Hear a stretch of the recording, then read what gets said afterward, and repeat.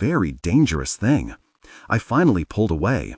Galen, you know why I didn't contact you. He wouldn't meet my eyes. I touched his chin and moved him to look at me. Those green eyes were hurt, holding emotion like a cup of water. You could see all the way to the bottom of Galen's eyes. He was miserably bad at court politics. If the Queen had suspected that you knew where I was or anything about it, she would have tortured you. He grasped my hand, holding it against his face. I would never have betrayed you. I know that. And do you think I could have lived with the thought of you being tortured endlessly while I was safe somewhere else? You had to know nothing, so there would be no reason for her to question you. I don't need you to protect me, Mary. That made me smile. We protect each other. He smiled because he could never go long between smiles. You're the brains and I'm the brawn. I rose on my knees and kissed his forehead. How have you stayed out of trouble without me to counsel you? He wrapped his arms around my waist, pulling me in against the line of his body. With difficulty. He looked at me, frowning. What's with the black turtleneck? I thought we both agreed never to wear black. It looks good with the charcoal gray dress pants and matching jacket, I said. He rested his chin just above the swell of my breasts, and those honest green eyes wouldn't let me avoid the question. I'm here to get along if I can, Galen. If that means wearing black like most of the court, then I can do that. I smiled down at him. Besides, I look good in black. You do, indeed. Those honest eyes held the first stirrings of that old feeling. There'd been tension between us since I'd been old enough to realize what that strange feeling low in my body was. But no matter how much heat there was, there could never be anything between us. Not physically, at least. He, like so many others, was one of the Queen's ravens, and that meant he was hers and hers alone to command. Joining the Queen's Guard had been the only smart political move that Galen had ever made. He wasn't powerful magically, and he wasn't good at behind-the-scenes scheming. The only thing he really had was a strong body, a good arm, and the ability to make people smile. I meant that about the ability. He exuded cheer from his body like some women leave behind perfume. It was a wonderful ability, but like many of my own, not much help in a fight. As a member of the Queen's Ravens, he had a measure of safety. You did not challenge them lightly to a duel, because you never knew if the Queen would take it as a personal insult. If Galen had not been a guard, he would probably have been dead long before I was born. Yet the fact that he was a guard kept us eternally separated. Always wanting, never having. I'd been furious with my father for not letting me be with Galen. It had been the only serious disagreement we've ever had. It took me years to see what my father had seen, that most of Galen's strengths are also his weaknesses. Bless his little heart, but he was very close to being a political liability. Galen laid his cheek against me and gave a small movement, pressing close. It made my breath stop for a second, then roll out in a sigh. I traced my fingers down the side of his face, running a fingertip across the full, soft mouth. Galen. Shh, he said. He lifted me with his arms around my waist and brought me around in front of him. I ended with my knees on his thighs, staring down at him. My pulse was thudding so hard in my throat that it almost hurt. He lowered his hands slowly down the line of my body to end with his hands on my thighs. It reminded me forcibly of Doyle last night. Galen moved his hands so that my legs gradually parted, sliding me slowly down his body until I sat facing him, close to him. I kept back from his body, putting just enough space between us. I didn't want that intimate closeness, not now. His hands slid along my neck until he cradled the back of my head, long fingers sliding underneath my hair until the unbelievable warmth of his hand stroked against my skin. Galen was one of the guards who believed that a little touch of flesh was better than nothing. We'd always danced the razor's edge with each other. It's been a long time, Galen, I said. 10 years since I could hold you like this, he said. 7 years with Griffin, 3 years gone, and now Galen was trying to take up where we left off, as if nothing had changed. Galen, I don't think we should do this. Don't think, he said. He leaned into me, lips so close that a sigh would have brought him to me, and power breathed from his mouth in a line of breath-stealing warmth. Don't, Galen. My voice sounded breathless, but I meant it. Don't use magic. He raised back enough to see my face. We've always done it this way. 10 years ago, I said. "What difference does that make?" he asked. His hands had slid under my jacket and were massaging along the muscles in my back. Maybe 10 years had not changed him, but it had changed me. "Galen, no." He looked at me, clearly puzzled. Why not? I wasn't sure how to explain without hurting him. I was hoping the Queen would give me permission to choose a guard as consort again, as she had when she'd given my father permission to choose Griffin. If I let things go back as they were with Galen, he would assume he would be the choice. I loved him, I would probably always love him, but I couldn't afford to make him my consort. I needed someone who would help me politically and magically. Galen was not that person. My consort would no longer have the protection of the Queen once he left the guard. My threat was not enough to keep Galen safe, and his own threat was less, because he was less ruthless than I was. The day Galen became my consort would be the day I signed his death warrant. But I'd never be able to explain all that to him. He'd never accept how terribly dangerous he was to me, and to himself. I'd grown up, and I was finally my father's daughter. Some choices you make with your heart, some with your head. But when in doubt, choose head over heart. It will keep you alive. I knelt over him, starting to move off his lap. His arms locked behind my back. He looked so hurt, so lost. "You really mean it?" I nodded. I watched his eyes try to make sense of it. Finally he asked, "Why?" I touched his face, brushed my fingers through the edge of his curls. "Oh, Galen." His eyes held sorrow now, the way they could hold happiness, or puzzlement, or any emotion that he was feeling. He was the world's worst actor.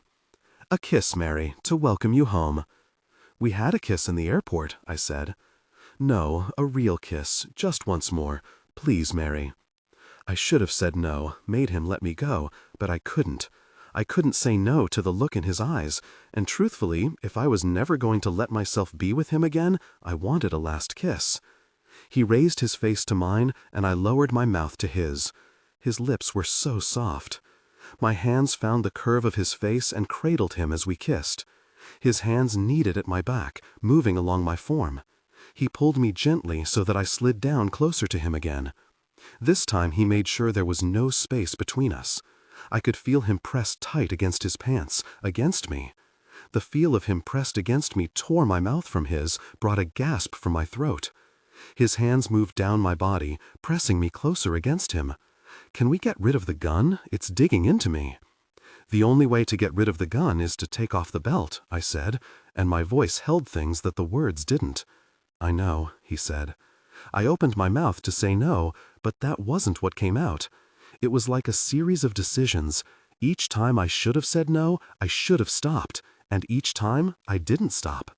We ended stretched across the long leather seat, our clothes and weapons scattered on the floor. My hands glided over the smooth expanse of Galen's chest. The thin braid of green hair trailed across his shoulder. I traced my hand across the line of hair that ran down the center of his stomach. I couldn't remember how we'd gotten here like this. I was wearing minimal clothing. I didn't remember taking off my pants. It was as if for minutes I was losing time. Then I'd wake up and we'd be further along. His pants were unzipped. I caught a glimpse of green fabric. I wanted to touch him intimately. I wanted it so badly that I could feel the desire in my hand. Neither of us had used power. It was just the feel of skin on skin, our bodies touching. We'd gone further than this years ago, but something was wrong. I just couldn't remember what. Galen leaned over, kissing my stomach. He moved his lips along my body. I couldn't think, and I needed to think. We shared intimacy, eyes darkened. Afterwards, breathless. I grabbed a handful of his hair and pulled his face up, away from my body. "No, Galen." He spilled his hands up my body, moving my clothing aside, exposing me. "Say yes, Mary, please say yes." He rolled his hands over me, caressing me. I couldn't think, couldn't remember why we shouldn't be doing this. "I can't think," I said out loud. "Don't think," Galen said. He lowered his face to me, kissing me gently. I put a hand on his chest and pushed him away. He stayed over me, an arm on either side, his legs out behind him, half on top of mine. "Something's wrong. We shouldn't be doing this." "Nothing's wrong, Mary." He tried to lower his face back to me, but I kept both hands on his chest, kept him pushed away from me. "Yes, there is." What? He asked. That's just it. I can't remember. I can't remember, Galen. Do you understand? I can't remember. I should be able to remember. He frowned down at me. There is something. He shook his head. I can't remember. Why are we in the back of this car? I asked. Galen eased back off of me, sitting, hands in his lap. You're going to see your grandmother. I slid my bra back in place and sat up, moving to my side of the car. That's right. What just happened? He asked.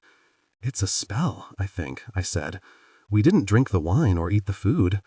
I looked at the black interior of the car. It's here somewhere. I began running my hands along the edge of the seat. Someone put it in the car, and it wasn't the car. Galen ran his hands over the ceiling, searching. If we had been intimate, my aunt would have had us executed. I didn't tell him about Doyle, but I doubted seriously if the Queen would let me defile 2 of her guards in as many days without being punished for it. I found a lump under the black cloth of the floorboard. I raised it gently, not wanting to hurt the car.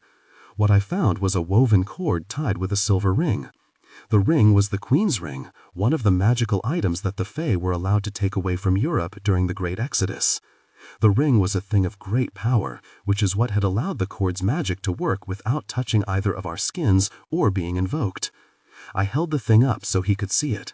I found it, and it's wearing her ring. Galen's eyes widened. She never lets that ring off her hand.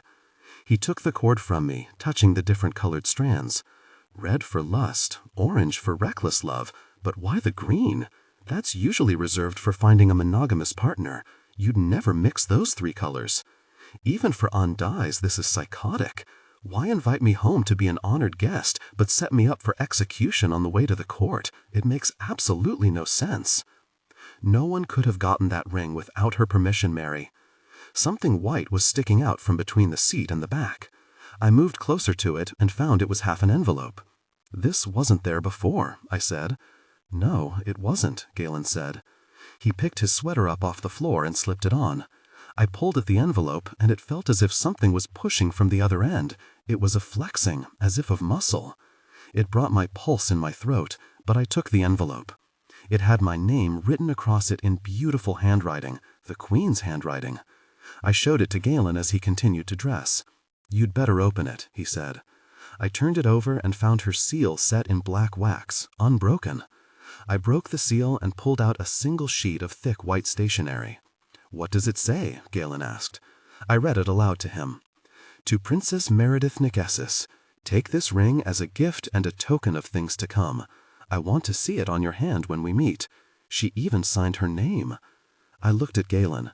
This makes less and less sense. Look, he said. I looked where he was pointing, and there was a small velvet bag sticking out of the seat now. It had not been there when I took the envelope out of the seat. What is going on? Galen pulled the bag into sight, carefully. It was very small, and the only thing in it was a piece of black silk. Let me see the ring, he said. I slipped the silver ring off the cord, holding it in the palm of my hand. The cold metal grew warm against my hand. I waited tensely for it to grow hot, but it was just a slight pulsing warmth. Either it was part of the ring's enchantment, or I held the ring out to Galen. Hold it in the palm of your hand. See what you feel. He took the ring tentatively between 2 fingers and laid it in his opposite hand. The heavy, octagonal ring sat in his palm, gleaming softly. We sat and stared at the ring for a few seconds. Nothing happened. Is it warm? I asked. Galen looked up at me, eyebrows raised. Warm? No. Is it supposed to be? Not for you, apparently. He wrapped the ring in the bit of silk and slipped it into the small velvet bag. It fit perfectly, but there was no room for the heavy cord. He looked at me. I don't think the Queen did the spell. I think she put this ring in here for you as a gift, just like the note says. Then someone else added the spell, I said. He nodded. It was a very subtle spell, Mary. We almost didn't notice it. Yes, I almost thought it was me making up my mind. If it had been some outrageous lust spell, we'd have noticed something wrong much sooner. There weren't that many people in the Unseelie court who were capable of such a sophisticated love spell. Love wasn't our specialty. Lust was. Galen echoed my thoughts. There are only 3, maybe 5 people in the entire court that could do such a spell. If you'd asked me, I'd have said none of them would willingly hurt you. They may not all like you, but they aren't your enemies. Or they weren't 3 years ago, I said. People change their minds, new alliances form. I haven't noticed anything that different, Galen said. I had to smile. You say that like it's a big surprise that you wouldn't notice political wheeling and dealing behind the scenes. All right, all right. I'm not a political animal, but Baranthus is, and he never mentioned any change of heart this severe among the neutral parties at court. I held my hand out for the ring. Galen handed me the bag. I took the ring out and laid it on my palm. Even before the ring touched my skin, I could feel the small warmth. I wrapped my hand around the ring, squeezing it in my fist, and the warmth grew. The ring, my aunt's ring, the queen's ring, answered to my flesh. Would that please our queen or anger her? If she didn't want the ring to acknowledge me, why would she have given it to me? You look pleased, Galen said. Why?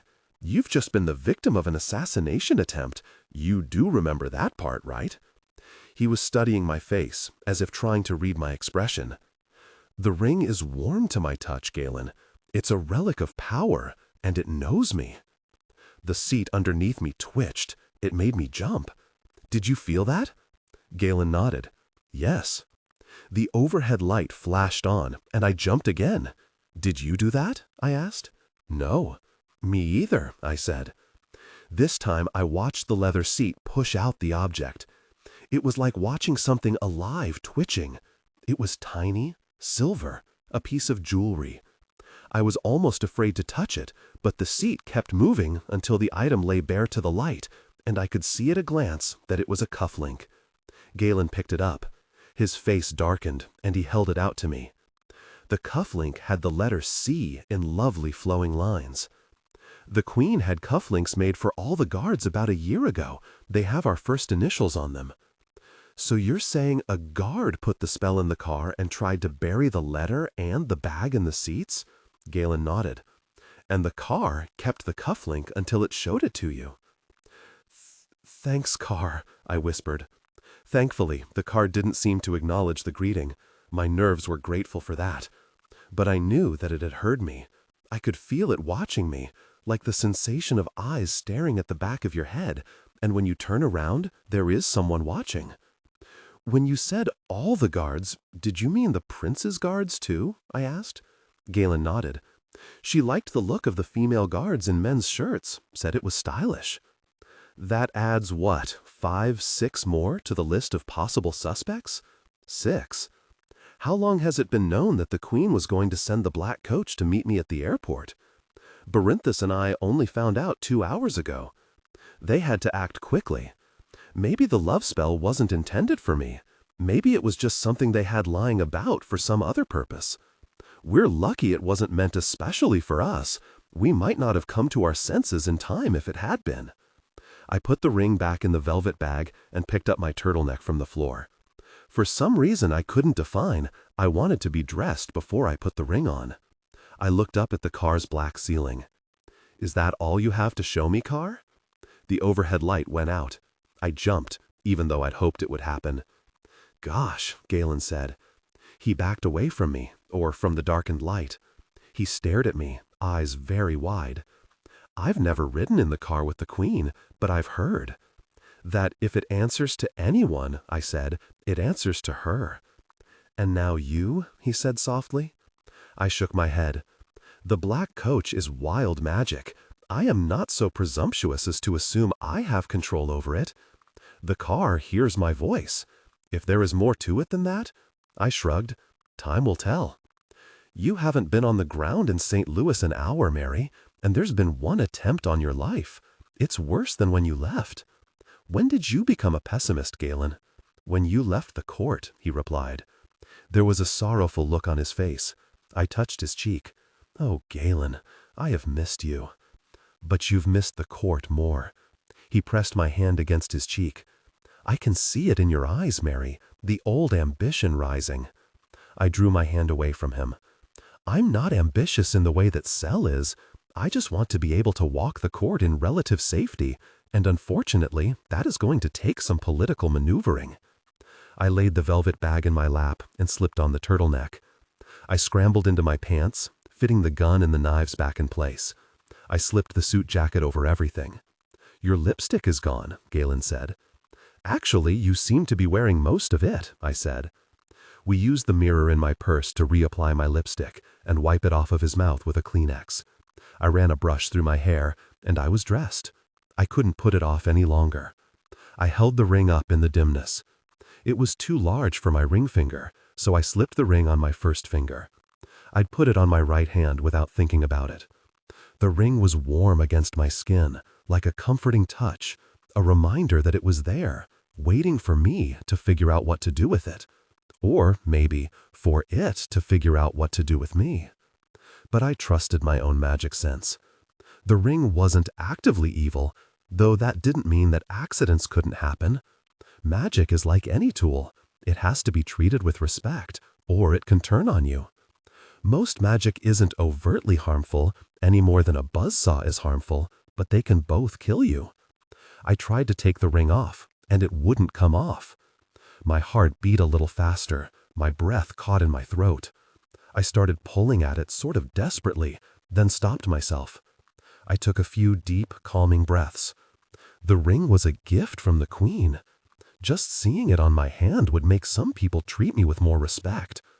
The ring, like the car, had its own agenda. It wanted to stay on my finger, and there it would stay until it wanted to leave, or until I figured out how to take it off. It wasn't hurting me. There was no need to panic. I held my hand out to Galen. "It won't come off." "It was the same on the Queen's hand once," he said, and I knew he meant that to be comforting. He brought my hand to his face and kissed it lightly. When his hands brushed the ring, there was a shock of something like electricity, but it wasn't that. It was magic. Galen let me go and scooted away from me to the far side of the seat. "I'd like to know if Barinthus's touch makes the ring jump like that." "So would I said. Barinthus's voice came over the intercom. "We'll be at your grandmother's in about 5 minutes." "Thanks, Barinthus," I said.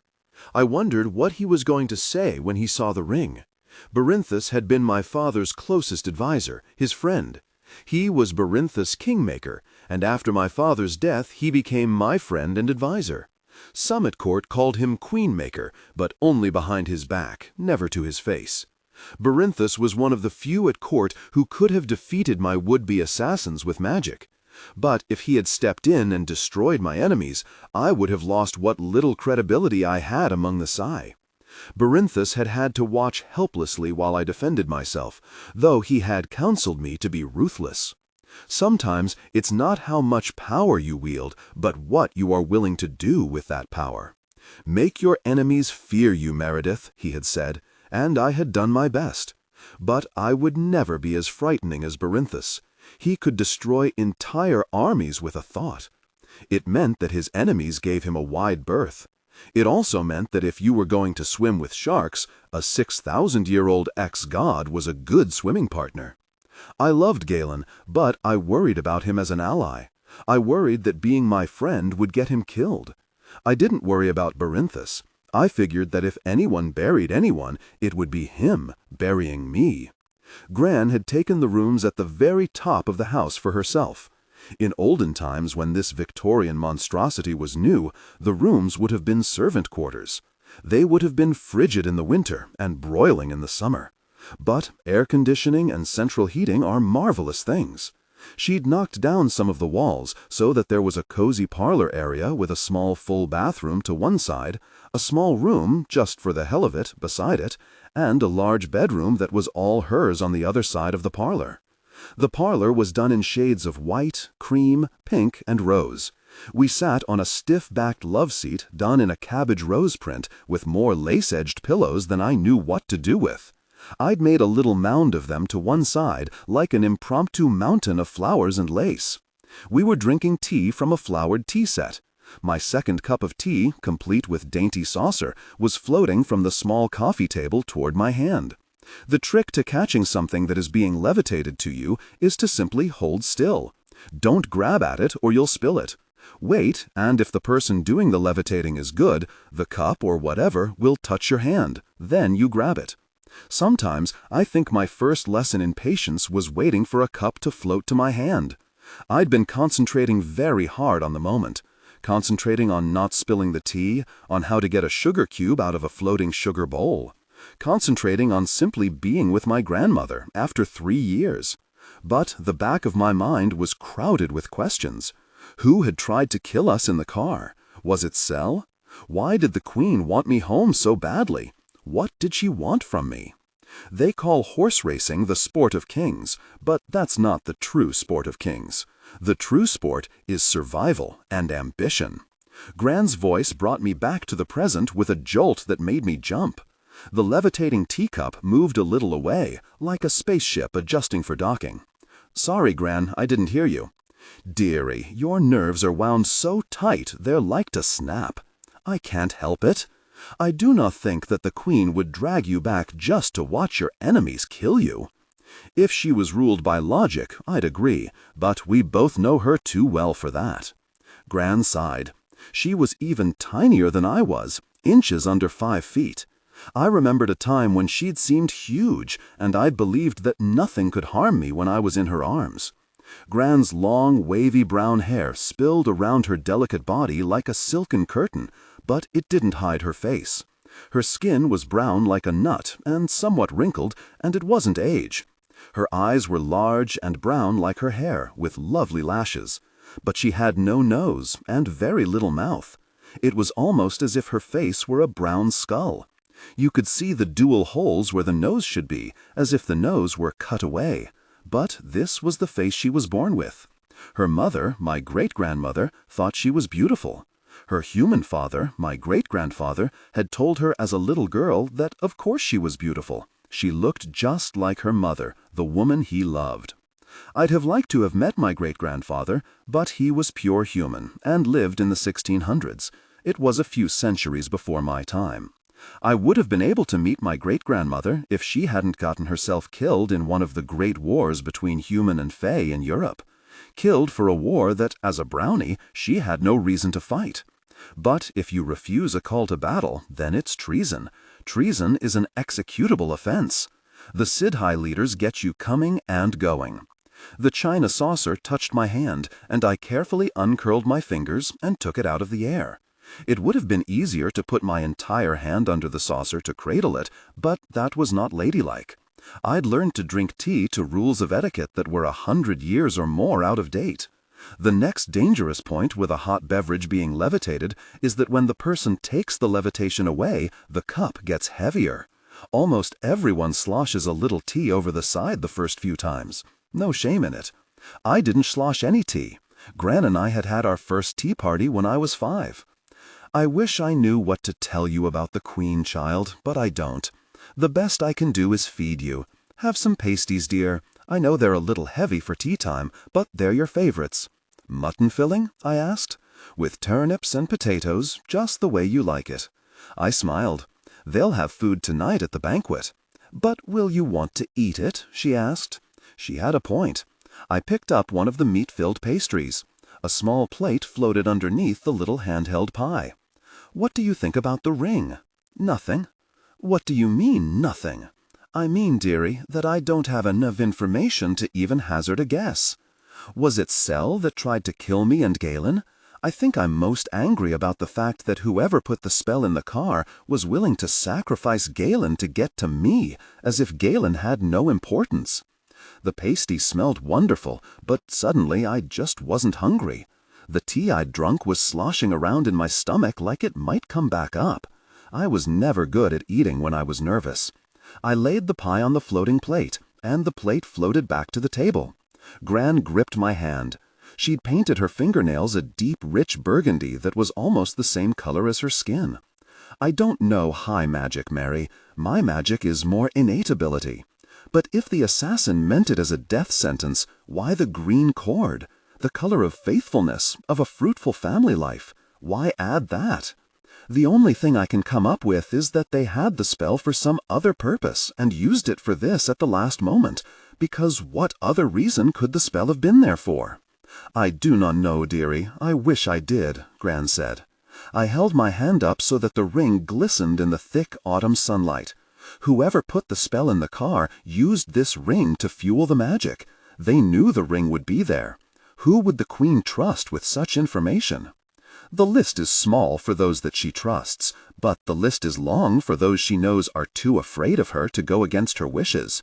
She could have given the ring and the note to anyone and trusted that they would do as she asked with it. It would ne'er occur to her that her guard would disobey her. She squeezed my hand. You're obviously not going to eat these good pasties. I'm going to send them downstairs. My guests will certainly appreciate them. I'm sorry, Gran. I just can't eat when I'm nervous. I'm not offended, Mary, just practical. She gestured, and the door opened to the small hallway and the stairs beyond. The plates with food began trooping out the door. What purpose would it serve to have Galen and me executed? I asked. The plates were still making their uneven dance out the door, but she turned to me without missing a beat or spilling anything. You might rather ask what purpose would it serve if the Queen's ring were found wrapped around a love spell designed for you. But it wasn't designed for me. It could have been anyone in the back seat of the car. I don't think so, Gran said. She took my hand and traced the silver band. It didn't respond to her touch as it had to Galen's. This is the Queen's ring, and you are the Queen's blood. But for an accident of birth order, SS might have been king. You would already be queen, and not Andi's. It would be your cousin Sel who was second in line to the throne, and not you. Father never approved of how Andi's ran the court. I know there were those who urged him to kill his sister and take the throne, Gran said. I didn't try and hide the surprise. I didn't think that was commonly known. Why do you think he was killed, Mary? Someone got nervous that Esses might take the advice and start a civil war. I gripped her hand. Do you know who ordered him killed? She shook her head. If I did, child, I would have told you by now. I was not a part of either court's machinations. I was tolerated, nothing much more. Father did more than tolerate you, I said. That he did. He gave me the great gift of being allowed to watch you grow from child to woman. I will always be grateful for that. I smiled. So will I. Gran sat up straighter, hands clasped in her lap, a sure sign she was uncomfortable. If your mother could only have seen his goodness, but she was blinded by the fact that he was unseelie. I knew it would come to grief allowing herself to be part of a peace treaty. King Taranis used Basaba as chattel. It wasn't right. Mother wanted to wed a prince of the Seelie court. None of them would touch her, because no matter how tall and beautiful she was, they were afraid to take her to their beds, afraid they'd mingle their so pure blood with hers. They wouldn't sully themselves with her, not after her twin sister Ilunid got pregnant after just one night with Artagon, trapping him in a marriage. Gran nodded. Your mother always thought that Ilunid had ruined her chances for a Seelie marriage. She did, I said, especially after their daughter was born, and she, I looked at Gran's face, looked like you. I reached out to her as I said it. She took my hand. I know what the Seelie think of my looks, child. I know what my other granddaughter thinks of the family likeness. Mother wed with my father because King Taranis promised her a royal lover when she returned. 3 years among the unclean, unholy, unseelie court, and she could come back and claim a Seelie lover.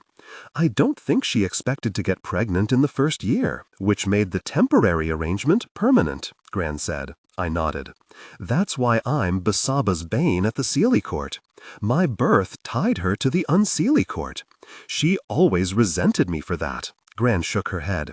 Your mother is my daughter, and I love her, but she is very confused at times about who she loves and why. I was actually thinking that maybe my mother loved no one but her own ambition, but I didn't say it out loud. Gran was, after all, her mother. The afternoon sun was low and heavy. I need to check into my hotel and get dressed for the festivities. Gran touched my arm. You should be staying here. No, and you know why. I've put wards on my house and my grounds. Wards that can withstand the Queen of Air and Darkness, or whoever else may be trying to kill me. I don't think so. I hugged Gran, and her thin arms wrapped around me, pressing me against her with a strength that should never have been held in such a delicate body. "Have a care tonight, Mary. I could not bear to lose you." I stroked a hand through that wonderful hair, and saw over her shoulder a photograph. It was a picture of her and Uar the Cruel, her one-time husband. He was tall and muscular. They'd had to sit him in a chair and had her stand beside him. She had a hand on his shoulder. His hair fell around him like golden waves. His suit was black with a white shirt, nothing remarkable. Nothing remarkable but his face. He was very fair a face. His eyes were circles of blue within blue. He was outwardly everything a woman, fey or human, could want. But he wasn't called the Cruel just because he'd fathered 3 monstrous sons. He'd beaten my grandmother because she was ugly, because she wasn't royal, because she bore him twin daughters, and that meant that unless she agreed to end it, their marriage was forever. With Gran and Uar, they weren't kidding about forever. She had only granted him a fey version of a divorce 3 years ago when I left the court. I'd wondered at the time if Gran had given him the divorce in exchange for him intervening on my behalf with Andais. He was powerful, and Andais respected that power. I'm not saying Uar threatened her. No, that would have been unwise. But he might have suggested that they let me go my own way for a time. I'd never asked. I drew away from her and looked into those large brown eyes, so like my mother's. "Why did you grant him the divorce 3 years ago? Why then?" "Because it was time, child. Time to let him go. He didn't talk to Andais on my behalf, did he? That wasn't the price of his freedom from you, was it?" She laughed loud and long. Child, do you really think that old stuffed bucket would talk to the Queen of Air and Darkness? He's still not recovered from the embarrassment that his 3 sons were kicked out of his court and forced to become Andais's people." I nodded. "My cousins are really not that bad. Modern surgical gloves are so thin, it's almost like wearing nothing at all. They don't accidentally poison people by their touch anymore." Gran hugged me again. "But poison coming from your hands does prevent you from being a blooded royal guard, doesn't it?" "Well, yeah, but as long as you avoid the blood royal, there are women who are willing. In the unseelie court I could believe it." I looked at her. She had the grace to look embarrassed. "I'm sorry, Mary. That was quite uncalled for on my part. I apologize. I should know better than most that there isn't that much to choose from between the 2 courts. I need to get to the hotel, Gran." She walked me to the door, arm around my waist. "You be careful tonight, child. Very careful." "I will be." We stood staring at each other for a second or two. But what could we say? What can you ever say? "I love you, Gran. And I you, child." There were tears in those lovely brown eyes.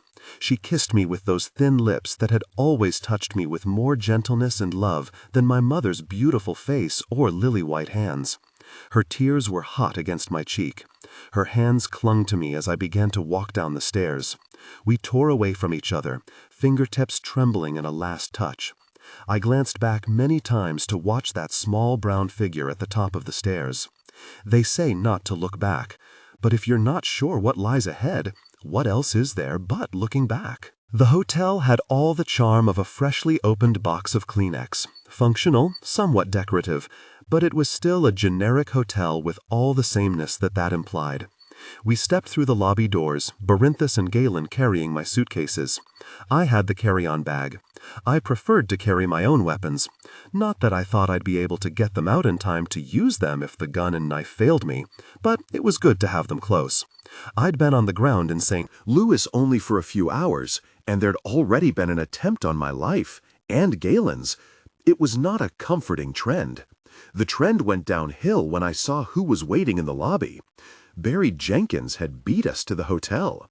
I'd made reservations in the name of Mary Gentry. It was not an alias I'd ever used in St. Louis, which meant Jenkins knew it was me. Gosh, he'd make sure that the rest of the newshounds found me. And nothing I could say would help.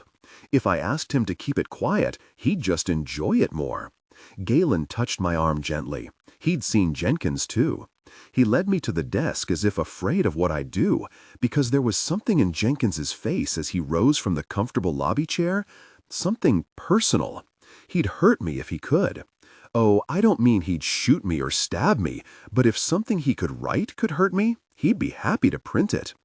The woman behind the desk was smiling up at Barinthus.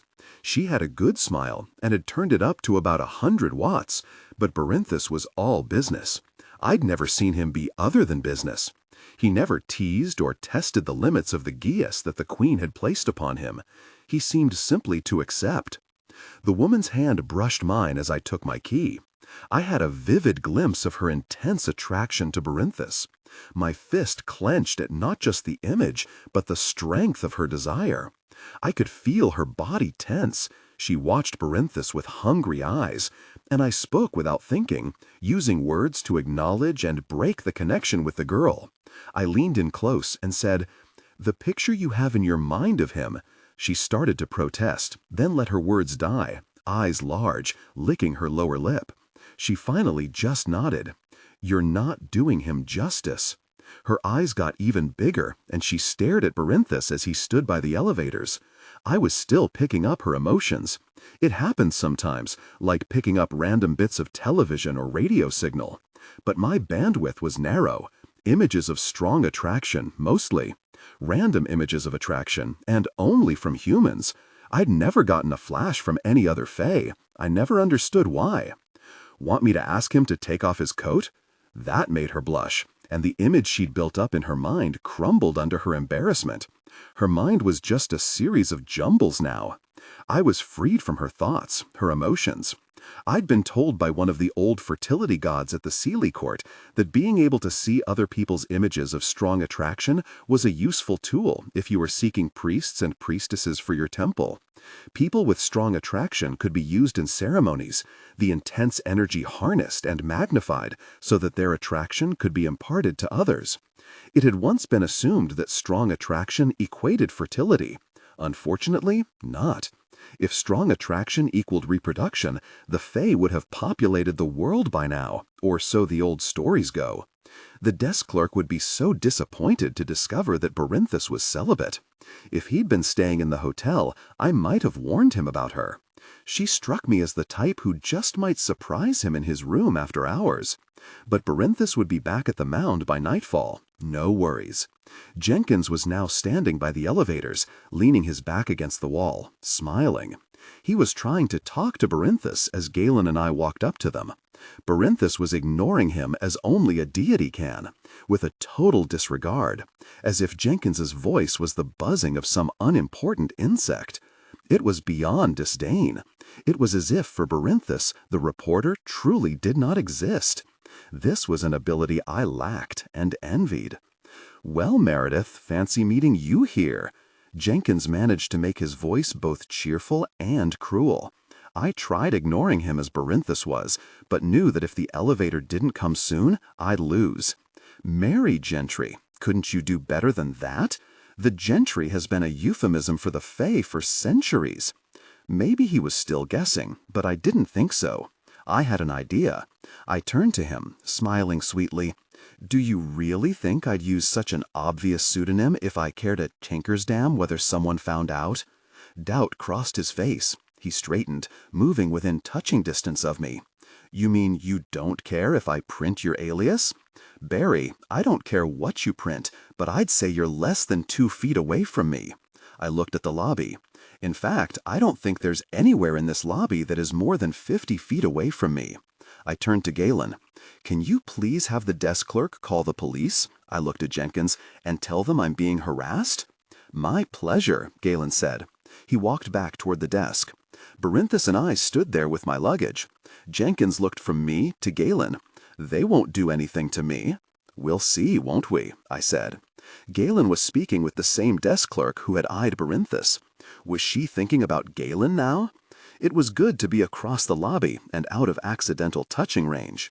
Maybe being able to sense people's lust at random intervals was useful for picking out priestesses for your temple. But since I didn't have a temple, it was just irritating. Jenkins was staring at me. "I'm so glad you're home, Meredith. So very, very glad." The words were mild, but the tone was pure venom. His hatred of me was an almost touchable thing. He and I watched the desk clerk use the phone. Two young men, one with a badge that said assistant manager, the other with a badge that just said his name, walked very purposefully toward us. "I think, Barry, that you're about to get your walking papers. Enjoy waiting for the police." "No court order is going to keep me away from you, Meredith. My hands itch when I'm near a story. The bigger the story, the more they itch. I'm just about to scratch my skin off every time I'm near you, Meredith. Something big is coming, and it revolves around you." "Gee, Barry, when did you become a prophet?" "One afternoon by a quiet country road," he said. He leaned in so close I could smell his aftershave under the odor of cigarettes. "I had what you might call an epiphany, and I've had the gift ever since." The hotel men were almost upon us. Jenkins leaned in close enough that from a distance it must have looked like a kiss. He whispered, "Those that the gods would destroy, they first make mad." The men grabbed his arms and pulled him away from me. Jenkins didn't struggle. He went quietly. Galen said, "They'll hold him in the manager's office until the police come. They won't arrest him, Mary. You know that." "No, Missouri doesn't have stalker laws yet." I had an amusing idea. If I could get Jenkins to follow me out to California, the laws are different. There are very strict stalker laws in L.A. County. If Jenkins made too big a pest of himself, maybe I'd see if he'd follow me somewhere where he could get jail time for what he'd just done. He'd forced a kiss on me in public, or so I could claim, in front of impartial witnesses. Under the right set of laws, that made him a very bad boy. The elevator doors opened. Great, now that I didn't need the rescue. The elevator doors closed, leaving us alone in a mirrored box. We all watched our own reflections, but Galen spoke. "Jenkins never learns. You'd think after what you did to him, he'd be afraid of you." I watched my reflection show surprise, eyes widening. By the time I recovered, it was too late. "That was a guess," I said. "But a good one," Galen said. "What did you do to him, Meredith?" Berintha said. "You know the rules." "I know the rules," I said. I started to step into the hallway, but Galen stopped me, a hand on my shoulder. "We're the bodyguards. Let one of us go first." "Sorry, I've gotten out of the habit," I said. Berintha said, "Get back into the habit, quickly. I don't want you hurt because you didn't hide behind us. It's our job to take the risks and keep you safe." He pressed the hold door open button. "I know that, Berinthus. And yet you would have stepped into the hall," he said. Galen very cautiously peeked out of the elevator, then stepped into the hallway. Clear. He swept a low bow. The small braids spilled over his shoulder to touch the floor. I remembered when his hair spilled like a green waterfall to pool onto the floor. There was a part of me that thought that was what a man's hair should look like. Long enough to drag the floor, long enough to cover my body in a silken sheet when we shared intimacy. I'd mourned when he cut it, but it hadn't been any of my business. "Get up, Galen." I started walking down the hallway, key in hand. He stood and half ran, half danced down the hallway to get ahead of me. "Oh no, my lady, I must needs open the lock." "Stop it, Galen, I mean it." Berinthus just followed us quietly, suitcase in hand, like a father watching grown children misbehave. No, he was ignoring us the way he'd ignored Jenkins, almost. I glanced back at him and could read nothing on that pale face. He was self-contained, unreadable. There had been a time when he'd smiled more, laughed more, hadn't there? I remembered his arms lifting me from the water with a great shout of laughter, his hair floating around his body like a slow cloud. I'd swum in that cloud, wrapped it around tiny hands. We'd laughed together.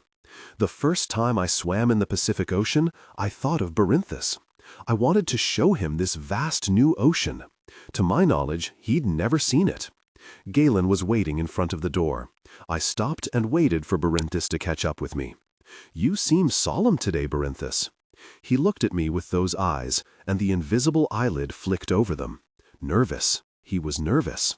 Was he afraid for me? He'd been pleased about the ring, displeased about the spell in the car. but not too displeased, not too distressed, as if it were all normal business. In a way it was. "What's wrong, Barinthus? What haven't you told me?" "Trust me, Meredith." I took his free hand in mine, fingers sliding around his.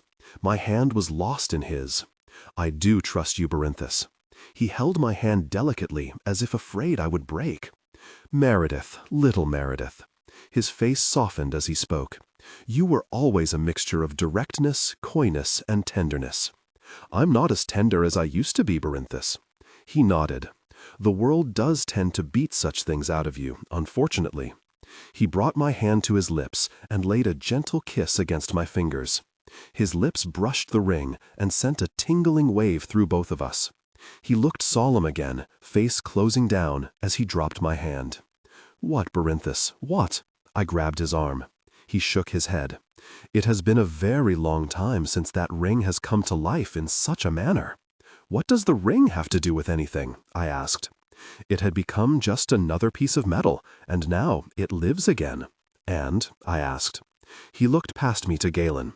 "Let's get her to the room. The Queen does not like to be kept waiting." Galen took the key from me and unlocked the door. He checked the room for spells and hidden dangers, while Barinthus and I waited in the hall. "Tell me what it means that the ring reacts to you and Galen, but not my grandmother." He sighed. "The Queen once used the ring to choose her consorts." I raised eyebrows at him. "Which means what?" "It reacts to men that the ring deems worthy of you." I stared up at him, searching that handsome, exotic face. "What does that mean, worthy of me?" "The Queen is the only one who knows the complete powers of the ring. I know only that it has been centuries since the ring has been alive on her hand. That it lives for you is both good and dangerous. The Queen might be jealous that the ring is yours now. She gave it to me. Why would she be jealous?" "Because she is the Queen of air and darkness." He said it as if that explained it all. In a way it did, in a way did not. Like so much about our Queen, it was a paradox. Galen came to the door. All clear. Barinthus walked past him, forcing Galen to step back out of the way of the big man and the suitcase. "What's his problem?" Galen asked. "The ring, I think." I stepped into the room. It was a typical box room, done in shades of blue. Barinthus had put the suitcase on one of the dark blue bedspreads. "Please make haste, Meredith. Galen and I still have to dress for dinner." I looked at him standing in the blue-on-blue room. He matched the decor. If the room had been green, Galen would have matched. "You could color-code your bodyguards to your room." I laughed. "What?" Barinthus asked. I motioned at him. "You match the room." He looked around as if he'd just noticed the blueprint wallpaper, the dark blue bedspreads, the powder blue carpet. "So I do. Now please get dressed." He unzipped the suitcase to emphasize the request, though it had the taste of an order, no matter how it was worded. "Is there a deadline I'm not aware of?" I asked. Galen sat down on the other bed. "I agree with the big guy on this one. The Queen's planning a welcome home event for you, and she won't like waiting for us to get dressed, and if we're not dressed in the outfits she had made for us, she'll be angry with us." "Are the two of you going to be in trouble?" I asked. "Not if you hurry," Galen said. I went into the bathroom with the carry-on bag. I'd packed my outfit for tonight in the bag just in case the suitcase went missing. I didn't want to have to do emergency shopping for an outfit that would meet with my aunt's approval for court fashion. Slacks were not appropriate dinnerwear for women. Sexist, but true. Dinner was formal attire, always. If you didn't want to dress up, you could eat in your room. I slipped into black satin and lace panties. The bra was underwire, firm hold with lace. The hose were black and thigh-high. The old human saying about wearing clean underwear in case you get hit by a bus applied to the unseelie court, sort of. Here you wore nice underwear because the Queen might see it. Though truthfully, I liked knowing that everything I wore was pretty, even the things that touched my skin where no one else would see. I darkened the eyeshadow and mascara to shades of gray and white. I applied enough eyeliner that my eyes stood out in shocking relief, like emeralds and gold set in ebony. I chose a shade of lipstick that was a dark, dark wine burgundy. I had 2 Spyderco folding knives. I flipped one of them open. It was a 6-inch blade, long, slender, gleaming silver. But it was steel, their military model. Steel or iron was what you needed against my relatives. The other knife was much smaller, a Delica. Each knife had a clip-on, so you just slipped them over your clothing. I checked both knives for ease of release, then closed them and put them on. The Delica fit down the center of the bra on the underwire. I slipped a black garter over my left leg, not to hold up the hose, they didn't need it, but to hold the military blade. I slipped the dress out of the garment bag. The dress was a deep, rich burgundy. It had just enough strap to hide the bra. The bodice was satin, tight and fitted. The rest of the dress was a softer, more natural-looking cloth, falling in a soft, clinging line to the floor. The matching jacket was made of the same soft burgundy cloth, except for the satin lapels. I had an ankle holster, complete with a Beretta Tomcat, their newest .32 auto pistol. The thing weighed nearly a pound. There were guns out there that were smaller, but if I had to shoot someone tonight, I wanted more than a .22 backing me up. The real trouble with ankle holsters is that they make you walk funny. There is a tendency to drag the foot that the holster's on, to widen your step in an odd little movement. The added problem was I was wearing hose, and the chances of not snagging them on the holster as I walked were pretty much nil. But it was the only place I could think to hide a gun that wasn't obvious just by glancing at me. I'd sacrificed the hose to keep the gun. I walked back and forth in the burgundy high heels. They were only 2-inch heels, the better to move quickly in. And with a skirt this long, most people wouldn't be noticing how high or how low my heels were. I'd had the shop where I bought the dress hem it for the shoes. At 5 foot even, you don't buy off-the-rack formals, wear 2-inch heels, and not have to hem the dress. I added the jewelry last. The necklace was antique metal, darkened until it was almost black, with only hidden glimpses of the true silver color. The stones were garnets. I purposefully hadn't cleaned the metal so that it would keep that dark color. I thought the stains set the garnets off nicely. I'd gone to the trouble of curling under the ends of my hair so that it brushed my shoulders. It gleamed a red so dark it was the color of the garnets. The burgundy dress brought out a matching burgundy sheen in my hair. My aunt might let me keep my weapons, or she might not. I probably wouldn't be challenged to a duel my first night back with a special request from the Queen herself for my presence, but it was always better to be armed. There are things at the court that aren't royal and don't fight duels. They are the things that have always been of the host, the monsters of our race, our kind, and they do not reason as we do. Sometimes, for no reason that anyone can explain, one of the monsters will attack. People can die before it can be stopped. So why keep such unstable horrors around? Because the only rule that has always been in the Unseelie court is that all are welcome. No one, nothing, may be turned away. We are the dark dumping ground of nightmares too wicked, too twisted for the light of the Seelie court. So it is, so it has always been, so it will always be. Though being accepted into the court doesn't mean you're accepted as one of the side. Sholto and I both could attest to that.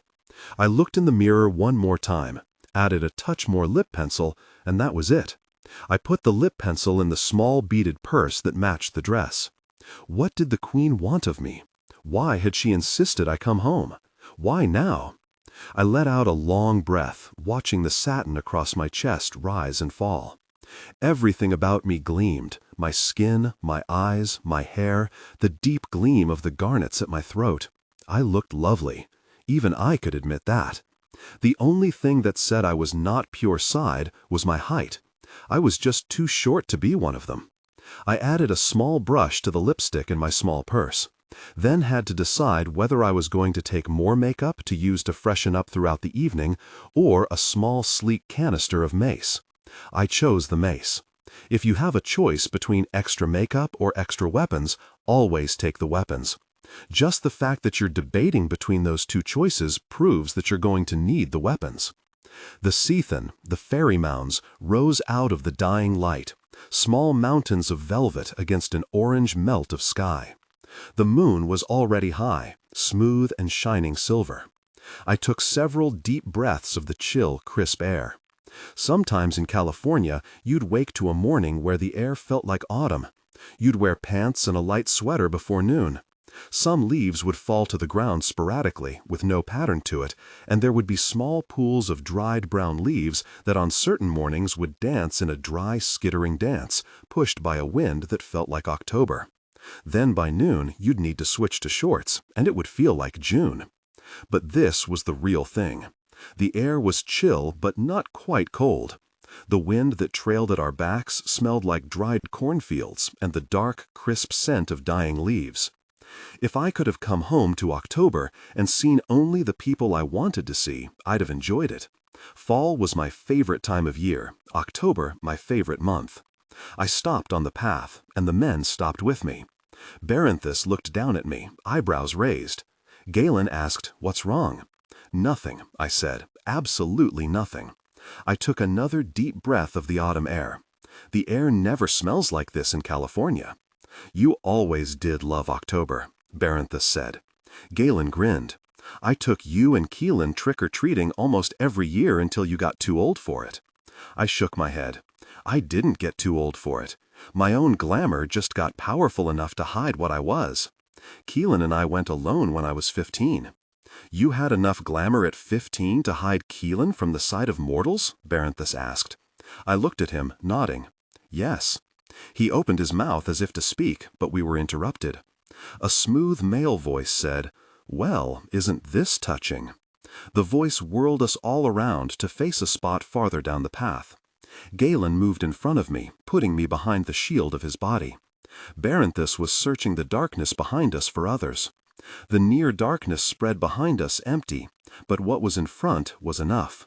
My cousin Sel stood in the middle of the path. He wore his midnight hair like a long straight cloak, so that it was hard to tell where hair ended and his black duster coat began. He was dressed all in black except for a gleam of white shirt that shone like a star among all the blackness. He wasn't alone. Standing to one side of him, ready to move in front of him if the need arose, was Shioban, the captain of his guard and his favorite assassin. She was small, not much taller than me, but I'd seen her pick up a Volkswagen and crush someone with it. Her hair shone white in the dark, but I knew the hair was white and silvery gray, like spider webs. Her skin was a pale, dull white, not the shining white of Sel's and mine. Her eyes were a dull gray, filmed over like the blind eyes of a dead fish. She was wearing black armor, her helmet tucked under one arm. It was a bad sign that Shioban was in full battle armor. "Full body armor, Shioban," Galen said. "What's the occasion?" "Preparation is all in battle, Galen." Her voice matched the rest of her, a dry, whispering sibilance. "Are we about to do battle?" Galen asked. Sel laughed, and it was the same laugh that had helped make my childhood hellish. "No battle tonight, Galen, just Shioban's paranoia. She feared that Meredith would have gained powers in her trip to the lands of the West. I see that Shioban's fears were groundless." Baranthus put his hands on my shoulders, pulling me against him. "Why are you here, Sel? The Queen sent us to bring Meredith to her presence." Sel glided down the path, tugging on the leash that went from his hand to a small figure crouched at his feet. The figure had been hidden behind the sweep of Sel's coat and Shioban's body. At first I didn't realize who it was. The figure unfolded from the ground to a crouch that put her head no taller than Sel's lower chest. She was brown of skin as Gran, but the hair on her head was thick and fell in straight brown folds to her ankles. She looked human, or close to it in the near dark, but I knew that in good light one would see that her skin was covered in thick, soft, downy hair. Her face was flat and featureless, like something half-formed and never finished. Her thin, delicate body held several extra arms and one extra set of legs, so that she moved in a strange rocking motion. Clothing could hide the extra appendages, but not the movement of her walk. Keelan's father had been a Durik, a goblin of a very dark sense of humor, the kind of humor that could get a human killed. Her mother had been a brownie. Keelan had been chosen as my companion almost from birth. It had been my father's choice, and I had never had cause to complain of it. We'd been best friends growing up. Maybe it was the brownie blood that we both carried. Whatever caused it, there had been an instant connection between us. We'd been friends since the first time I looked into her brown eyes. Seeing Keelan on the end of Sel's leash left me wordless. There were a variety of ways to end up as Sel's pet. One was to be punished by the Queen and given to Sel. The other was to volunteer. It had always amazed me how many of the lesser Fae women would allow Sel to treat them poorly, because if they got pregnant, they would be members of the court, just like my Gran. Though Gran would have put an iron spike through my grandfather's heart before she let him treat her like an abused dog. I stepped away from Berinthus until his hands fell away, and I stood alone on the path. Galen and Berinthus stood behind me, one to either side, like good royal guards. "Keelan," I said, "what are you doing here?" It wasn't exactly the question I wanted to ask. My voice sounded calm, reasonable, ordinary. What I wanted to do was shout scream. Sel drew her to him, stroking her hair, pressing her face against his chest. His hand slid down her shoulder, lower and lower, until he held her close.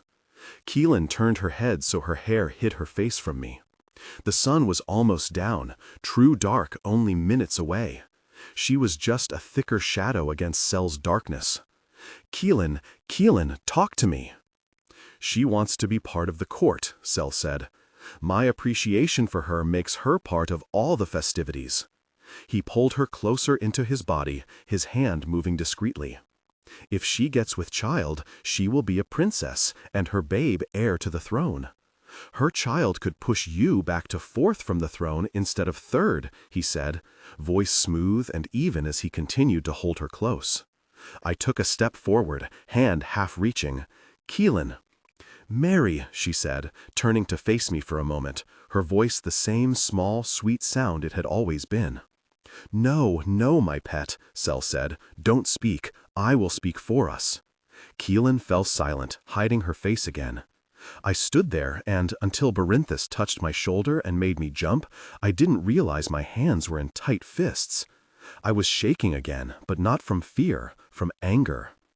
"The Queen put a geas on us all not to tell you, Mary. I should have warned you anyway," Galen said, moving up on the other side. It was almost as if the two of them expected to have to grab me and keep me from doing something foolish. But I wasn't going to be foolish. That's what Sel wanted. He'd come here to show off Keelan, to enrage me, with Shoban at his back to kill me. I'm sure he could have concocted some story about me attacking him and his guard having to defend him. The Queen had believed thinner stories than that over the years. He had every reason to be confident where the Queen was concerned.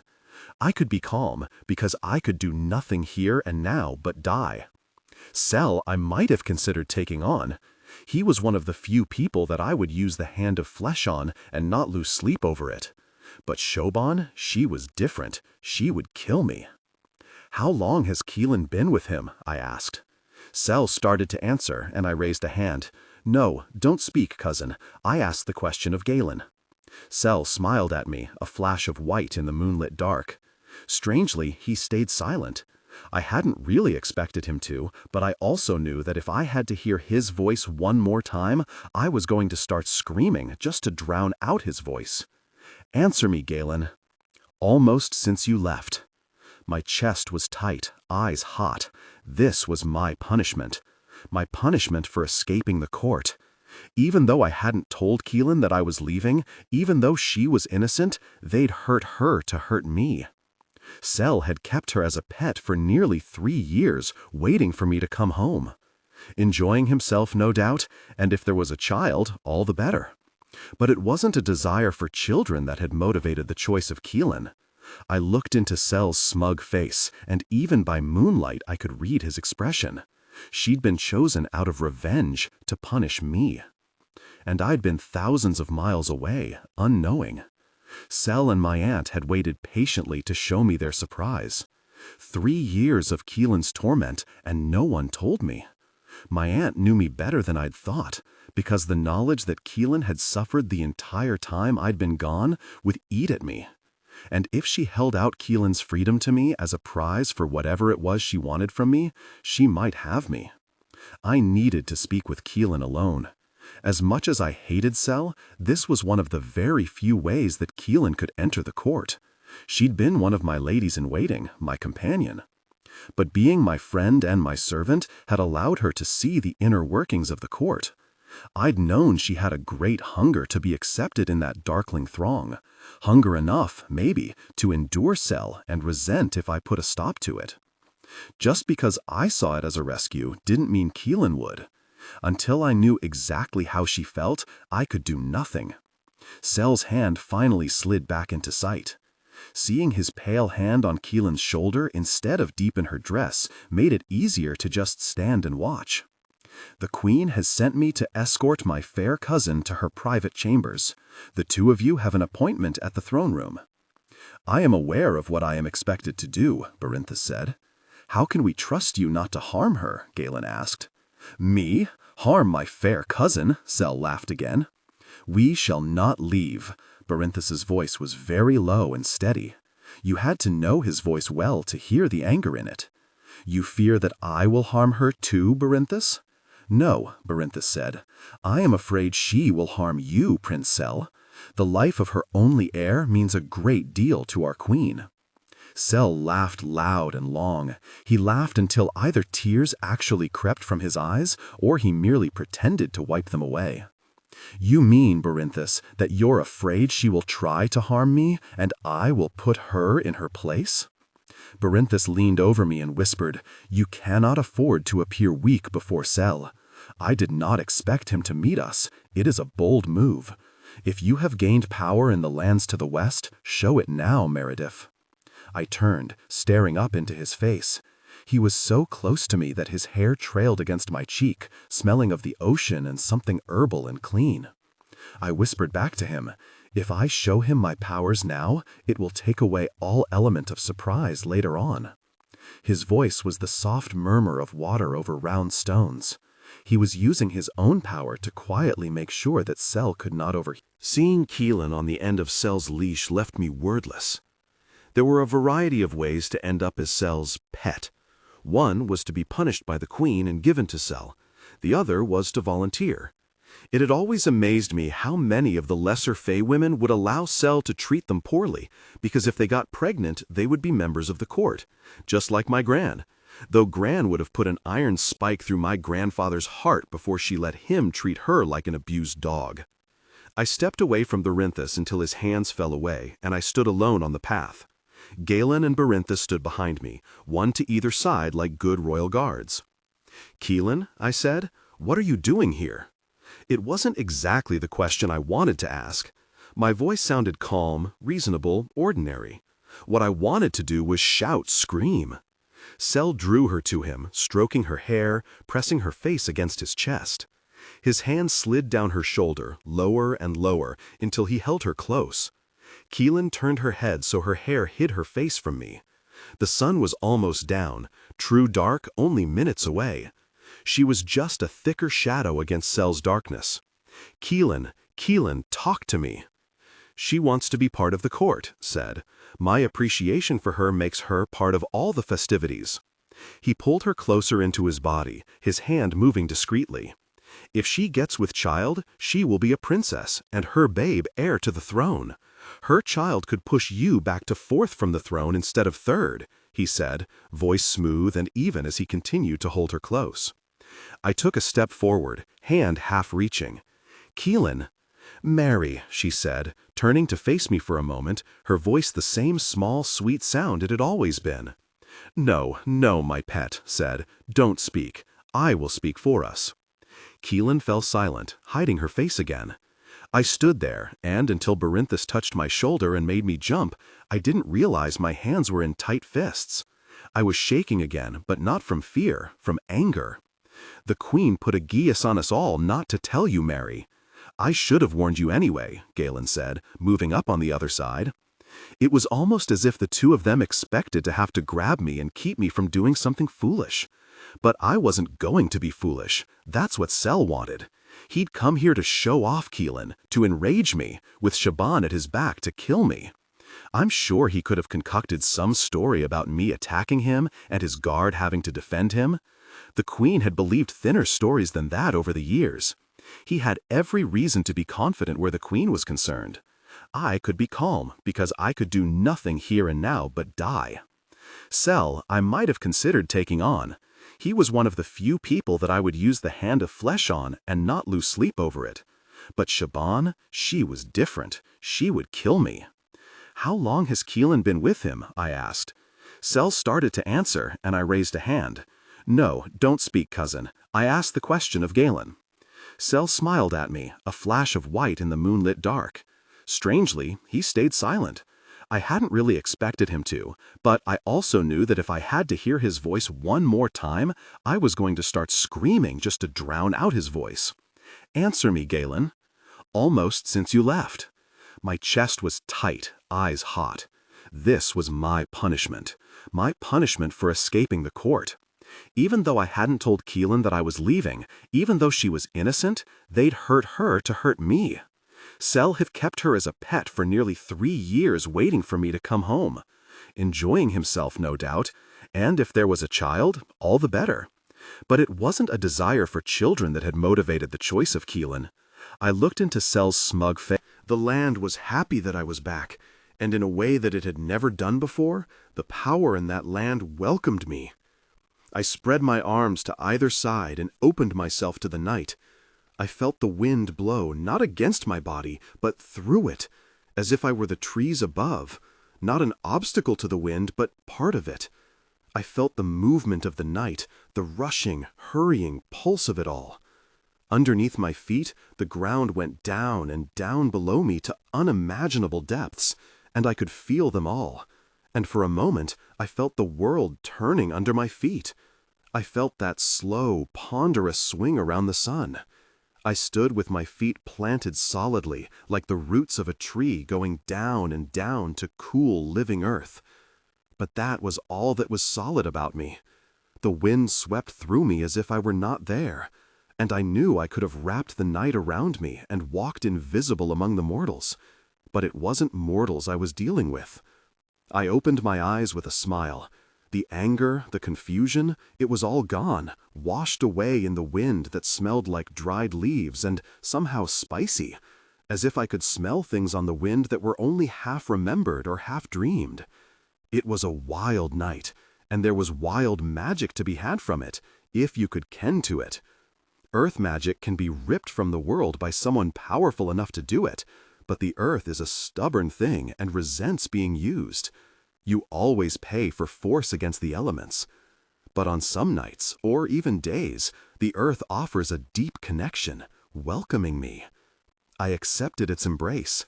I left my barriers down and felt the wind blow little bits of me like dust upon the night.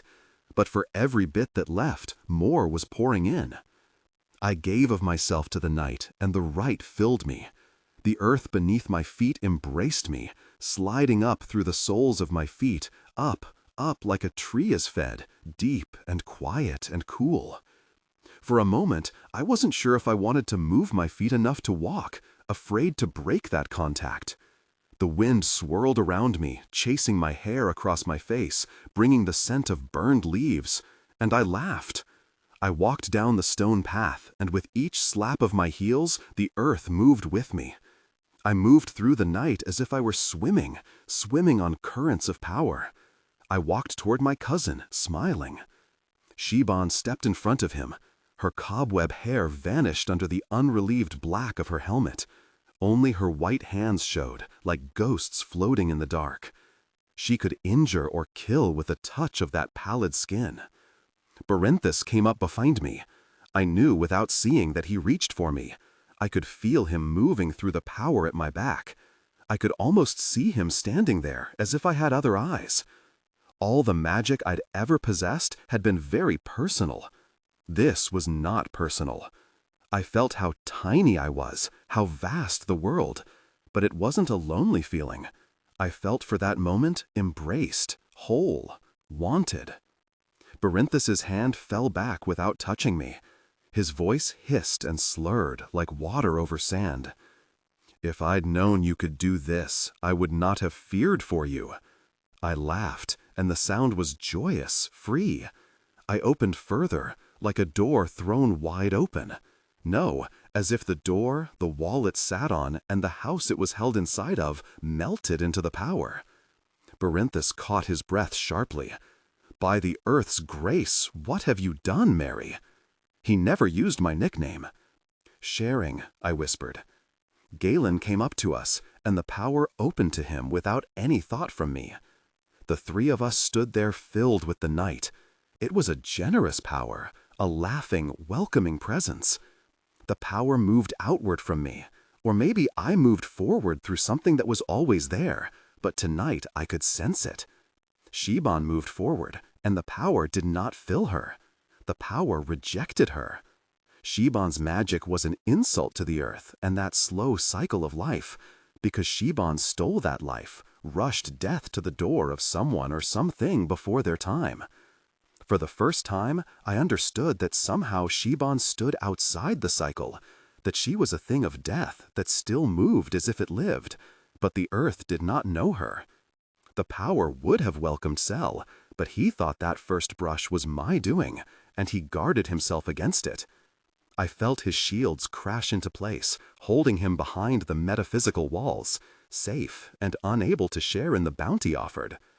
But Keelan did not close herself away from it. Perhaps she didn't have shields enough to build her walls, or perhaps she didn't wish to. But I felt her in the power, felt her open to it, and heard her voice spill out in a sigh that mingled with the wind.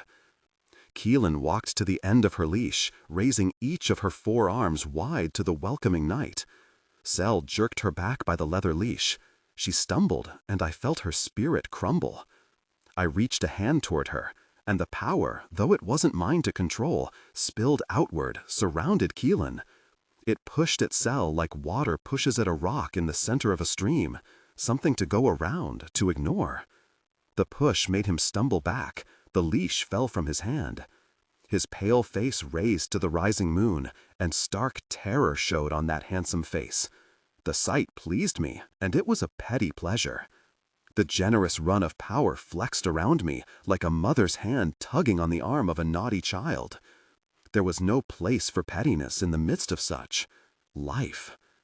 Keelan stood in the center of the path, arms wide, head thrown back so that the moonlight shone full upon her half-formed face. It was a rare and treasured moment for Keelan to show her face clearly in any light. Shiban came for me in a dark flash of white hands and the dark gleam of armor. I reacted without thought, pushing my hand forward as if that great sluggish power would respond to my gesture. But it did. Shiban stopped as if she'd come against a wall. Her white hands glowed with a pale flame that was not flame at all. Her power flared against something that not even I could see. But I felt her coldness trying to eat the warm, moving night, and she had no power here. If she had been among the truly living, if her touch had brought ordinary death, the earth would not have stopped her. The power was more neutral than that. It loved me in a way, welcomed me back, but it would welcome my decaying body to its warm, worm-filled embrace just as readily. It would take my spirit on the wind and send it elsewhere. But Shiban's magic was not natural, and she could not pass. Understanding even that much might give me the key to her destruction. But it was going to take someone more adept at offensive spells than I to unravel the key. There was movement beyond our little group. Sel and Shiban turned to see this latest threat, and when they saw it was Doyle, their bodies didn't relax. The prince and heir to the Dark Throne and his personal guard were afraid of the Queen's darkness. That was interesting. 3 years ago, Sel had not feared Doyle. He had feared no one, except his mother. Even there, he did not fear death, because he was all she had to pass her blood along, her only child, her only heir. No one challenged Sel to a duel, ever, because you dared not win, and to lose might mean your own death. He'd passed through the last 3 centuries, untouched, unchallenged, unafraid, until now. Now I saw, almost felt, Sel's unease. He was afraid. Why? Doyle was dressed in a black, hooded cape that swept around his ankles and hid all of him. His face was so dark that the whites of his eyes seemed to float in the black circle of his hood. What goes on here, Prince Sel? Sel moved off the path so he could keep Doyle and the rest of us in sight. Shiban moved with him. Keelan remained on the path, but the power was folding away. as if the power moved on the wind and was sweeping past us to travel elsewhere. It gave a last cool, spice-laden caress and slipped away. I was suddenly solid once more inside my own skin. There was a price for all magic, but not this. It had offered itself to me. I had not asked. Maybe that was why I felt strong and whole instead of exhausted. Keelan came down the path toward me, her primary hands held out toward me. She must have felt renewed as I did, because she was smiling, and that awful pinched fear was gone, washed away in the sweet wind. I took her hands in mine. We kissed each other twice on both cheeks. Then I drew her into the circle of my arms, and she hugged me across the shoulders with her upper arms, around the waist with the smaller lower ones. We held each other so tightly. A sudden unsettling thought came to me, and I squeezed my eyes tight as if I could rid myself of the image. I ran my hand down her back, through her thick, fur-like hair, and realized I was already crying. Keelan's sweet, almost bird-like voice was comforting me. "It's all right, Mary. It's all right." I shook my head and pulled back so I could see her face. "It's not all right." She touched my face, catching my tears on her fingers. She couldn't cry. Some trick of genetics had left her without tear ducts. "You always cried my tears for me, but don't cry now." "How can I not?" I glanced back at Sel, who was talking in low whispers to Doyle. Shaban was looking at me, staring at me. I could feel her dead gaze through the helmet she wore, even if I couldn't see her eyes. She would not forget that I had used magic against her and won, or rather not lost. She would neither forget nor forgive it. But that was a problem for another night. I turned back to Keelan. "One disaster at a time, please." My hands went to the hardened leather collar around her neck. She touched my wrists. "What are you doing, Mary?" "Taking this off of you." She pulled my hands down gently. "No." I shook my head. "How can you? How could you?" "Don't cry again," Keelan said. "You know why I did it. I only have a few more weeks, just until Sahen. 3 years to the day. If I'm not with child, then I am free of him. If I am with child, he'll have to treat me as a wife should be treated, or not touch me at all." She was so calm about it, a terrible, solid calm, as if it were quite ordinary. "I do not understand this," I said. "I know, but you've always been of royal blood, Mary." She reached up a free hand to touch my lips before I could protest, her other hands still holding my hands. "I know you have been treated like a poor relation, Mary, but you are a part of them. Their blood flows in your veins, and they—" She hung her head, dropping her hand from my mouth, but gripped my hands all the tighter. "You are a member of the club, Mary. You're inside the great house, while we wait outside in the cold and the snow with our faces pressed to the glass." I looked away from those tender brown eyes. "You're using my own metaphor against me."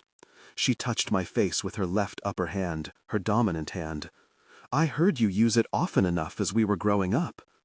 "If I had asked, would you have come with me?" She smiled, but even by moonlight it was bitter. "Unless you could be with me every hour of the day or night, you couldn't use your glamour to protect me." She shook her head. "I am far too hideous for human eyes."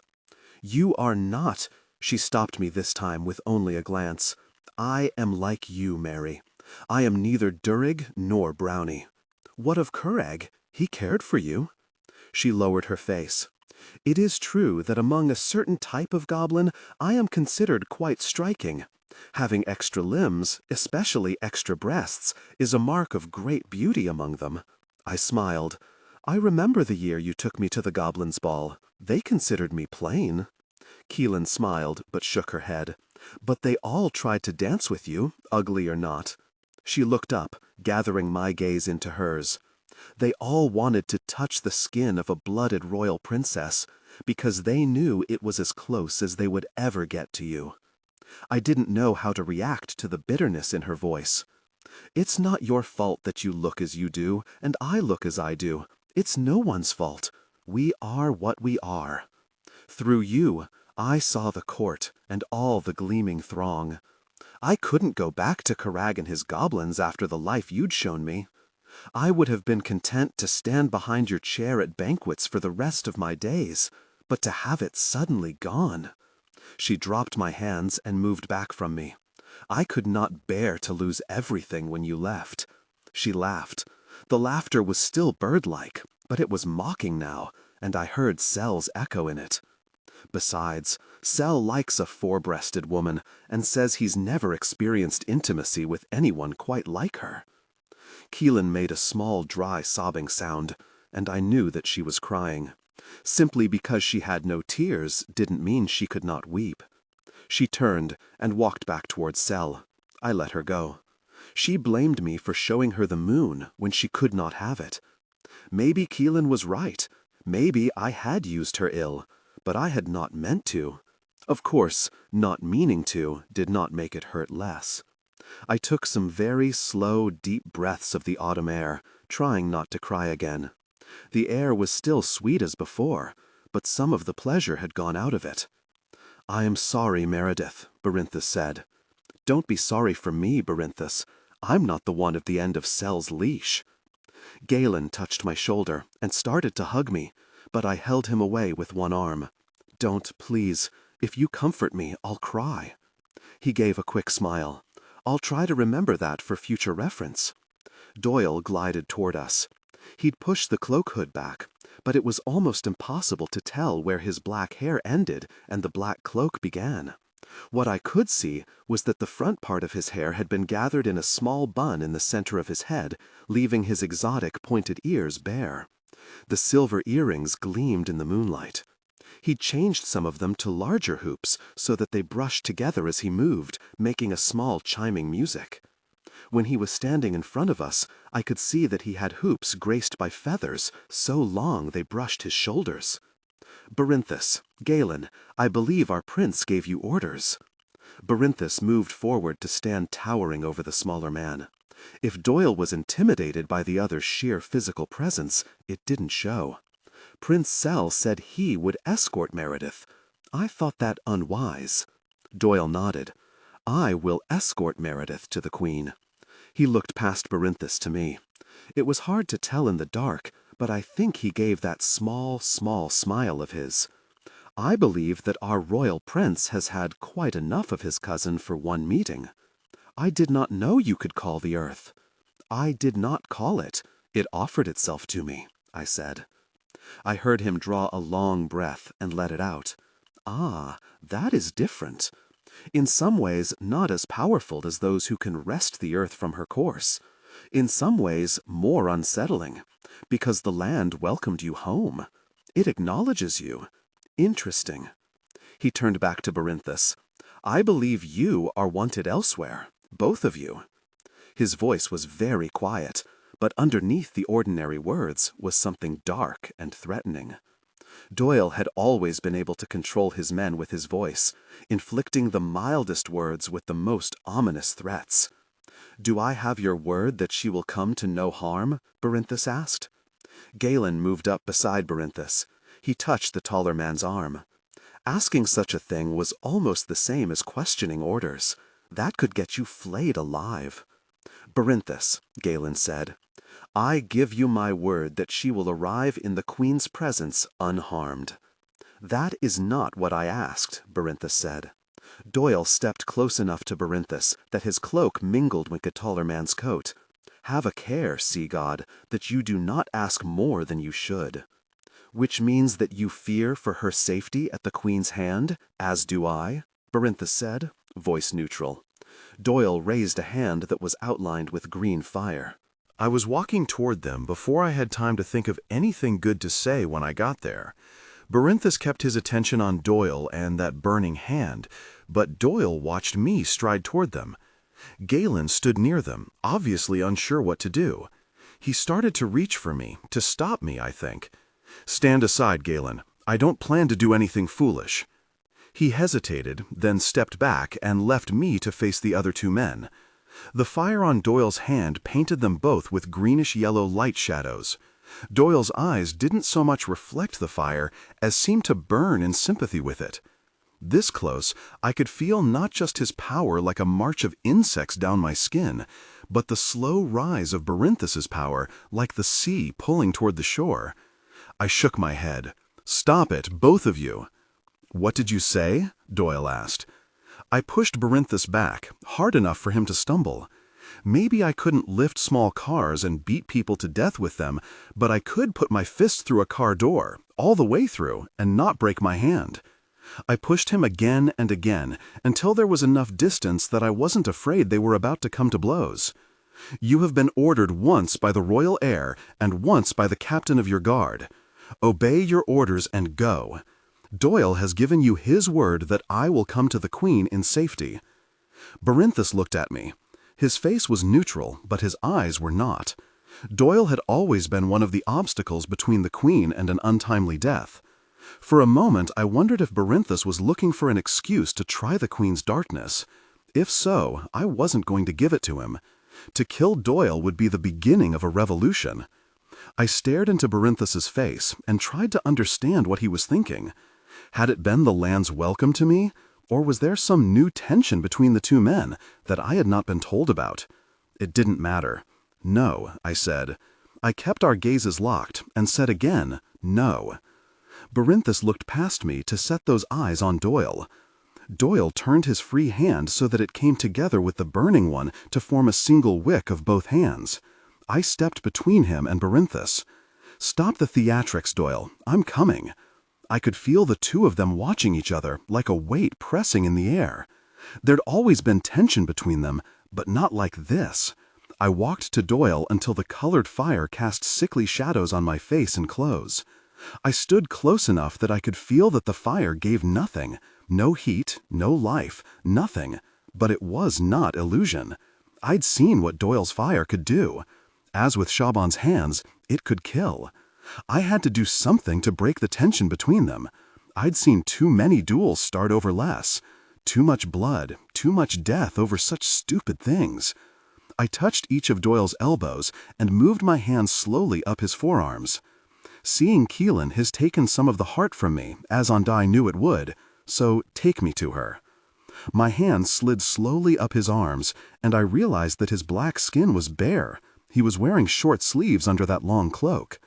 "The land welcomes you, little one, and you grow bold," Doyle said. That wasn't bold, Doyle. My hands were almost at his wrists, almost inside the sickly flames.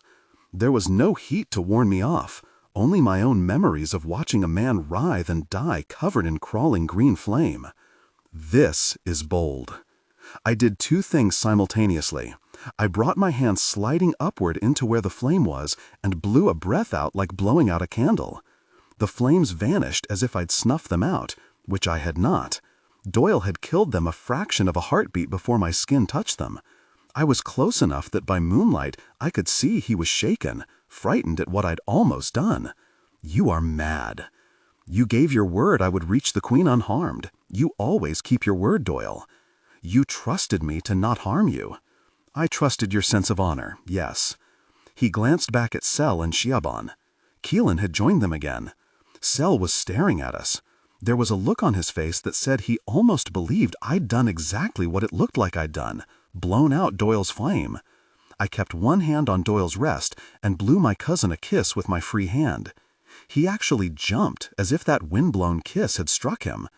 Keelan had cuddled close to him and was staring back at me with what I knew now were not entirely friendly eyes.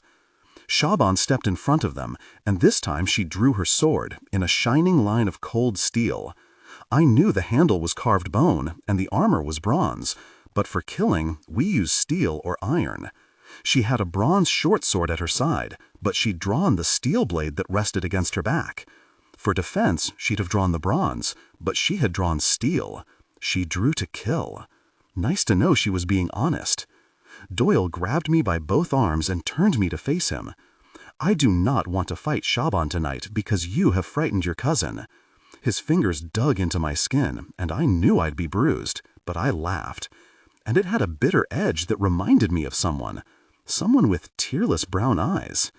"Don't forget I've frightened Shaban too. That's much more impressive than frightening Cell. He shook me once, hard, and more dangerous. He let me go suddenly. I stumbled, nearly falling. Only his hand on my elbow saved me from a fall. He looked behind me. "Barinthus, Galen, go, now." There was real anger in his voice, and he rarely let such raw emotion show through. I was unsettling everyone, and a small dark part of me was pleased. Doyle kept his grip on my arm and began leading me up the path. I didn't look back to see Barinthus and Galen going, or to give Shaban another worry. It wasn't caution. I didn't want to see Keelan holding Cell in her arms again. I stumbled, and Doyle had to catch me again. "You're going too fast for the shoes I'm wearing," I said. Truthfully, it was the ankle holster combined with the long hem, but I'd blame it on the shoes if I could. I was walking beside the person who'd take the gun away if he found it. He slowed. "You should have worn something more sensible. I've seen the Queen force Side to strip and go naked to the banquet when she didn't like their clothes, so forgive me, but I want her to like the outfit." I knew I couldn't break his grip on my elbow without an actual fight. Even then I might lose. I tried reason. "Give me your arm, Doyle. Escort me like a princess, not a prisoner." He slowed further, looking at me out of the corners of his eyes. "Are you quite through with your own theatrics, Princess Meredith?" "Quite through," I said. He stopped and offered me his arm. I slipped my arm under and over his to rest my hand lightly on his wrist. I could feel the small hairs on his arm under my fingers. "A little cold for short sleeves, isn't it?" I asked. He glanced at me, gaze traveling down my body. "Well, at least you chose well for yourself." I put my free hand on top of the hand I had resting on his arm, giving a sort of double hug, but nothing that wasn't allowed. "Do you like it?" He looked down at my hand. He stopped walking and grabbed my right hand, and the moment his skin touched the ring, it flared to life, washing us both with that electric dance. Whatever magic was in the ring, it recognized Doyle as it had recognized Barinthus and Galen. He jerked his hand back as if it had hurt, rubbing it. "Where did you get that ring?" His voice sounded strange. "It was left in the car for me." He shook his head. "I knew it had gone missing, but I did not expect to find it on your hand." He looked at me, and if it had been anyone else, I'd have said he was afraid. The look vanished as I was still trying to puzzle it out. His face became smooth and dark and unreadable. He gave a formal bow and offered me his arm, as any gentleman would. I took his arm, encircling it with both my hands, but as my right hand rested on top of my left, it didn't touch his skin. I thought about touching him accidentally on purpose, but I didn't know exactly what the ring did. I didn't know what it was for, and until I did, it was probably not a good idea to keep invoking its magic. We walked down the path, arm in arm, at a sedate but steady pace. My heels made a sharp sound on the stones. Doyle paced beside me, silent as a shadow. Only the solidness of his arm, the sweep of his cloak against my body, let me know he was there. I knew that if I let go of his arm, he could melt into the darkness that was his namesake. I would never see the blow that killed me unless he wished it. No, unless my aunt wished it. I would have liked to fill the silence with talk, but Doyle had never been much for small talk, and tonight neither was I. The stone path met the main avenue, which was wide enough for a cart and horse, or a small car, if cars had been allowed, which they were not. Once upon a time, so I was told, there had hung torches, then lanterns, to light the avenue. Modern fire laws frowned on all-night torches, so now the poles that rested every 18 feet or so held will-o-wisps. One of the craftsfolk had fashioned wooden and glass cages for the lights. The lights were palest blue, ghostly white, a yellow so pale it was almost another shade of white, and a green leached to a dim color, barely distinguishable from the faint glow of the yellow lights. It was like walking through pools of colored phantoms as we passed from one dim light to the next. When Jefferson had invited the Fae into this country, he'd also offered them land of their choice. They'd chosen the mounds at Cahokia. There are tales whispered on long winter nights about what lived in the mounds before we came. What? We, evicted from the mounds. The things that lived inside the land were chased away or destroyed, but magic is a hardier thing. There was a feel to the place as you walked down the avenue with the great hulking mounds to either side. The largest mound in the city proper was at the end of the avenue. I went to Washington, D.C. during college, and when I came home, it was almost unnerving how forcibly the Mound City reminded me of being in Washington, standing on the plaza, surrounded by those monuments to American glory. Now, walking down the center and only street, I had the sense of great time passing. This place had once been a great city, as Washington was now, a center of culture and power, and now it lay quiet, cleansed of its original inhabitants. The humans had thought the mounds were empty when they offered them up to us, just bones and some pots buried here and there. But the magic had still been there, deep and slumbering. It had fought and then embraced the Fae. The conquering or winning over of that alien magic had been one of the last times the two courts worked together against a common foe. Of course, the very last time had been World War II. Hitler had at first embraced the Fae of Europe. He'd wanted to add them to the genetic mix of his master race. Then he'd met a few of the less human members of the Fae.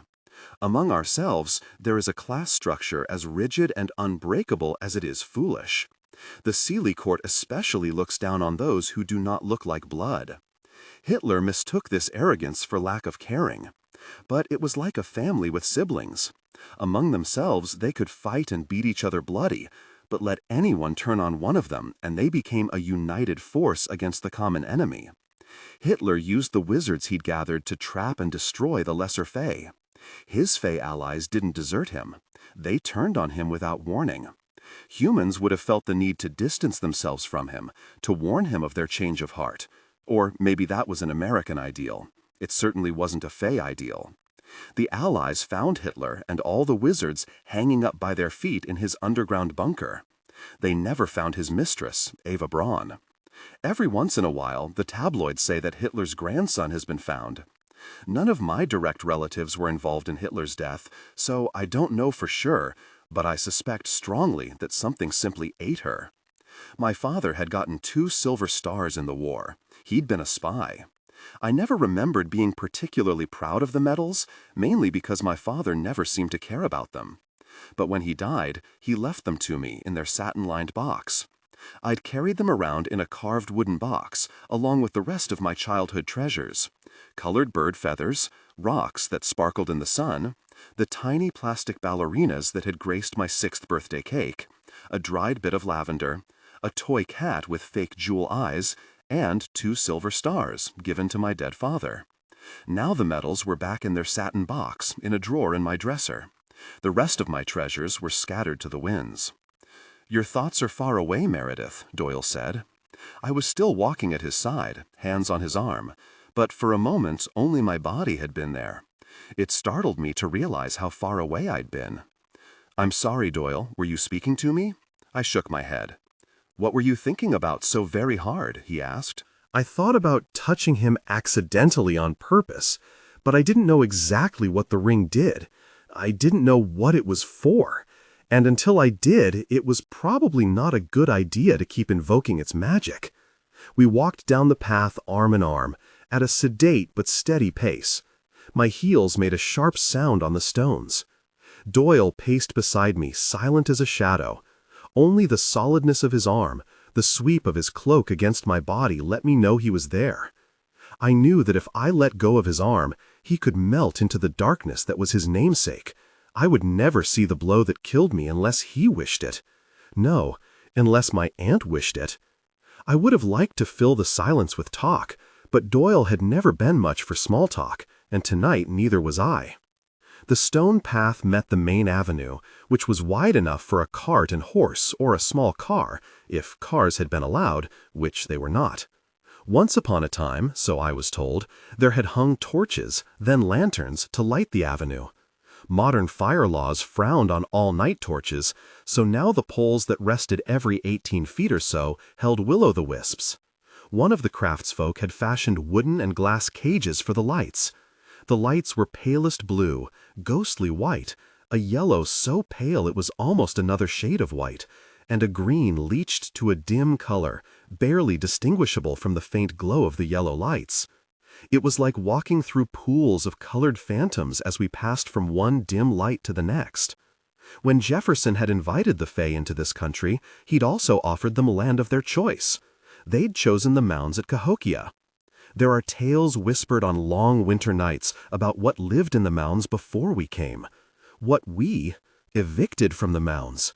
The things that lived inside the land were chased away or destroyed, but magic is a hardier thing. There was a feel to the place as you walked down the avenue with the great hulking mounds to either side. The largest mound in the city proper was at the end of the avenue. I went to Washington, D.C. during college, and when I came home, it was almost unnerving how forcibly the Mound City reminded me of being in Washington, standing on the plaza surrounded by those monuments to American glory. Now, walking down the center and only street, I had the sense of great time passing. This place had once been a great city as Washington was now, a center of culture and power, and now it lay quiet, cleansed of its original inhabitants. The humans had thought the mounds were empty when they offered them up to us, just bones and some pots buried here and there. But the magic had still been there, deep and slumbering. It had fought and then embraced the Fae. The conquering or winning over of that alien magic had been one of the last times the two courts worked together against a common foe. Of course, the very last time had been World War II. Hitler had at first embraced the Fae of Europe. He'd wanted to add them to the genetic mix of his master race. Then he'd met a few of the less human members of the Fae. Among ourselves, there is a class structure as rigid and unbreakable as it is foolish. The Seelie Court especially looks down on those who do not look like blood. Hitler mistook this arrogance for lack of caring. But it was like a family with siblings. Among themselves, they could fight and beat each other bloody, but let anyone turn on one of them and they became a united force against the common enemy. Hitler used the wizards he'd gathered to trap and destroy the lesser Fae. His Fae allies didn't desert him. Middle ground between the two. I slid my arms carefully around his arm, the cloak bunched between our bodies. "Thank you," I said. "You are welcome." The voice was still empty, but there was the faintest hint of warmth in it. Doyle had said he'd try to find a middle ground, and he was already working on it. How terribly prompt of him. The stone road ended abruptly in the grass. The road, like the paths, stops short of any mound. We stood at the end of the road, and there was nothing but grass beyond. Grass trampled down by many feet, but trampled down evenly so that no one way was more traveled than any other. One of our old nicknames is the Hidden Ones. We may be a tourist attraction now, but old habits die hard. Sometimes Fae watchers will camp outside the area using binoculars and see nothing for days, nights. If anyone was watching in the chill dark, they were about to see something. I didn't try to find the doorway. Doyle would get us inside without any effort from me. The door rotated on some schedule of its own, or perhaps the Queen's schedule. Whatever caused it to move, sometimes the door faced the road, and sometimes it did not. As a teenager, if I wanted to sneak out at night and come home late, I could only hope that the door hadn't moved while I was out. The small magic needed to search for the opening would alert the guards within, and the jig, as they say, would be up. I'd thought more than once as a teenager that that very door moved on purpose. Doyle led me out onto the grass. My heels sank in the soft earth, and I was forced to walk almost tiptoe to keep the heels free of dirt. The gun in its ankle holster made it a very awkward way to walk. I was glad I hadn't chosen higher heels. As Doyle led me away from the avenue and the ghostly lights, the darkness seemed thicker than it had before. The lights had been dim, but any light gives the darkness weight and substance. I clung a little harder to Doyle's arm as we left the light behind us and walked into the star-filled dark. Doyle must have noticed because he offered, "Do you wish a light? I can conjure my own will-o'-the-wisp, thank you very much. My eyes will adjust in a minute." He shrugged, and I could feel the movement as his arm raised in my grasp. "As you like." His voice had fallen into its usual neutral tone. Either he was having trouble finding a middle ground for his voice, or it was simply habit. I was betting the latter. By the time Doyle stopped halfway around the mound, my eyes had adjusted to the dim, cold light of stars and the rising moon. Doyle stared at the earth. His magic gave a small, warm breath along my body as he concentrated on the mound. I stared up at the grass-covered earth. Without some effort of concentration, this grassy spot looked just like every other grassy spot. The wind blew through the grass like fingers ruffling a box of lace. The night was full of the dry rustling of autumn grass, but faintly, oh so faintly, you could hear music on the wind. Not enough to recognize the tune, or even be 100% sure that you'd heard anything but the wind. But that phantom music was a hint you were standing near the entrance.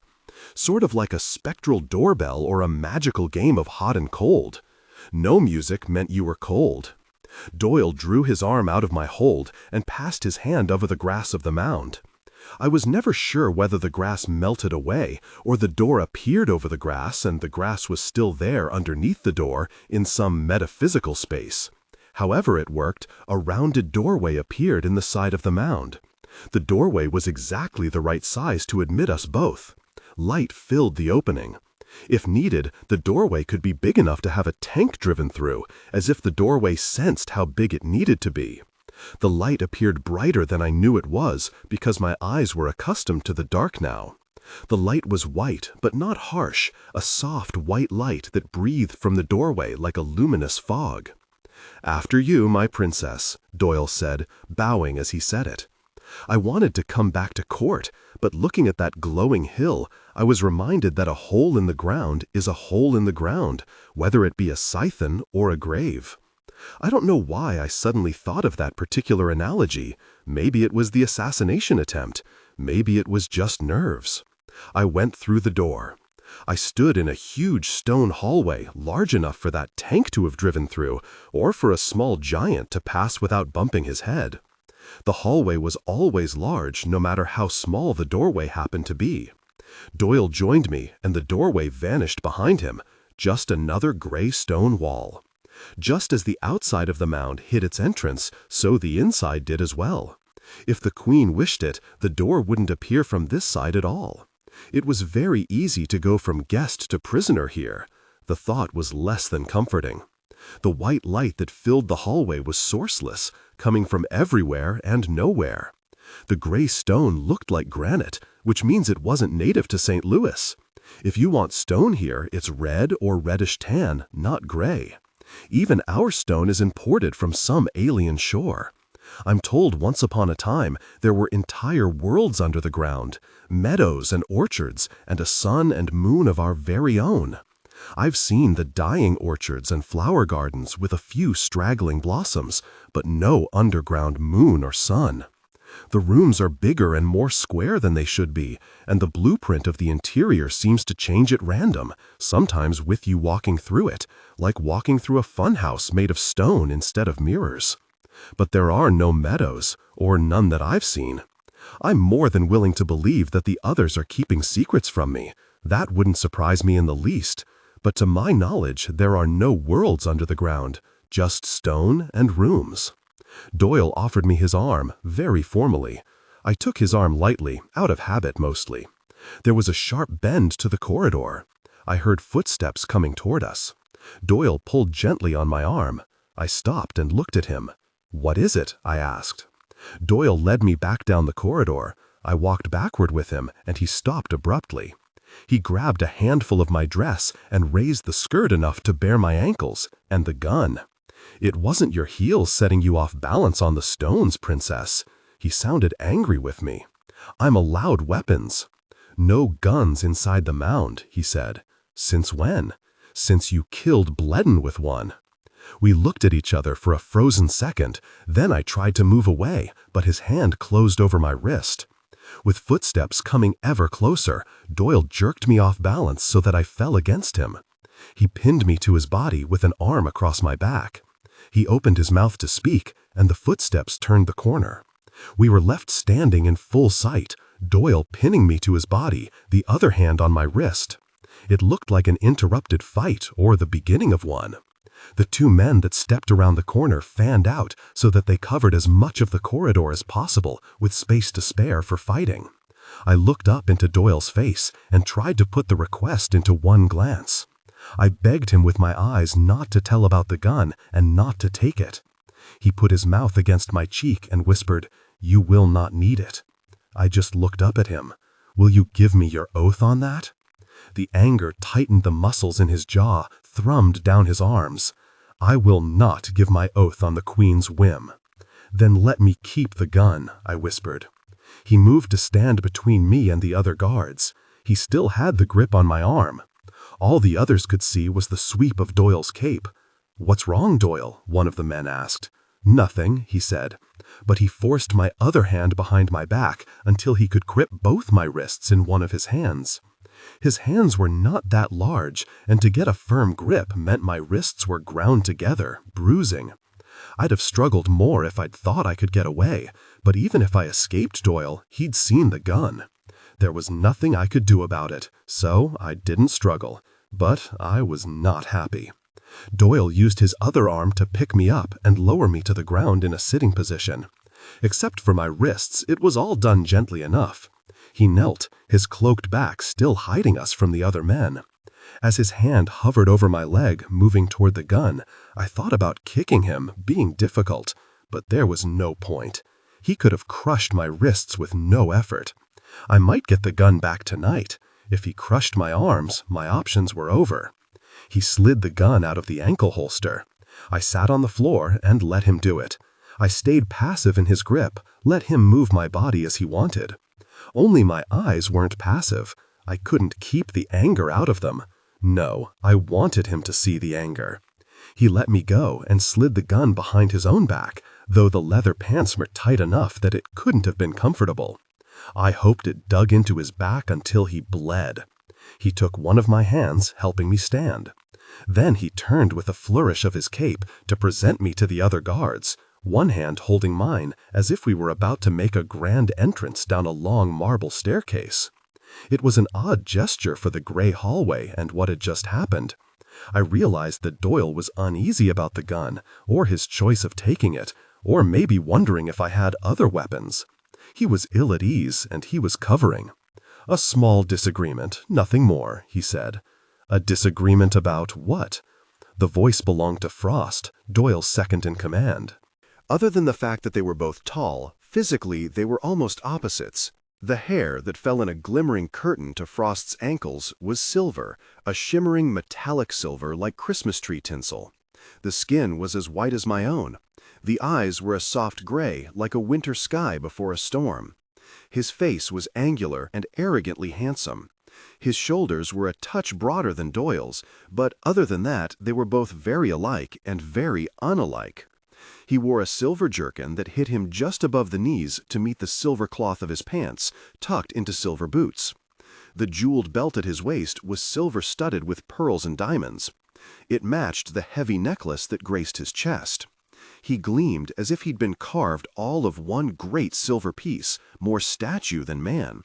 But the sword at his side, with its silver and bone hilt, was real enough. And if you could see one weapon, there'd be more, because he was Frost. The Queen called him her killing Frost. If he'd ever had another name, I did not know it. He wasn't wearing any magical or bespelled weapons. For Frost, it was almost the same thing as being unarmed.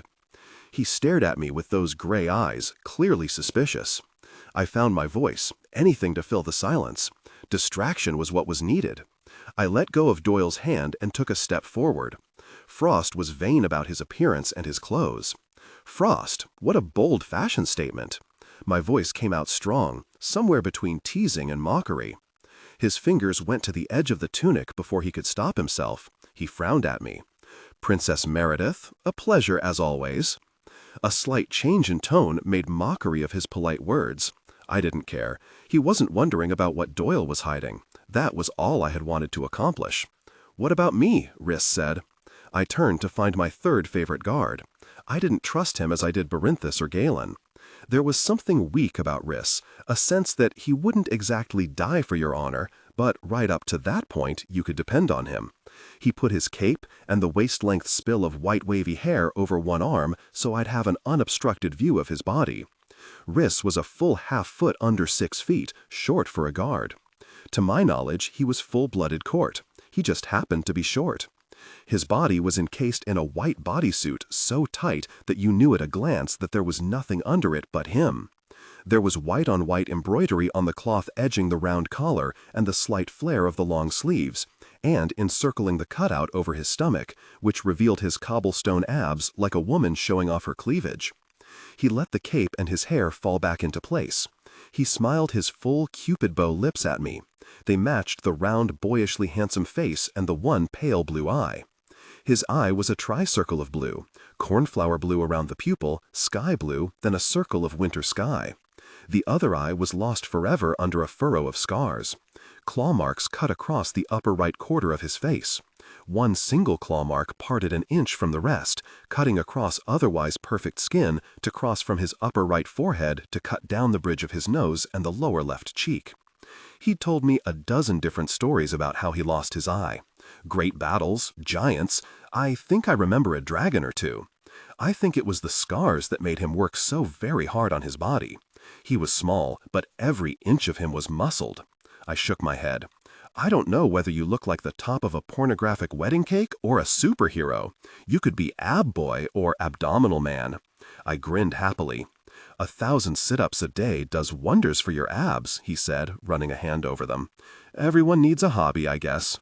Where is your sword? Doyle asked. Rhys looked at him. The same place yours is. The Queen says we do not need them tonight. Doyle glanced at Frost. What of you, Frost? Rhys answered with a quick smile that made his lovely blue eye gleam. The Queen's weaning him a weapon at a time. She's decreed he has to be unarmed by the time she dresses to go to the throne room. I do not think it wise to have her entire guard unarmed, Frost said. Nor I, Doyle said, but she is the Queen, and we will follow her orders. Frost's handsome face closed down into tight lines. If he'd been human, he'd have frown wrinkles by now, but his face was unlined and always would be. Frost's clothes are fine for a welcome-home banquet, but why are you and Rhys dressed so? I spread my hands helplessly, trying to find a phrase that wasn't an insult. The Queen designed my outfit personally, Rhys said. It's lovely, I said. He grinned. Just keep saying that as you meet the rest of the guard tonight. My eyes widened. Oh, please, she isn't taking hormones again, is she? Rhys nodded. Baby hormones, and her sex drive goes into overtime. He looked down at his clothes. A shame to be dressed up with no place to go. Very punny, I said. He looked up at me with a genuinely unhappy face. He hadn't meant the play on words to be funny. His sad face made the smile fade from mine. The Queen is our sovereign. She knows best, Frost said. I laughed before I could stop myself. The look on Frost's face when he turned made me regret the laugh. I saw those gray eyes unguarded for a split second, and what I saw in them was pain. I watched him rebuild his walls, watched his eyes close down so that nothing showed again. But I'd seen what lay beyond his careful facade, his expensive clothes, his fastidious attention to detail, his rigorous morality, and his arrogance. Some of it was real, but some of it was a mask to keep things locked away. I'd never liked Frost, but having that one glimpse meant I couldn't dislike him anymore. Very. We will speak no more of this, he said. He turned and moved down the hallway, back the way they'd come. The Queen awaits your presence. He walked away without looking back to see if we were following. Rhys came up beside me. He slid an arm across my shoulders and hugged me. I'm glad you're back. I leaned into him briefly. Thanks, Rhys. He gave me a small shake. I missed you, Green Eyes. Rhys, even more than Galen, spoke modern English. He loved slang. His favorite author was Dashiell Hammett. His favorite movie, The Maltese Falcon with Humphrey Bogart. Rhys had a house outside the Mound City. He had electricity and a television set. I'd spent quite a few weekends at his house. He'd introduced me to old films, and when I was 16, we'd gone to a film noir festival at the Tivoli in St. Louis. He'd dressed in a fedora and a trench coat. He'd even found me period clothes so I could hang on his arm like a femme fatale. Rhys had made it clear on that trip that he thought of me as more than a little sister. Nothing we could get killed over, but enough that it was a real date. After that, my aunt made sure we didn't spend much time together. Galen and I teased each other unmercifully, but the Queen seemed to trust Galen, as did I. Neither of us quite trusted Rhys. Rhys offered me his arm. Doyle stepped up to my other side. I thought he would offer his own arm so that I would be wedged between them. Instead, he said, "Go down the hallway and wait for us." Frost would have argued or even refused, but not Riss. "You are the captain of the guard," he said. It was the answer of a good soldier. He walked around the corner, and Doyle moved, moving me with him, a hand on my arm, to watch him move far enough away not to overhear us. Then Doyle edged us back, out of sight of Riss. His hand tightened on my upper arm. "What else are you carrying?" "You trust me to just tell you?" I asked. "If you give me your word, I will take it," he said. "I left in danger of my life, Doyle. I need to be able to protect myself." His hand tightened, and he gave a small shake. "It is my job to protect the court, especially the Queen." "And it's my job to protect myself," I said. He lowered his voice even further. "No, that is my job, the job of all the guard." I shook my head. "No, you are the Queen's guard. The King's guard protects Cell. There is no guard for the Princess, Doyle. I was raised very aware of that. You always had your contingent of bodyguards, as did your father." "And look how much that helped him," I said. He grabbed my other arm, drawing me to tiptoe. "I want you to survive, Meredith. Take what she gives you tonight. Do not try to harm her." "Or what? You'll kill me?" His hands relaxed, and he set me down flat-footed on the stones. "Give me your word that that was your only weapon, and I will believe you." Staring up into his so sincere face, I couldn't do it. I couldn't lie to him, not if I had to give my word about it. I looked at the floor, then back up at his face. "Gosh," he smiled. "I take it that means you have other weapons." "Yes, but I can't be here unarmed, Doyle. I can't." "You will have one of us with you at all times tonight. That I can guarantee." "The Queen has been very careful tonight, Doyle. I may not like Frost, but to an extent I trust him. She's made sure every guard I meet is one I either trust or like. But there are 27 Queen's Guardsmen, another 27 King's Guardsmen. I trust maybe half a dozen of them, 10 at the outside. The rest of them frighten me, or have in the past actively hurt me. I am not walking around here unarmed." "You know I can take them from you," he said. I nodded. "I know." "Tell me what you have, Meredith. We'll go from there." I told him everything I was carrying. I half expected him to insist on searching me himself, but he didn't. He took me at my word. It made me glad I hadn't held anything back. "Understand this, Meredith. I am the Queen's bodyguard before I am yours. If you try to harm her, I will take action." "Am I allowed to defend myself?" I asked. He thought about that for a moment. I would not have you killed simply because you stayed your hand for fear of me. You are mortal, and our Queen is not. You are the more fragile of the two." He licked his lips, shook his head. "Let us hope that it does not come down to a choice between the two of you. I do not think that she plans you violence tonight. What my dear aunt plans and what comes to pass isn't always the same thing. We all know that." He shook his head again. "Perhaps." He offered me his arm. "Shall we go?"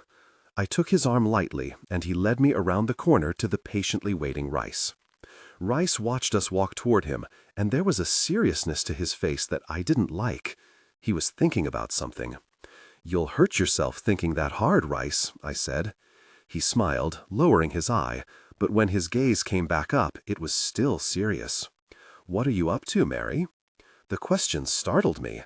I didn't try to keep the surprise off my face. "My only plan for the evening is to survive and not get hurt. That's all." His eyes narrowed. "I believe you," but his voice sounded uncertain, as if he really wasn't sure he believed me at all. Then he smiled and said, "I offered her my arm first, Doyle. You're cutting in on my action." Doyle started to say something, but I got there first. "I've got 2 arms, Rice." His smile widened to a grin.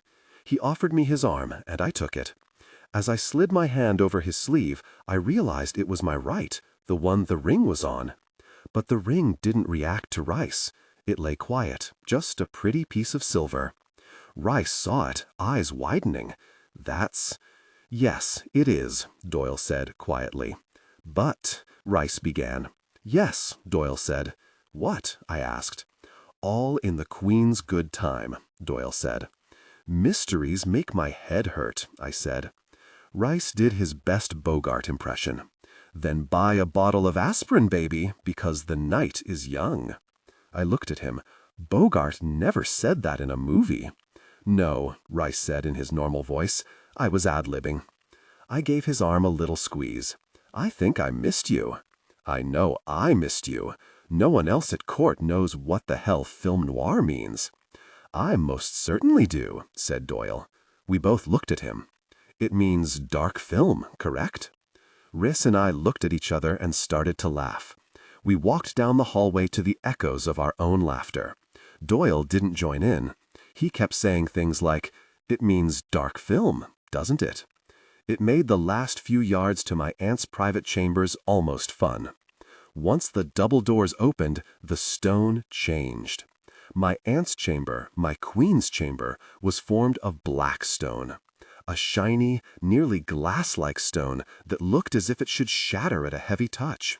You could strike it with steel and all you got were colored sparks. It looked like obsidian, but it was infinitely stronger. Frost stood as close to the door leading into the room as he could, and as far away from the queen. He stood very straight, a shining silver figure in all that blackness, but there was something about the way he held himself that said he was near the door, a quick getaway, maybe. The bed was against the far wall, though it was so covered in sheets, blankets, and even furs that it was hard to say whether it was a bed or merely a gigantic pile of covers. There was a man in the bed, a young man. His hair was summer blonde, cut long on top and short halfway down, a skater's cut. His body was tanned a soft gold from the summer, or maybe a tanning bed. One slender arm was flung outward into space, hand limp. He seemed deeply asleep and terribly young. If he was under 18, it was illegal in any state, because my aunt was fey, and the humans didn't trust us with their children. The queen rose from the far side of him, emerging slowly from the nest of covers and a spill of black fur that was only a little blacker than the hair that swept back from her pale face. She'd pulled the hair atop her head until it seemed to form a black crown, except for 3 long curls trailing down her back. The bodice of the dress looked very much like a black vinyl Merry Widow, with 2 thin lines of sheer black cloth that graced her white shoulders more than covered them. The skirt was full and thick, spilling behind her in a short train. It looked like shiny leather, but moved like cloth. Her arms were encased in leather gloves that went the entire length of her arm. Her lips were red, her eye makeup dark and perfect. Her eyes were 3 different shades of gray, from charcoal to storm cloud to a pale winter sky. The last color was a gray so pale that it looked white.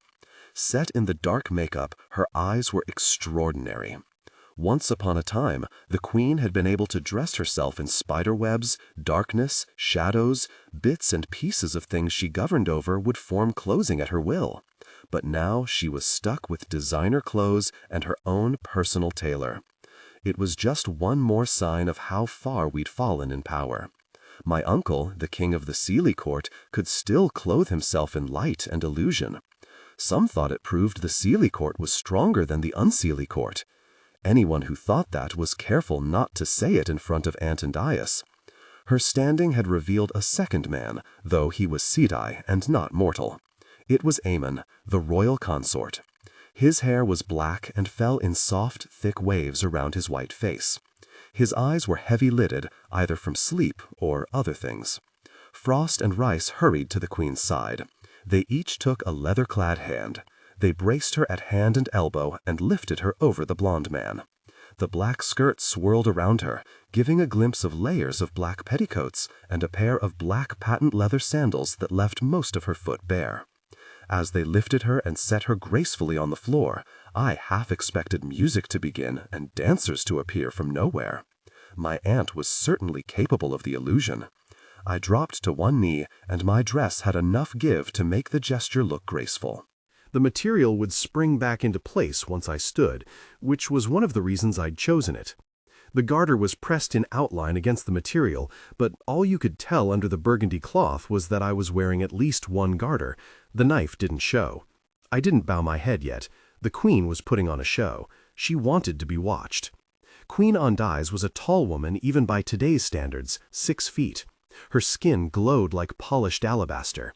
The perfect black line of eyebrows and the thick black of her lashes were an almost startling contrast. I bowed my head at last, because it was expected. I kept my head bowed low so that all I could see was the floor and my own leg. I heard her skirt slither across the floor. Her heels made sharp sounds as they passed from throw rug to stone floor. Why she didn't get wall-to-wall carpet escaped me. The petticoats crinkled and hissed together as she walked toward me, and I knew they were crinoline, scratchy and uncomfortable next to the skin. Finally, a spill of black skirt showed on the floor at my foot. Her voice was a low, rich contralto. "Greetings, Princess Meredith Nicessis, child of peace, Basaba's bane, my brother's child." I kept my head bowed, and would until told otherwise. She had not called me niece, though she had acknowledged our kinship. It was a slight insult not to name my familial relationship to her, but until she named me niece, I couldn't name her my aunt. "Greetings, Queen Ondize, queen of air and darkness, sister of Essus, my father. I have come from the lands to the west at your request. What would you have of me?" "I've never understood how you do that," she said. I kept my gaze on the floor. "What, my queen?" "How you can say exactly the right words with exactly the right tone of voice and still sound insincere, as if you find it all terribly, terribly tiresome."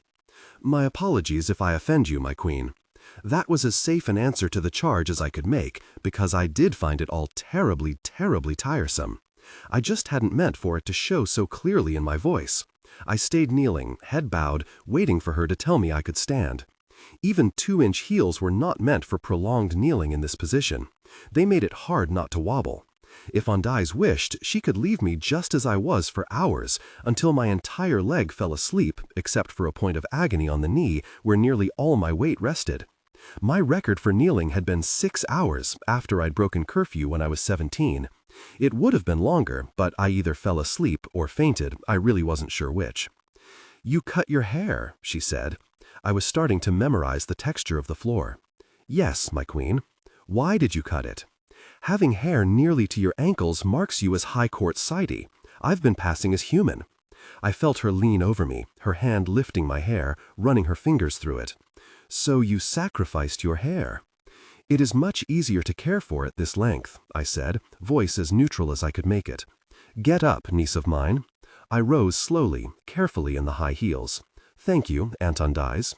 Standing, I was woefully short compared to her tall, slender presence. With the heels, she was over a foot taller than me. Most of the time I'm not that aware that I'm short, but my aunt tried to make me aware of it. She tried to make me feel small.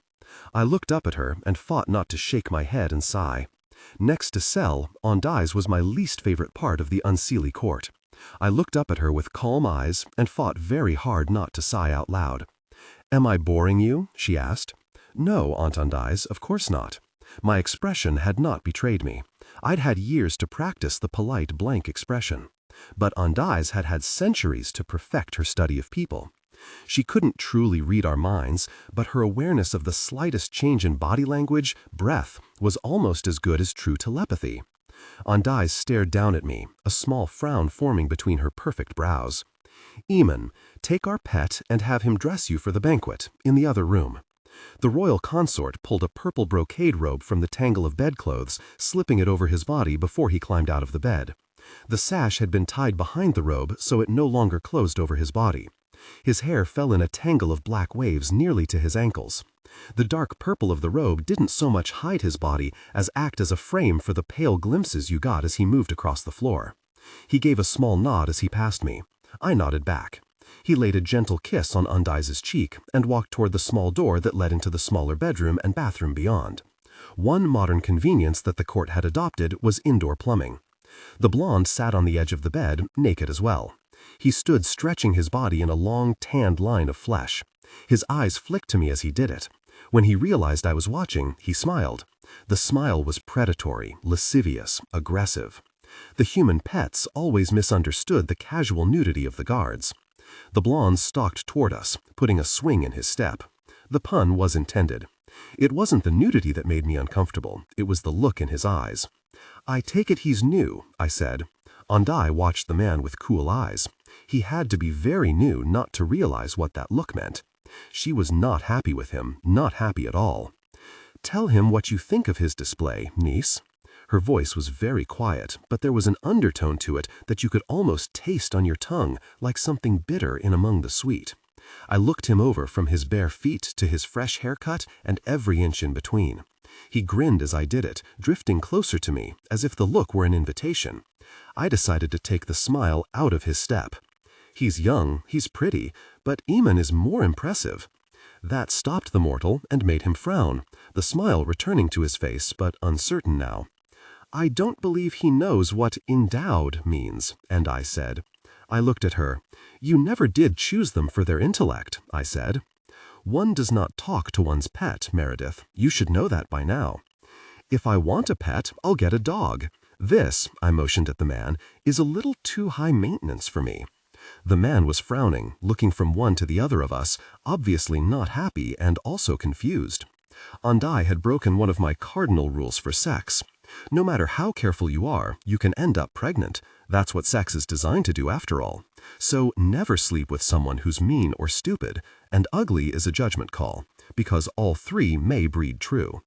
The blonde was cute, but not cute enough to make up for the frowning puzzlement on his face. "Go with Eamon, help him dress for the banquet," and I said.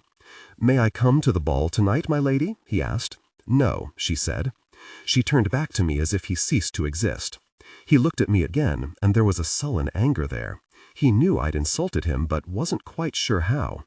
The look made me shiver.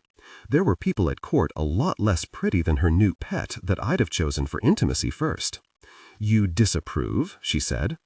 "It would be presumptuous of me to approve or disapprove of the actions of my queen," I said. "There you go again, saying exactly what you should say, but making it sound like an insult all the same."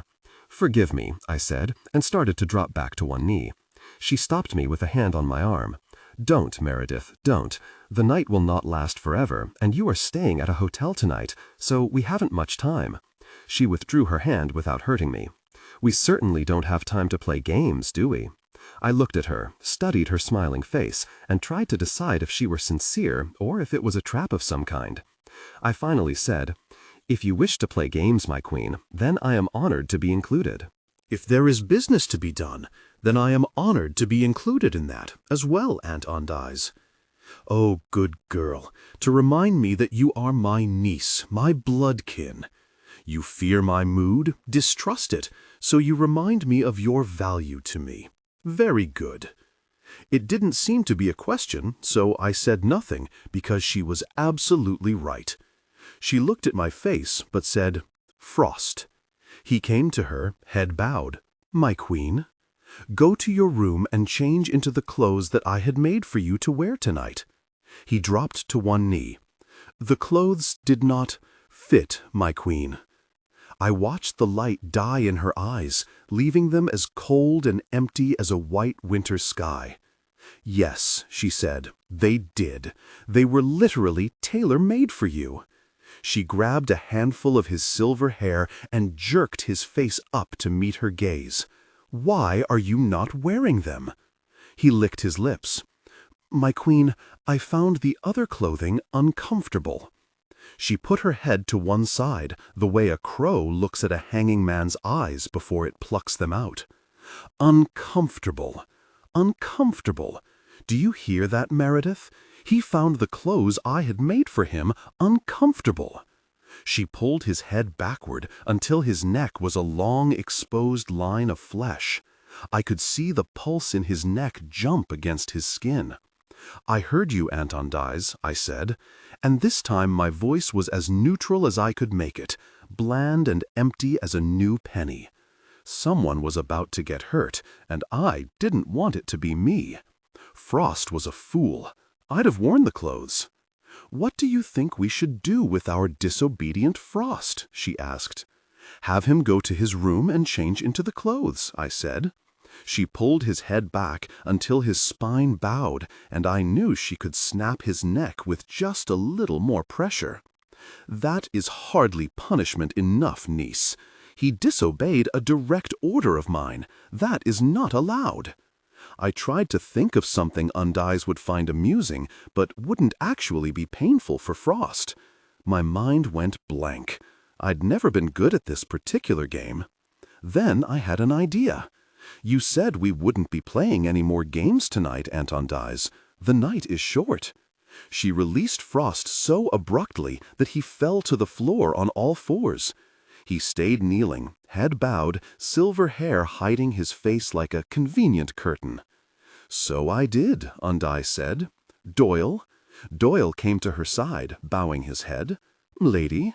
She looked at him, and the look was enough. He dropped to the floor onto one knee. The cloak spilled out around him like black water. He stayed kneeling beside Frost, so close their bodies nearly touched. She put a hand on both their heads, a light touch this time. Such a pretty pair, don't you think? Yes, I said. Yes, what? She said. Yes, they are a pretty pair, Aunt Undies, I said. She nodded as if pleased.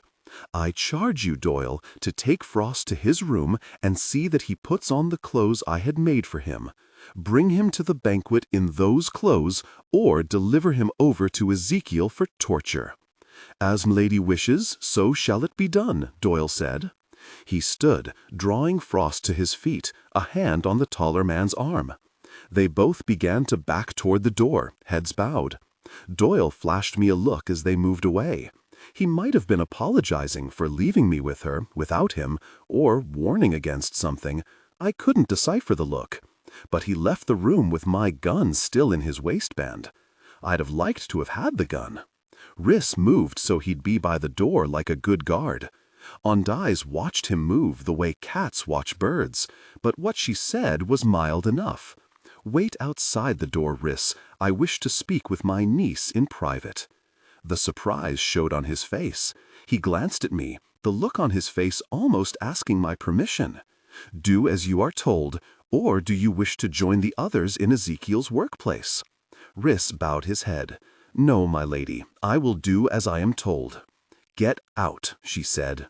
He left with one more quick glance for me, but he closed the door behind him. The room was suddenly very, very quiet. The sound of my aunt's dress moving along the floor was loud in the stillness, like the dry rustling scales of some great serpent. She walked to the far end of the room where steps led to a heavy black curtain. She flicked the curtain aside to reveal a heavy wooden table with a carved chair at one side and a backless stool at the other. There was a chess game laid out on the round table, the heavy pieces worn smooth from centuries of hands shifting them across the marble surface. There were literally grooves worn in the marble board, like paths worn by tramping feet. Does that not sweeten the pot? I stood up, too abruptly, and the stool clanged to the floor. I stared at her for a space of heartbeats. I wasn't sure what to say, because it didn't seem real. May I humbly point out, Aunt Undies, that I am mortal and you are not. You will surely outlive me by centuries. Even if I bore a child, I would never see the throne. I will step down, she said. Now I knew she was toying with me. It was all some game. It had to be. You once told my father that being queen was your entire existence, that you loved being queen more than you loved anyone or anything. My, you do have a long memory for eavesdropped conversations. You always spoke freely in front of me, Aunt, as if I were one of your dogs. You nearly drowned me when I was 6. Now you're telling me that you would abdicate the throne for me? What in the land of the blessed could have changed your mind so completely? Do you remember what Essis's answer to me was that night? She asked. I shook my head. No, my queen. Essis said, even if Mary never takes the throne, she will be more queen than Sel will ever be a king. You hit him that night, I said. I never remembered why. Undies nodded. That was why. So you're unhappy with your son? That is my business, she said. If I let you elevate me to co-heir with Sel, it will become my business. I had the cufflink in my purse. I thought about showing it to her, but I didn't. Andais had lived in denial of what Sel was and what he was capable of for centuries. You spoke against Sel to the Queen at your peril. Besides, the cufflink could belong to one of the guards, though I couldn't fathom why, without Sel's urging, any of the guard would want me dead. What do you want, Meredith? What do you want that I can give you that would be worth you doing what I ask? She was offering me the throne. Berinthus would be so pleased. Was I pleased? Are you so sure that the court will accept me as queen? I will announce you Princess of Flesh tonight.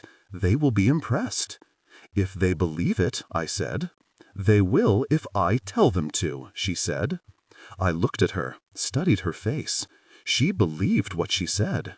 Andais overestimated herself. But such absolute arrogance was typical of the seedy. Come home, Meredith. You don't belong out there among the humans. As you reminded me so very often, Aunt, I am part human. 3 years ago you were content, happy. You had no plans to leave us. She settled back in her chair, watching me, letting me stand over her.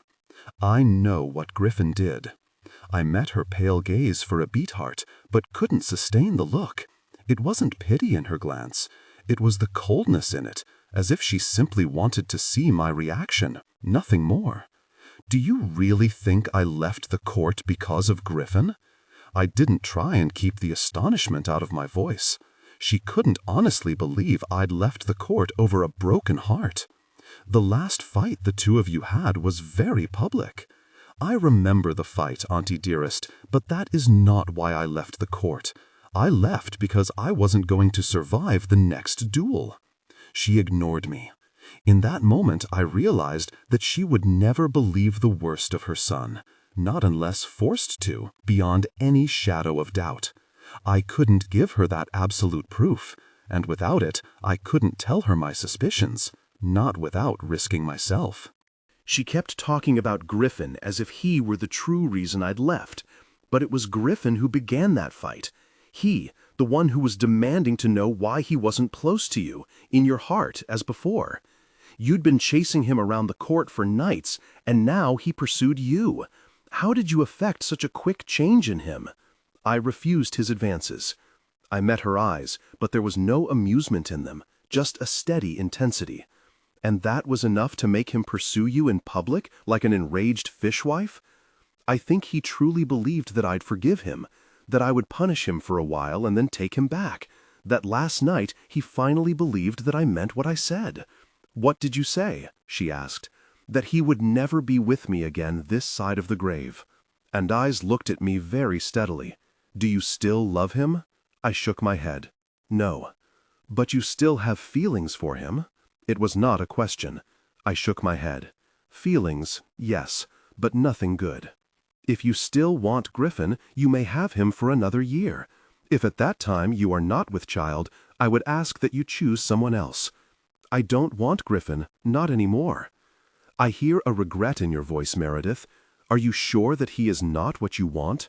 I sighed and leaned my hands against the tabletop, staring down at them. I felt hunched and tired. I'd tried very hard not to think about Griff and the fact that I'd see him tonight. If he could feel for me what I felt for him, if he could truly be as in love with me as I was with him, then I would want him. But he can't. He can't be other than what he is, and neither can I. I looked at her across the small table. You may include him in the contest to win your heart, or you may exclude him from the running. It is your decision. I nodded and stood up straight, no hunching like some kind of wounded rabbit. Thank you for that, Auntie dearest. Why does that fall from your lips like the vilest of insults? I mean no insult. She waved me to silence. Do not bother, Meredith. There is little affection lost between us. We both know that. She looked me up and down. Your clothing is acceptable, though not what I would have chosen. I smiled, but it wasn't a happy smile. If I'd known I was going to be named heir tonight, I'd have worn the Tommy Hilfiger original. She laughed and stood with a swish of skirts. "You can purchase an entire new wardrobe if you like, or you can have the court tailors design one for you." "I'm fine as I am," I said, "but thank you for the offer." "You are an independent thing, Meredith. I've never liked that about you." "I know," I said.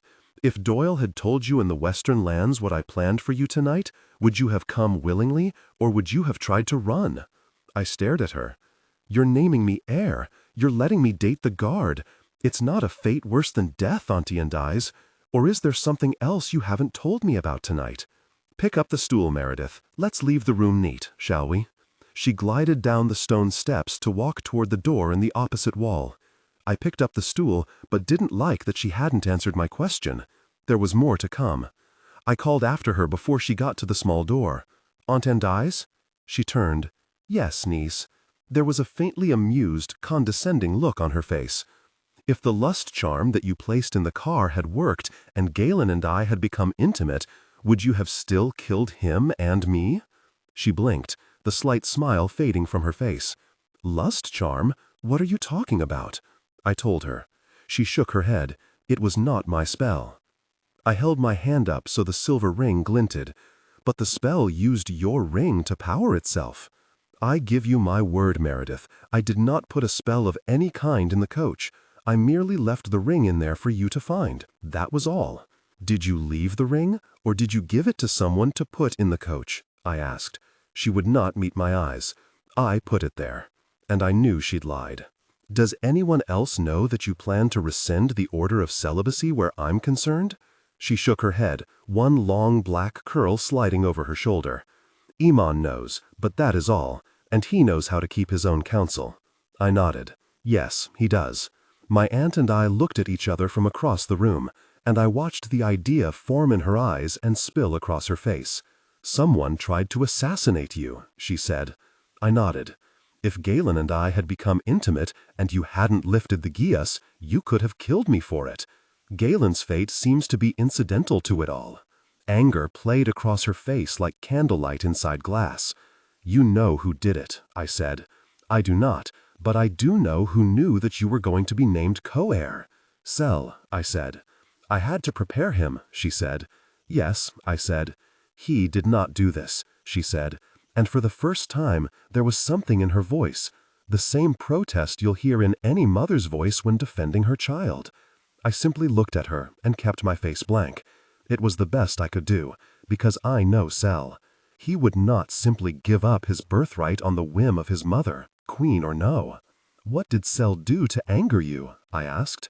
"I tell you, as I told him, I am not angry with him." But there was too much protest to her voice. For the first time tonight, Andice was on the defensive. I liked it. "Sel didn't believe that, did he?" "He knows what my motives are," she said. "Would you care to share those motives with me?" I asked. She smiled, and it was the first genuine smile I'd seen on her tonight, an almost embarrassed movement of lips. She wagged a gloved finger at me. "No, my motives are my own. I want you to choose someone to begin a relationship with tonight. Take them back to the hotel with you. I don't care who, but I want it to begin tonight." The smile was gone. She was her royal self once more. Unreadable, self-contained, mysterious, and absolutely obvious all at the same time. "You never have understood me, Aunt." "And what, pray, does that mean?" "It means, Auntie dearest, that if you had left off that last order, I would probably have shared intimacy with someone tonight. But being commanded to do it makes me feel like a person of ill repute. I don't like it." She settled her skirts so the train glided behind her and walked toward me. As she moved, her power began to unfold, flitting around the room like invisible sparks to bite along my skin. The first 2 times I jumped, then I stood there and let her power eat over my skin. I was wearing steel, but a few knives had never been enough for me to withstand her magic. It had to be my own newfound powers that kept it from being so much worse. Her eyes narrowed as she came to stand in front of me. With me standing on the small raised platform, we were eye to eye. Her magic pushed out from her like a moving wall of force. I had to brace my feet as if I were standing against wind. The small burning bites had turned into a constant ache like standing just inside an oven. not quite touching the glowing surface, but knowing that one tiny shove and your skin would burn and crisp. Doyle said your powers had grown, but I didn't quite believe it. But there you stand before me, and I must accept that you are true Psi, at last. She put her foot on the lowest step. But never forget that I am queen here, Meredith, not you. No matter how powerful you become, you will never rival me. I would never presume otherwise, my lady, I said. My voice was just a touch shaky. Her magic pushed at me. I couldn't draw a good breath. My eyes blinked as if I were looking into the sun. I fought to stand and not to give ground. My lady, tell me what you wish me to do, and I will do it.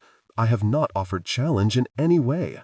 She came up another step, and this time I did give ground. I did not want her to touch me.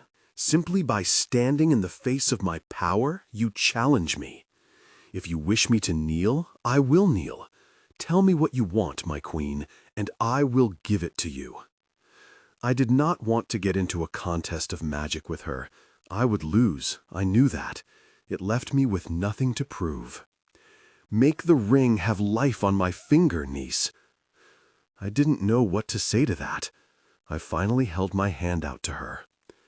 Do you want the ring back? More than you will ever know, but it is yours now, niece.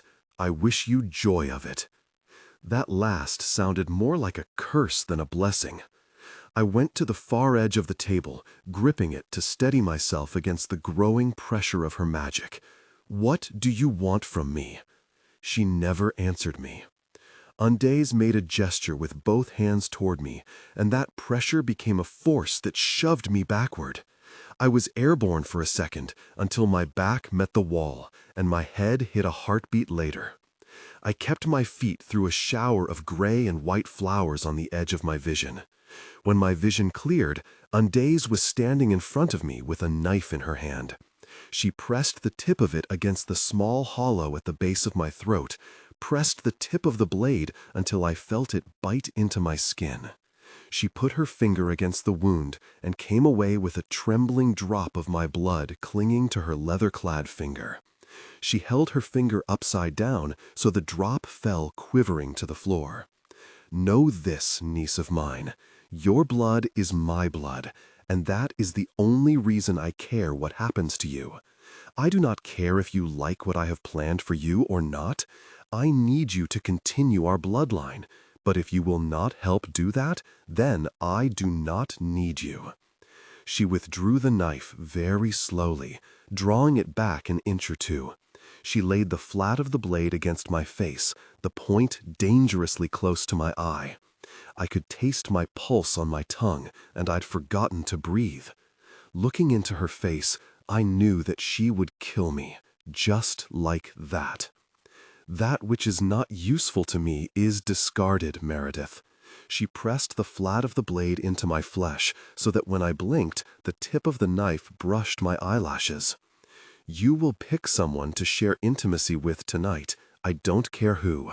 Since you have invoked virgin right, you are free to go back to Los Angeles, but you will have to pick some of my guard to take with you. So look at them tonight, Meredith, with those emerald green and gold eyes of yours, those Seelie eyes of yours, and choose. She put her face next to mine, so close that she could have kissed me. She whispered the last words into my mouth. Share intimacy with one of them tonight, Meredith, because if you don't, tomorrow night you will be at the court's disposal with a group of my choosing. She smiled, and it was the smile that touched her face when she had thought of something wicked and painful. At least one that you choose must be enough, my creature, to spy for me against you, if you go back to Los Angeles. My voice came out the barest of whispers. Must I share intimacy with your spy? Yes, she said.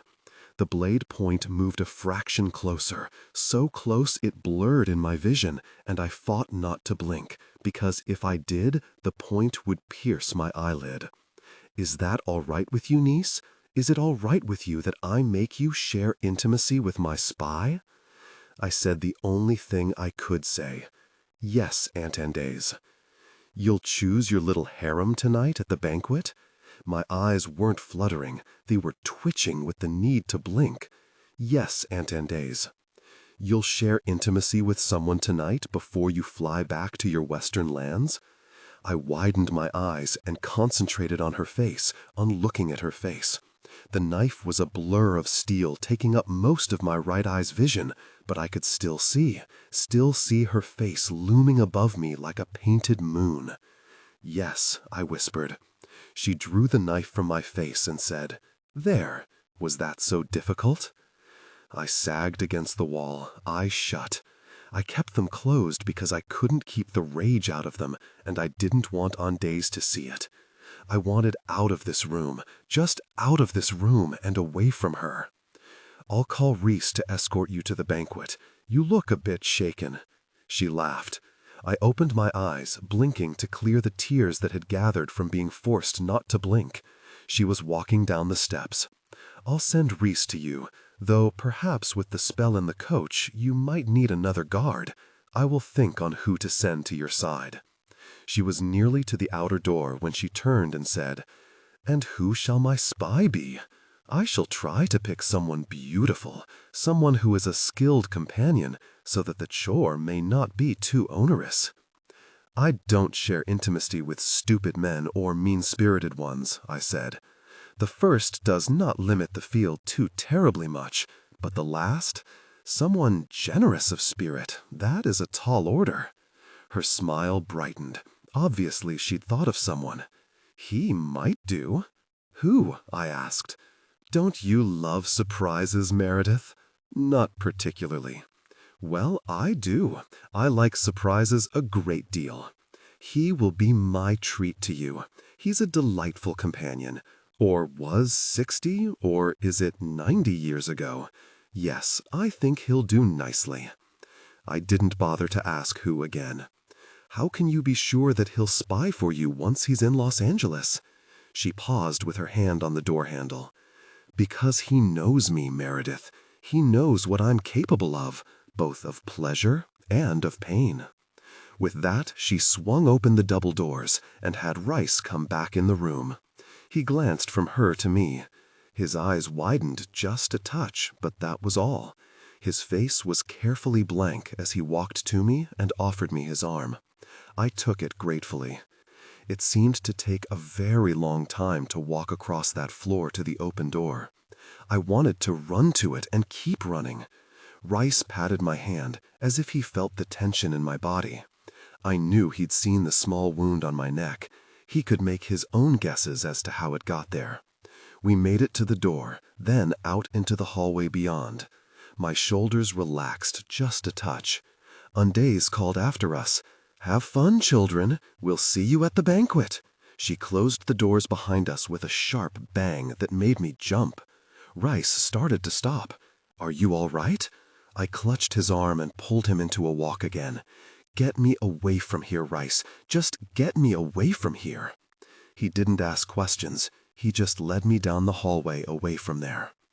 We walked back the way we had come, but the hall was straight now and narrower, a different hallway altogether. I glanced behind us, and there was no double door. The Queen's rooms were elsewhere. For a moment, I was safe. I started to shiver and couldn't stop. Rice hugged me with both his arms, pressing me to his chest. I sank against him, arms sliding around his waist, under his cloak. He stroked my hair from my face. "Your skin is cold to the touch. What did she do, Mary?" He raised my head back gently so he could see my face while I clung to him. "Talk to me," he said, voice soft. I shook my head. "She offered me everything, Rice, everything a little sigh could want. The trouble is, I don't trust it." "What are you talking about?" he asked. I pulled away from him then. "This." I touched my throat where the blood was drying. "I am mortal, Rice. Just because I'm offered the moon doesn't mean I'll survive to put it in my pocket." There was a look on his face that was gentle, but I was also suddenly aware of how very much older he was than I. His face was still young, but the look in his eye was not. "Is that the worst of the injuries?" I nodded. He reached out and touched the spot of blood. It didn't even hurt when he touched it. It really wasn't much of a wound. It was so hard to explain that what was hurting didn't show on my skin. The Queen was living in denial about what Sel was, but I wasn't. He'd never share the throne with me. One of us would have to be dead before the other sat on the throne. "Did she threaten you?" Rhys asked. I nodded again. "You look totally spooked, Mary. What did she say to you in there?" I stared at him and didn't want to tell him. It was as if saying it out loud would make it more real. But it was more than that. It was the fact that if Rhys knew, he wouldn't be totally displeased. "It's sort of good news, bad news," I said. "What's the good news?" I told him about being named co-heir. He hugged me tight and hard. "That's wonderful news, Mary. What could possibly be bad news after that?" I pulled back from the hug. "Do you really think Sel will let me live long enough to displace him? He was behind the attempts on my life 3 years ago, and he didn't have nearly this good a reason for wanting me dead." The smile faded from his face. "You bear the Queen's mark now. Even Sel would not dare kill you. It's death by the Queen's mercy if anyone harms you now." She stood in there and told me that I left the court because of Griffin. I tried to tell her that I hadn't left because of a broken heart, that I'd left because of the duels. I shook my head. "She talked over me, Rhys, like I wasn't saying anything. She is in very major denial, and I don't think my death would change that." "You mean her baby boy would never do such a thing," he said. "Exactly. Besides, do you really think he'd risk his own lily-white neck? He'll have someone else do it if he can. Then they'll be the ones in danger, not him." "It's our job to protect you, Mary. We're good at our job." I laughed, but it wasn't a good laugh, more stress than humor. "Aunt Ondice has changed your job description, Rhys." "What do you mean?" "Let's walk while I tell you. I feel the need for more distance between myself and our Queen." He offered me his arm again. "As my lady wishes." He smiled when he said it, and I went to him, but I slid my arm around his waist instead of taking his arm. He stiffened, surprised for a second, then slid his arm across my shoulders. We walked down the hallway, arms wrapped around each other. I was still cold, as if some inner warmth had been extinguished. There are men that I can't walk arm in arm with, as if our bodies have different rhythms. Rhys and I moved down the hallway like two halves of a whole. I realized that I simply couldn't believe that I had permission to touch him. It didn't seem real to suddenly be given the keys to the kingdom. Rhys stopped, turning me in his arms, until he could rub his hands up and down my arms. "You're still shivering."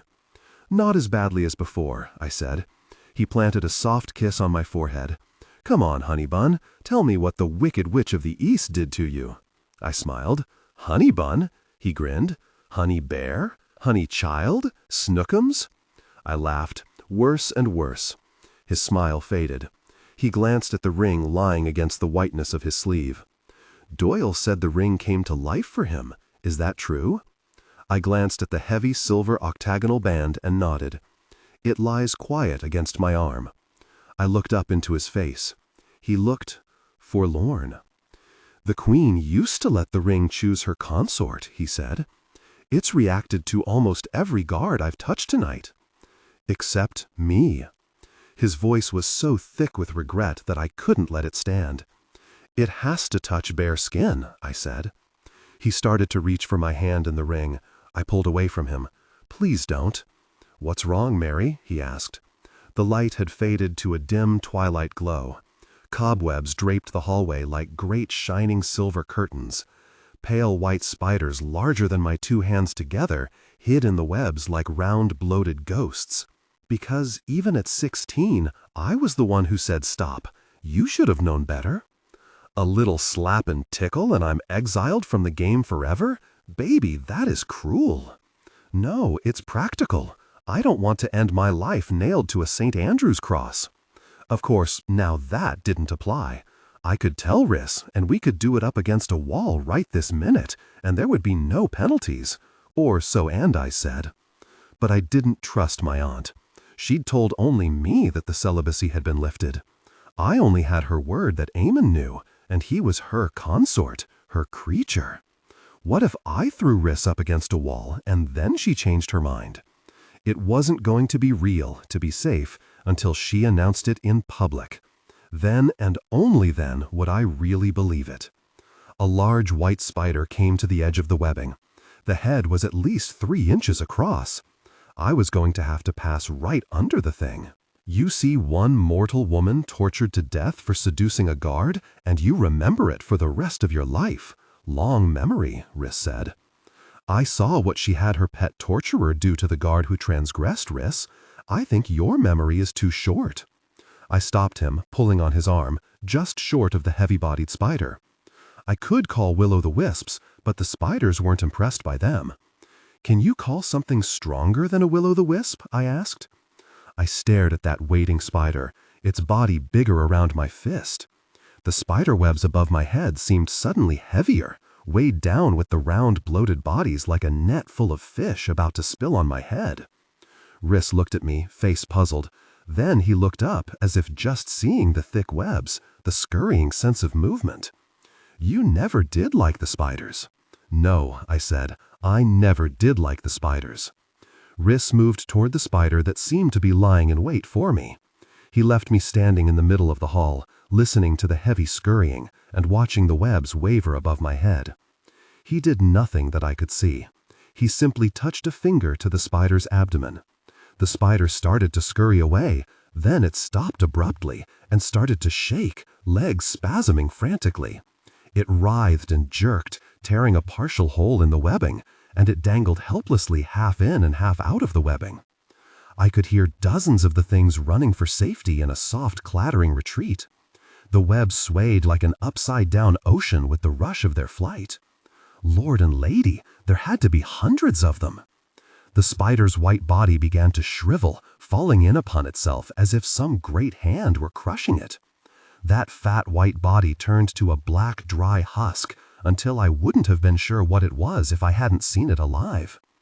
There was no sense of movement in the spiderwebs now. The hallway was utterly still, except for Riss's smiling figure. The dim light seemed to collect around his white curls and the white suit until he glowed against the gray cobwebs and the grayer stone. He was smiling at me, cheerful, normal for him. Good enough? He asked. I nodded. I only saw you do that once before, and that was in battle, but that was when your life was in danger.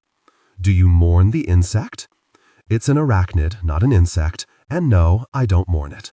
I've never had the right kind of power to walk safely through this place.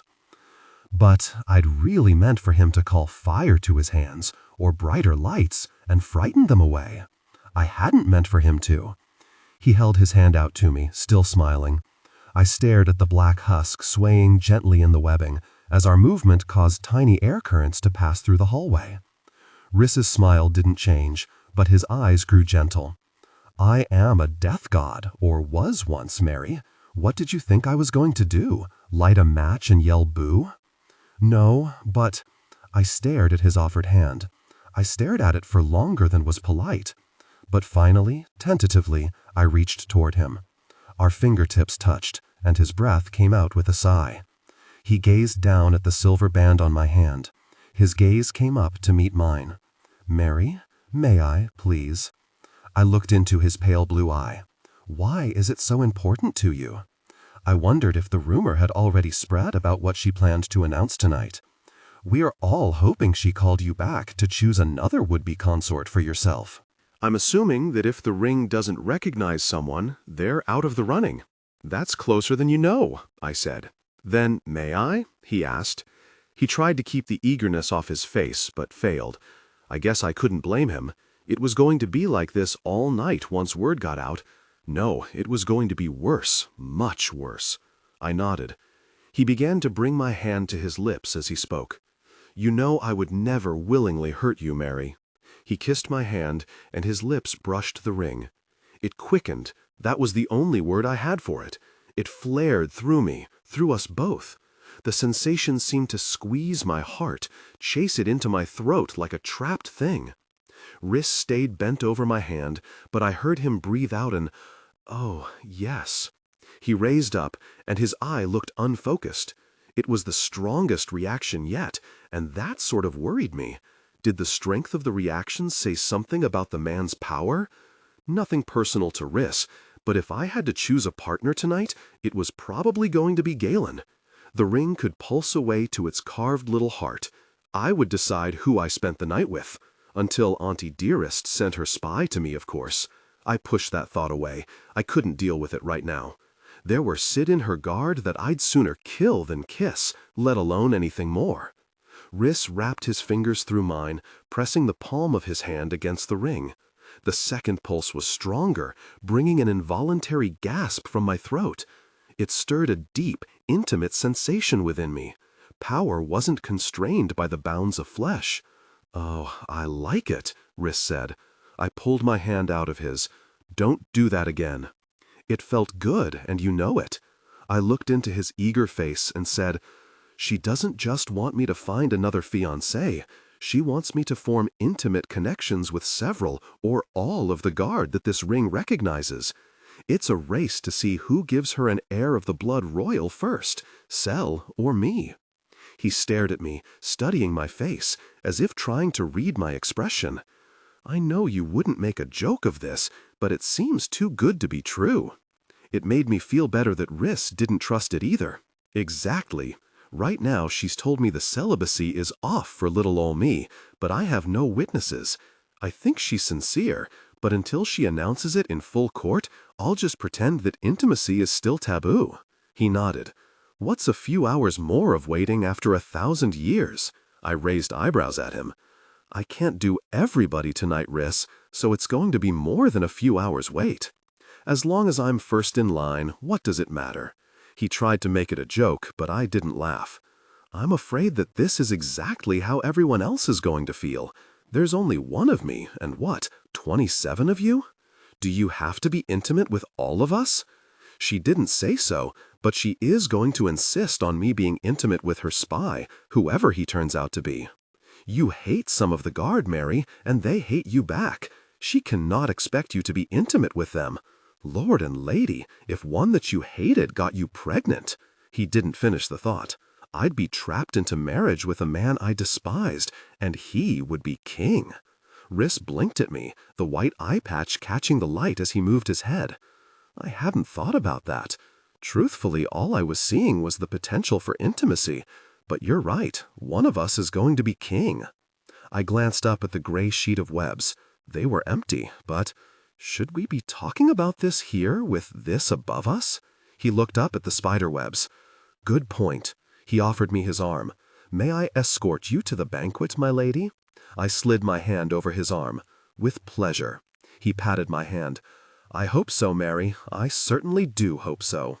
I laughed, and the sound echoed strangely in the hallway, making the cobwebs drift and float. It was almost as if the ceiling stretched far, far overhead into some vast darkness that only the spiderwebs hid from our view. My laughter faded, long before we stepped out from under the webs. "Thank you, Riss, for understanding why I'm afraid, instead of just concentrating on the fact that you may be about to end several 100 years of celibacy." He pressed my left hand to his lips. "I live only to serve you in any way you desire." I punched him in the shoulder. "Stop it." He grinned. "Riss isn't the name of any known death god. I researched you in college, and you weren't there." He was suddenly very busy staring down the ever-narrowing hallway. "Riss is my name now, Mary. It doesn't matter who I was before." "Of course it matters," I said. "Why?" he asked, and suddenly he was all serious, asking a very grown-up question. Watching him glow white and shining in the gray light, I didn't feel grown up. I felt tired. But there was a weight to his gaze, a demand in his face that I had to answer. "I just want to know who I'm dealing with, Riss." "You've known me all your life, Mary." "Then tell me," I said.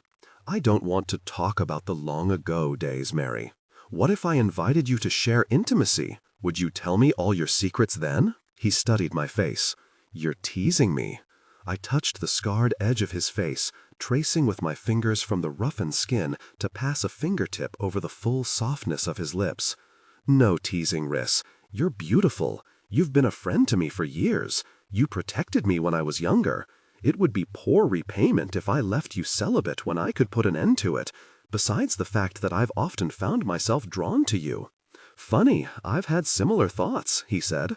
He wiggled his eyebrows at me and did a miserably bad Groucho Marx impression. "Maybe you can come up to my place and look at my etchings." I smiled and shook my head. "Don't you watch any movies made after color came into the cinema?" "Not often." He held out his hand and I took it. We walked down the hallway hand in hand, and it was companionable. Of all the guards I liked, I'd have thought Riss would have been the most obnoxious about the possibility of intimacy, but he'd been the perfect gentleman. Proof once again that I didn't really understand men. The doors at the end of the hallway were small tonight, man-height. Sometimes the doors were big enough for an elephant to pass through. They were a pale gray with gold edgings, very Louis the something. I didn't bother asking Riss if the Queen had redecorated. The sit-in, like the black coach, did its own redecorating. Riss opened the elegant double doors, but we never got to step into the room beyond because Frost stopped us. It wasn't that he was physically blocking the door, though he was. He'd changed into the Queen's outfit, and the sight of him in it stopped me cold. I think Riss stopped moving because I did. The shirt was made of a sheer material, cut to emphasize his form, with large flowing sleeves. His silver satin pants were cut low, highlighting his physique. The design was daring, replacing a traditional closure with a series of white strings. His hair had been divided into 3 sections. The upper part was pulled up through a white carved piece of bone so that the silver hair fell like the water of some fountain around his head. The second section of hair was simply pulled back on either side and held in place with bone barrettes. The lower section hung loose and free, but so little was left that it was like a thin silver veil, emphasizing his body instead of hiding it. "Frost, you're almost too beautiful to be real. She treats us like dolls to be dressed at her whim." It was the closest thing to an overt criticism of the Queen that I've ever heard him say. "I like it, Frost," Riss said. "It's you." He scowled at Riss. "It is not me." I'd never seen the tall guards so angry about something so small. "It's just clothes, Frost. It won't hurt you to wear them with grace." "Showing your displeasure in them could hurt you very much. I have obeyed my Queen. If she knows how much you hate the clothes, she'll order more of the same for you. You know that." The scowl deepened until he managed to put lines across that perfect face. Then a scream came from the room behind him. Even wordless, I recognized that voice. It was Galen. I stepped forward. Frost stood his ground. "Get out of my way, Frost," I said. "The prince has ordered this punishment, but has graciously allowed privacy. No one may enter until it is complete." I stared up at Frost. I couldn't fight my way past him, and I wasn't going to kill him. It used up my options. "Mary is being named co-heir tonight," Rice said. Frost's eyes flicked from one to the other of us. "I do not believe it." Galen screamed again, and the sound raised the flesh on my arms. Clenched my hands into fists. "I will be co-heir tonight, Frost." He shook his head. "That changes nothing." "What if she told you that our celibacy will be lifted for Mary and Mary alone?" Rice asked. Frost managed to look arrogant and disbelieving. "What of is not a game I will play with you." Galen gave another sharp scream. The Queen's ravens do not scream easily. I moved toward Frost, and he tensed. I think he was expecting a fight. I ran my fingers lightly over the front of his shirt. He jumped as if I'd hurt him. "The Queen will announce tonight that I am to have my pick of the guards. She's ordered me to be intimate with one of you tonight, or tomorrow I will have a starring role in one of her little intimate gatherings." I wrapped my arms around his waist, pressing myself lightly against his body. "Trust me, Frost, I will choose one of you tonight, and tomorrow, and the night after that. It would be a shame if you were not among those I choose for intimacy." The arrogance was gone, replaced by something eager and afraid. I didn't understand the fear, but the eagerness, that I understood. He looked to Rice. "Your oath that this is true."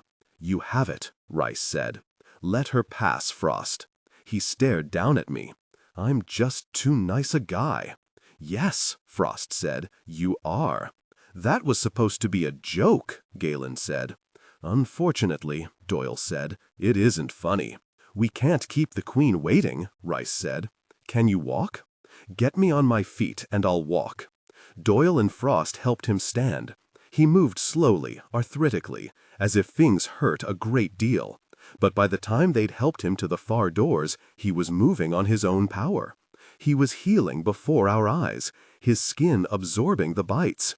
It was like watching reverse film of flowers blooming.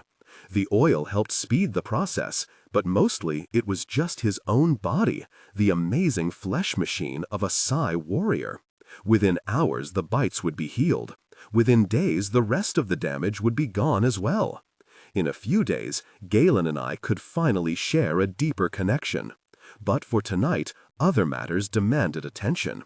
I looked at the other 3 guards, appreciating their presence. It was just a question of who would be best suited for the immediate challenges. The doors that open from the Fountain of Pain lead to a large antechamber. It is a dark room. The sourceless white light seemed very dim and very gray here.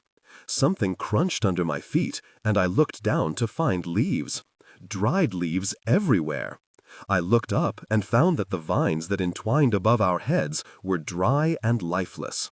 The leaves had folded in upon themselves or dropped completely. I touched the vines near the door, and there was no sense of life to them. I turned to Doyle.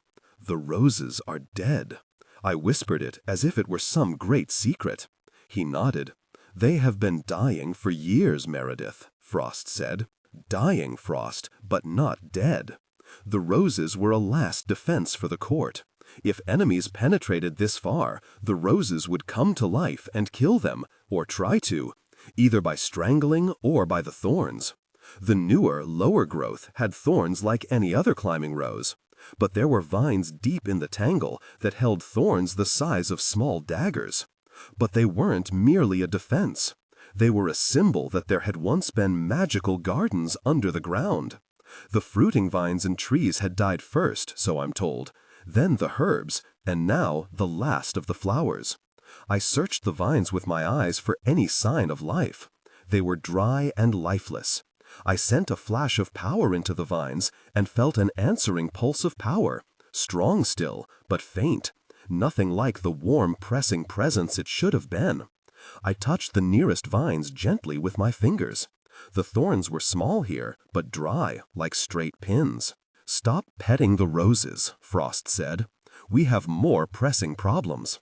I turned to him, hand still on the roses. "If the roses die, truly die, do you understand what this means?" "Most likely better than you do," he said. "But I also understand that we can do nothing for the roses or the fact that the Psi's power is dying. But if we are careful, we may save ourselves this night." "Without our magic, we are not Psi," I said. I pulled my hand back without looking, spearing my finger on the thorns. I jerked back, which broke a thorn off in my skin. The small dark thorn was easy to see and easy to remove with an edge of fingernail. It didn't even hurt that much, just a small dot of crimson on my finger. "How bad is it?" Rice asked. "Not bad." A thick, dry hiss ran through the room like some great serpent gliding through the dark. The sound came from above us, and we all looked upward. A shudder ran through the vines, and dried leaves fell like a crumbling rain onto the floor, catching in our hair, our clothes. "What's happening?" I asked. Doyle answered, "I don't know." "Then shouldn't we get to the other room?" Rice said. His hand went for a sword that was not there. But his other hand went for my arm, and he pulled me toward the closest door, back into the hallway. None of them were armed, unless Doyle still had my gun. And somehow I didn't think a gun was what we needed. The others closed around me like a wall of flesh. Rice's hand touched the door handle, and vines spilled over the door like dry rushing water. He jumped back, pushing me away from the door and the reaching vines. Doyle grabbed my other arm, and we were suddenly running for the far door. They were moving too fast for my high heels. I stumbled, but their hands kept me upright and moving, my feet barely touching the floor. Frost was ahead of us, going for the doors. He called back, "Hurry!" Rice muttered under his breath, "We are." I glanced back to see Galen. He was facing away from me, guarding my back with nothing in his hands but his own skin. But the thorns were not touching him. There was a sense of movement everywhere, like a nest of snakes. But the thin, dry tendrils dangled above me like an octopus, reaching just for me. As Doyle and Rice carried me farther into the room, the thorns receded behind me and fell above my head, brushing my hair, pulling at us. When Doyle turned his head to look upward, I caught a scarlet flash on his face, fresh blood. The thorns wrapped in my hair, trying to pull me away. I screamed, jerking my head down. Rice grabbed the handful of my hair, and together we pulled it free of the thorns, leaving strands of hair behind. Frost had the far doors open. There was a glimpse of brighter lights and faces turned toward us, some human, some not. Frost was yelling, "A sword! Give me a sword!" A guard started to move forward, hand on his sword. I heard a voice yell, "No! Keep your sword!" It was Selkis's voice.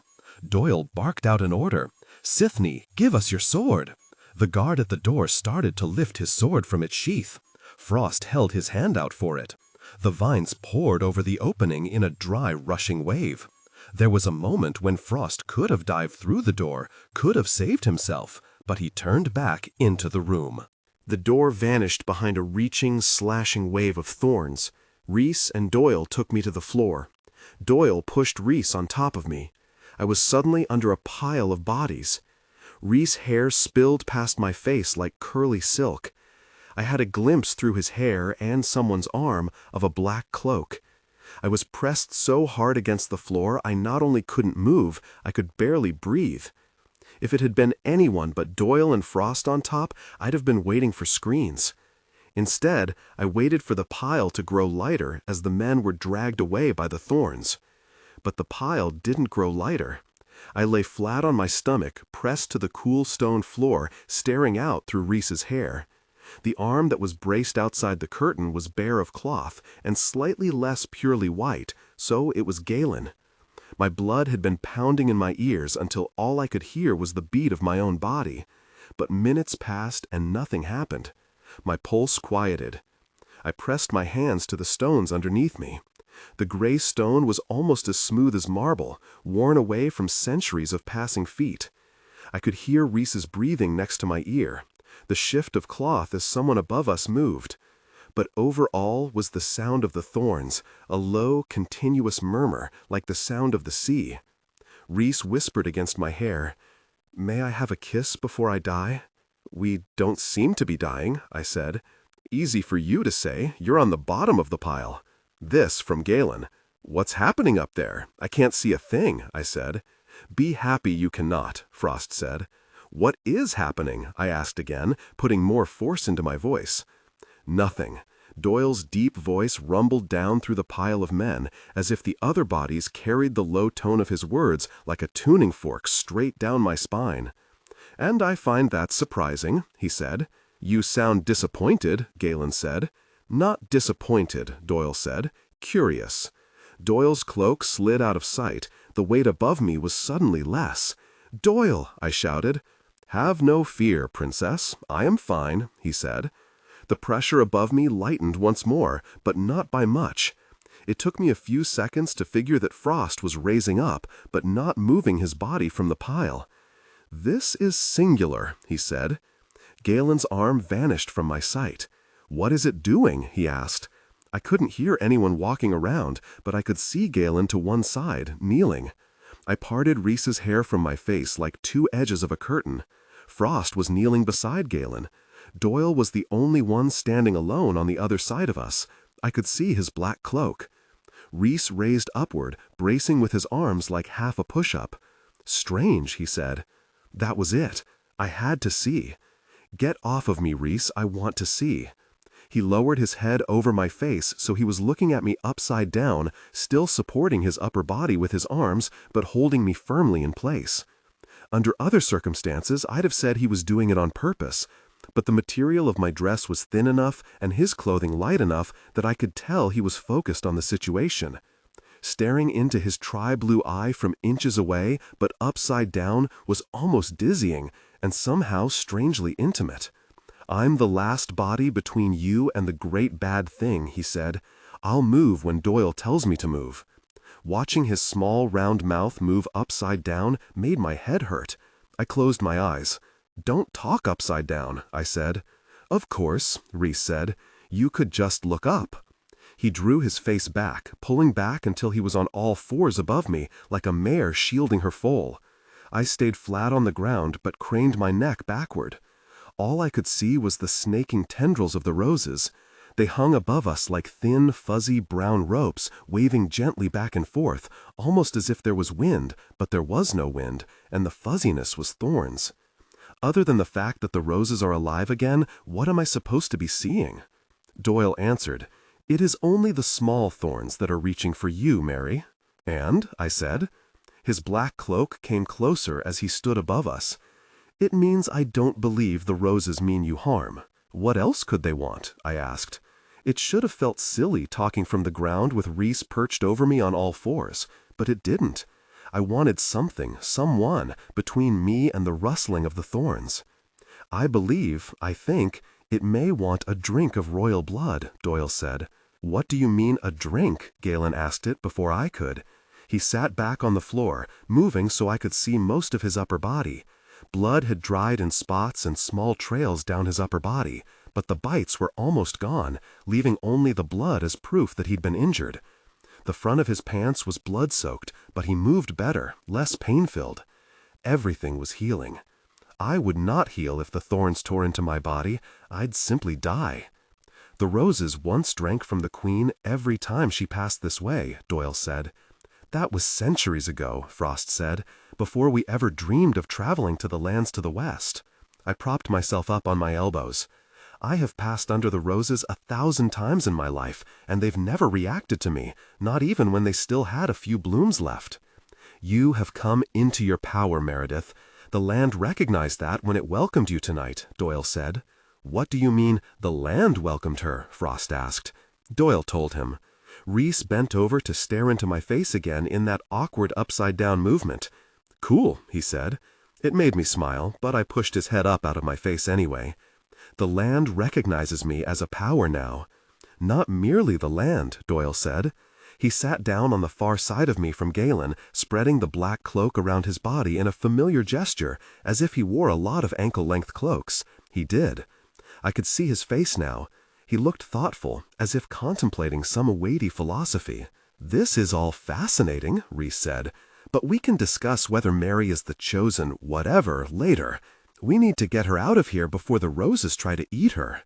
Doyle looked at me, dark face impassive. "Without swords, we have very little chance of making either door with Mary alive. We would survive the rose's worst attentions, but she would not. Since it is her safety that is paramount and not our own, we must think of a way out of this that does not require violence. If you offer the roses violence, they will return the favor." He waved his hand upward, vaguely including the trailing vines. "They seem to be quite patient with us, so I suggest we use their patience to think." "The land has never welcomed Sel, nor have the roses reached for him," Frost said. He crawled around me to sit near Doyle. He didn't seem to trust the rose's patience as much as Doyle did. I agreed with Frost on this one. I had never seen the roses move before, not so much as a twitch. I'd heard the stories, but never thought to see the reality of it for myself. I'd often wished to see the room covered in sweet, fragrant roses. Be careful what you wish for. Of course, there were no blooms, just thorns. That wasn't exactly what I'd wished for. "Just because you put a crown on someone's head doesn't make them fit to rule," Doyle said. "In olden days, it was the magic, the land, that chose our queen or king. If the magic rejected them, if the land didn't accept them, then bloodline or no bloodline, a new heir had to be chosen." I was suddenly very aware of all of them looking at me. I looked from one to the other of them. They had almost identical expressions on their faces, and I was half afraid I knew what they were thinking. The target on my back just kept getting bigger and bigger. I am not the heir apparent. The Queen will make you so tonight, Doyle said. I looked into his dark face and tried to read those raven black eyes. What do you want of me, Doyle? First, let us see what happens when Rhys opens the way for the thorns. If they react violently, then we will go no farther. Eventually, the other guards will rescue us, Rhys asked. Do you want me to move now? Doyle nodded. Please. I wrapped a hand around both of Rhys's arms, keeping him above me. What happens if the roses pour over me and try tearing me limb from limb? Then we throw ourselves on your body and let the thorns rend us before they touch your white flesh. Doyle's voice was bland, empty of meaning, but still interested. It was the voice he used in public at court when he didn't want anyone to guess his motives.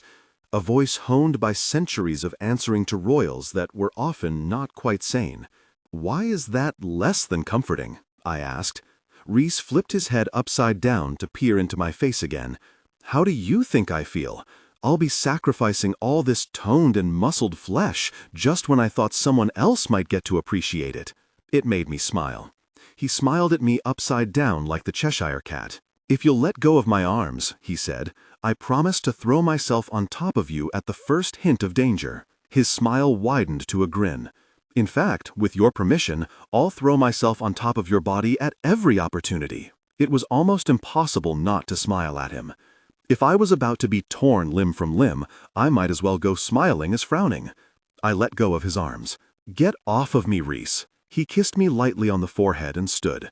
I was left lying on the floor all by myself. I rolled onto one side, gazing upward.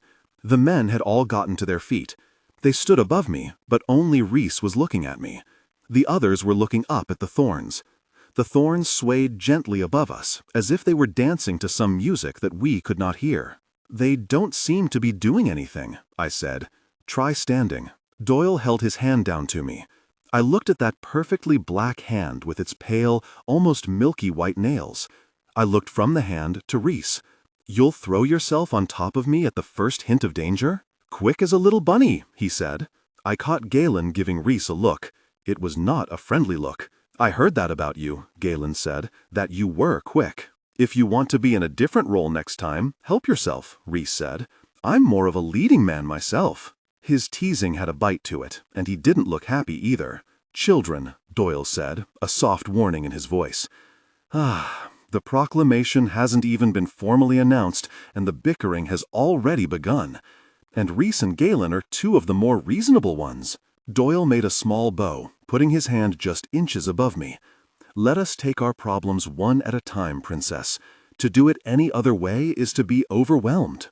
I stared into his dark eyes and slid my hand into his. His grip was firm and unbelievably strong as he lifted me to my feet almost faster than I could stand. It left me off-center and wobbling, forced to catch his hand tight to keep from falling. His other hand came out to catch my arm. For a moment it was very close to an embrace. I glanced up at him. There was no hint on his face that he'd done it deliberately. The thorns gave a furious hiss above our heads.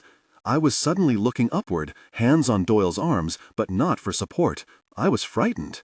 Perhaps you should give us the knives you carry before we go farther, he said. I glanced at him. How much farther are we going? The roses desire a drink of your blood. They must touch you at the wrist or elsewhere, but usually the wrist, he said. I did not like the sound of that.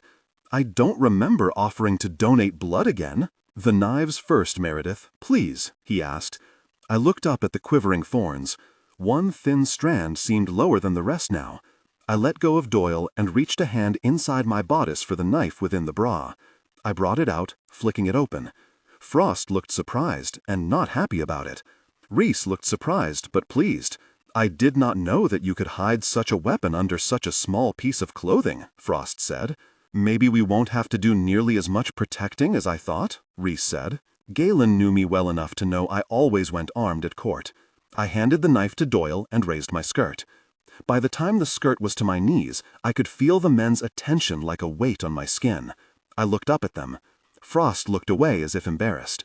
But the others either looked at my leg or my face. I know they'd seen more skin than this on longer legs. If you keep watching me this closely, you're going to make me self-conscious. My apologies, Doyle said. Why the sudden attention, gentlemen? You've seen the court ladies in much less than this. I kept lifting the skirt until I bared the garter. They watched each movement the way that cats watch birds in a cage. But the court ladies are off limits to us. You are not, Doyle said. Ah. I lifted the knife, hilt and all, from around the garter. I let the skirt fall back into place and watched their eyes following the movement of the cloth. I enjoy being noticed by men, but this level of scrutiny was almost unnerving. If I survived the night, I'd have a talk with them about it. But as Doyle said, one problem at a time, or you are overwhelmed. Who gets this knife? 3 pale hands reached out for it. I looked at Doyle. He was, after all, captain of the guard. He nodded, as if he approved of my looking to him for the choice rather than making it myself. I knew who I liked the best of the 3, but I wasn't sure who was the best with a blade. Give it to Frost, Doyle said. I handed the knife to him handle first. He took it with a small bow. I noticed for the first time that there were faint bloodstains on his pretty shirt. He'd been pressed against Galen's back wounds. He'd need to soak the shirt or the bloodstains would set. I realize that Frost is worth a stare or two tonight, Meredith, but you are stalling, Doyle said. I nodded. I suppose I am. I looked up at the dangling thorns. My stomach was tight, my hands cold. I was afraid. Hold your wrist out to the vine that is the lowest. We will protect you to the last breath in our bodies. You know that. I nodded. I know that. I did know that. I even believed it, but still. I watched the thorns, and my gaze slid upward into the dimness. Vines as wide as my leg twisted and turned upon themselves like a knot of sea serpents. Some of the thorns were as big as my hand, catching the light in a dull black gleam. I brought my gaze back down to the thin, tiny thorns on the vines directly over my head. They were small, but there were a lot of them, like a bristling armor of tiny pins. I took a deep breath and blew it out. I started raising my hand slowly upward, hand balled into a tight fist. My hand was barely even with my forehead when the vine poured downward like a snake down a hole. The brown thing wrapped around my wrist, and the thorns set in my skin like hooks in a fish's mouth. The pain was sharp and immediate, coming a second before the first trickle of blood slid onto my wrist. The blood tickled down my skin like tiny fingers caressing the skin. A fine crimson rain began to glide down my wrist, thick and slow. Galen hovered by me, hands fluttering around me as if he wanted to touch me but was afraid to. "Isn't that enough?" he asked. "Apparently not," Doyle said. I looked where his gaze was fixed and found a second thin tendril hanging above my head. It stopped as the first one had stopped, waiting for my invitation to come closer. I looked at Doyle. "You must be joking." "It has been long since it fed, Meredith." "You've endured more pain than a few thorns," Reese said. "You even enjoyed it," Galen said. "The context was different," I said. "The context is everything," he said, softly. There was something in his voice, but I didn't have time to decipher it. "I would give my wrist in your place, but I am not air," Doyle said. Neither yet am I. The vine moved lower, tickling against my hair like a lover trying to caress his way to the promised land. I offered my other arm, fist closed. The vine wrapped around my wrist with an eager speed. The thorns sank into my flesh. The vine pulled tight. It brought a gasp from my throat. Riss was right. I'd endured greater pain, but every pain is singular, a unique torture. The vines pulled themselves taut, raising my hands tight above my head. There were so many thorns that it felt like some small animal was trying to bite through my wrists. Blood ran down my arms in a fine, continuous rain. I'd been able to feel each individual line of blood at first, but my skin grew dead to so much sensation. The pain in my wrists drew all my attention. The vines raised me up on tiptoe until their grip was all that kept me from falling. The sharp, biting pain began to fade into a burning. It wasn't poison, it was just my body reacting to the damage. I heard Galen's voice as if from a distance. "That's enough, Doyle." It wasn't until he spoke that I realized I'd closed my eyes. closed my eyes and given myself to the pain, because only by embracing it could I rise above it, travel through it, to the place where there was no pain, and I floated on a sea of blackness. His voice brought me back, wrenched into the kiss of thorns and the spill of my own blood. My body jerked with the suddenness of it, and the thorns answered that movement by jerking me into the air, free of ground. I cried out. Someone grabbed my legs, supporting my weight. I blinked down to find Galen holding me. "It's enough, Doyle," he said. "They never drank so long from the Queen," Frost said. He'd moved up to us, my knife in his hand. "If we cut the vines, they will attack us," Doyle said. "We have to do something," Riss said. Doyle nodded. The sleeves of my jacket were blood-soaked. I thought vaguely that I wished I'd worn black. It didn't show blood as badly. The thought made me giggle. The gray light seemed to be swimming around us. I was dizzy, lightheaded. I wanted the blood loss stopped before I got nauseated. There was nothing like nausea induced by blood loss. You felt too weak to move and still wanted to spill your stomach onto the floor. My fear was fading into a light, almost shining sensation, as if the world were edged with fog. I was perilously close to passing out. I'd had enough of the thorns. I tried to say enough, but no sound came out. I concentrated on my lips, and they moved, forming the word, but there was no sound. Then there was a sound, but it wasn't my voice. The vines hissed and shivered above me. I looked upward, my head falling back bonelessly. The vines rolled above me like a black sea made of rope. The thorns around my wrist pulled upward with a sharp hiss. Only Galen's arms on my legs kept me from being lifted into the nest of thorns. The vines at my wrists pulled, and Galen held, and my wrists bled.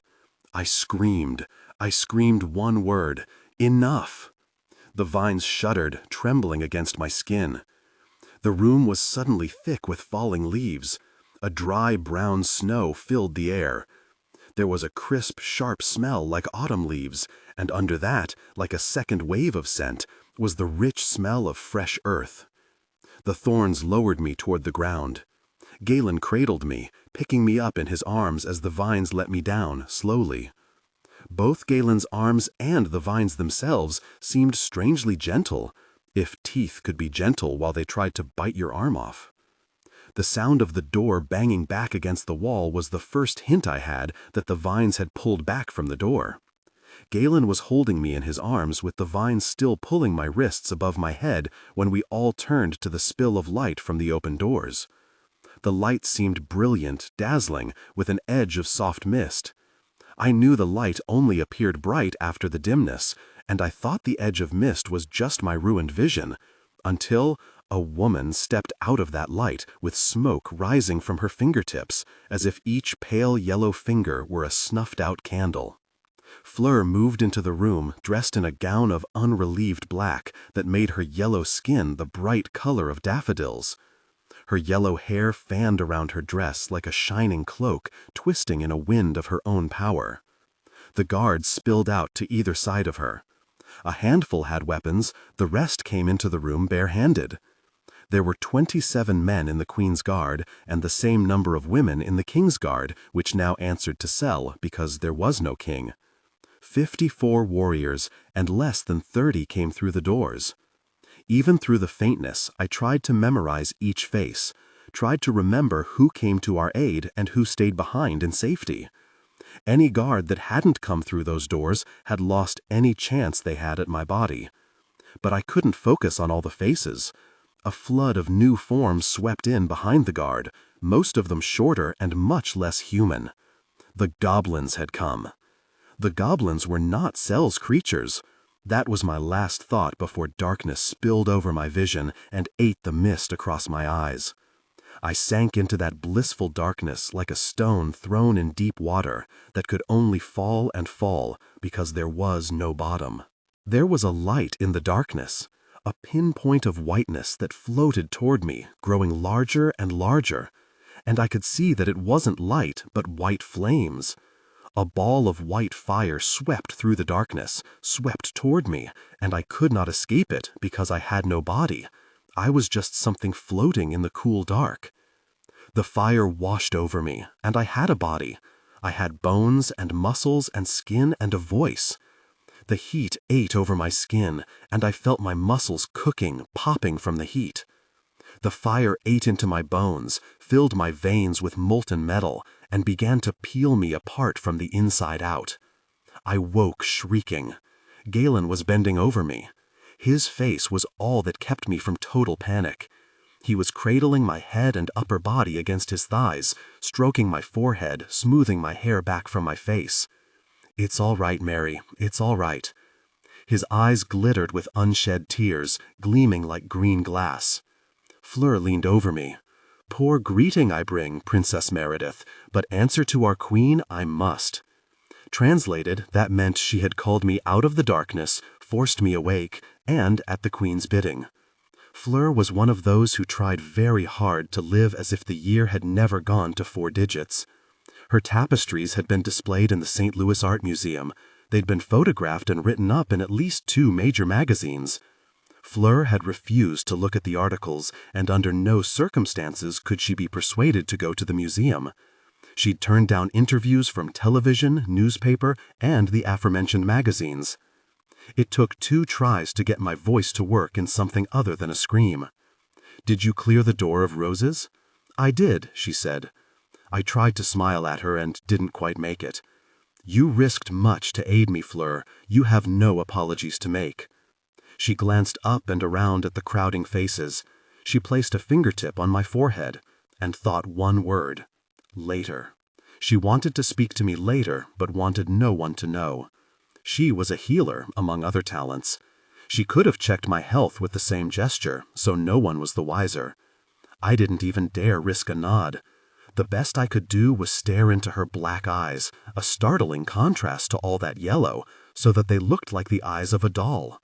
I looked into her eyes and tried to tell her with a glance that I'd understood. I hadn't even seen the throne room yet, and I was already neck-deep and rising in court intrigue. Typical. My aunt knelt beside me in a cloud of leather and vinyl. She took my right hand in hers, petting it, getting blood all over her leather gloves. "Doyle tells me that you pricked your finger on a thorn and the roses sprang to life." I looked up at her, tried to read her face, and failed. My wrists ached with a sharp burning that seemed to go all the way down to the bone. Her fingers kept playing over the fresh wounds, and every time the leather passed over it, it made me twitch. I pricked my finger, yes. What caused the roses to come to life is anyone's guess. She cradled my hand in both of hers, gently now, gazing down at the wounds with a look of wonderment on her face. I had given up hope of our roses, one more loss in a sea of loss. She smiled, and it seemed genuine, but I'd seen her use the same smile while torturing someone in her bedchamber. Just because the smile was real didn't mean you could trust it. "I'm glad you're pleased," I said, my voice as empty as I could make it. She laughed then, pressing her hands together over the wounds. I was suddenly very aware of every seam in the leather gloves as they pressed into my flesh. She pressed with a slow, steady pressure until I made a small pain sound. That seemed to make her happy, and she let me go. She stood with a swish of skirts. "When Fleur has bound your wounds, you may join us in the throne room. I am eager for your presence at my side." She turned, and the crowd parted before her, forming a tunnel of light that led into the throne room beyond. Eamon moved from the crowd like a black leather shadow to take her arm. A small goblin with a ring of eyes like a necklace across its forehead knelt beside me, crowding the edge of Fleur's black skirts. The goblin's eyes flicked to me, flicked to her, to me, to her, but what it was really looking at was the blood. It was a small goblin, barely 2 feet tall. The ring of eyes marked it as handsome among the goblins. They literally called such a marking a necklace of eyes, and said it in tones that humans reserved for certain physical attributes. The queen could think what she wanted about the roses. I didn't believe that one drop of my blood had inspired the dying roses. I did believe that my royal blood had saved me, but the initial attack. I suspected another spell, hidden somewhere in the thorns. It was doable if someone were powerful enough.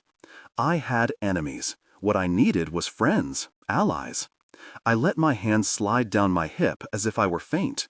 The fresh wound was only inches from the little goblin's mouth. He darted forward and licked a rough tongue like a cat's across the wound. It brought a small sound from my throat, and he cringed. Galen swung at him the way you'd chase an unwanted dog away. But Fleur grabbed the goblin by the scruff of the neck. "Greedy gut, what mean you with such impertinence?" She started to cast him away. I stopped her. "No, he has tasted my blood uninvited. I demand recompense for such abuse." "Recompense?" Galen made it a question. Fleur kept her grip on the little goblin.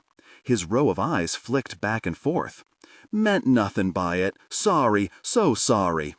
He had 2 main arms and 2 tiny, useless-looking ones. All 4 arms writhed, clasping and unclasping tiny clawed fingers. Frost took the goblin from Fleur, raising the small figure in 2 hands, skyward. His hands were empty of my knife. I'd have to remember to ask for it back.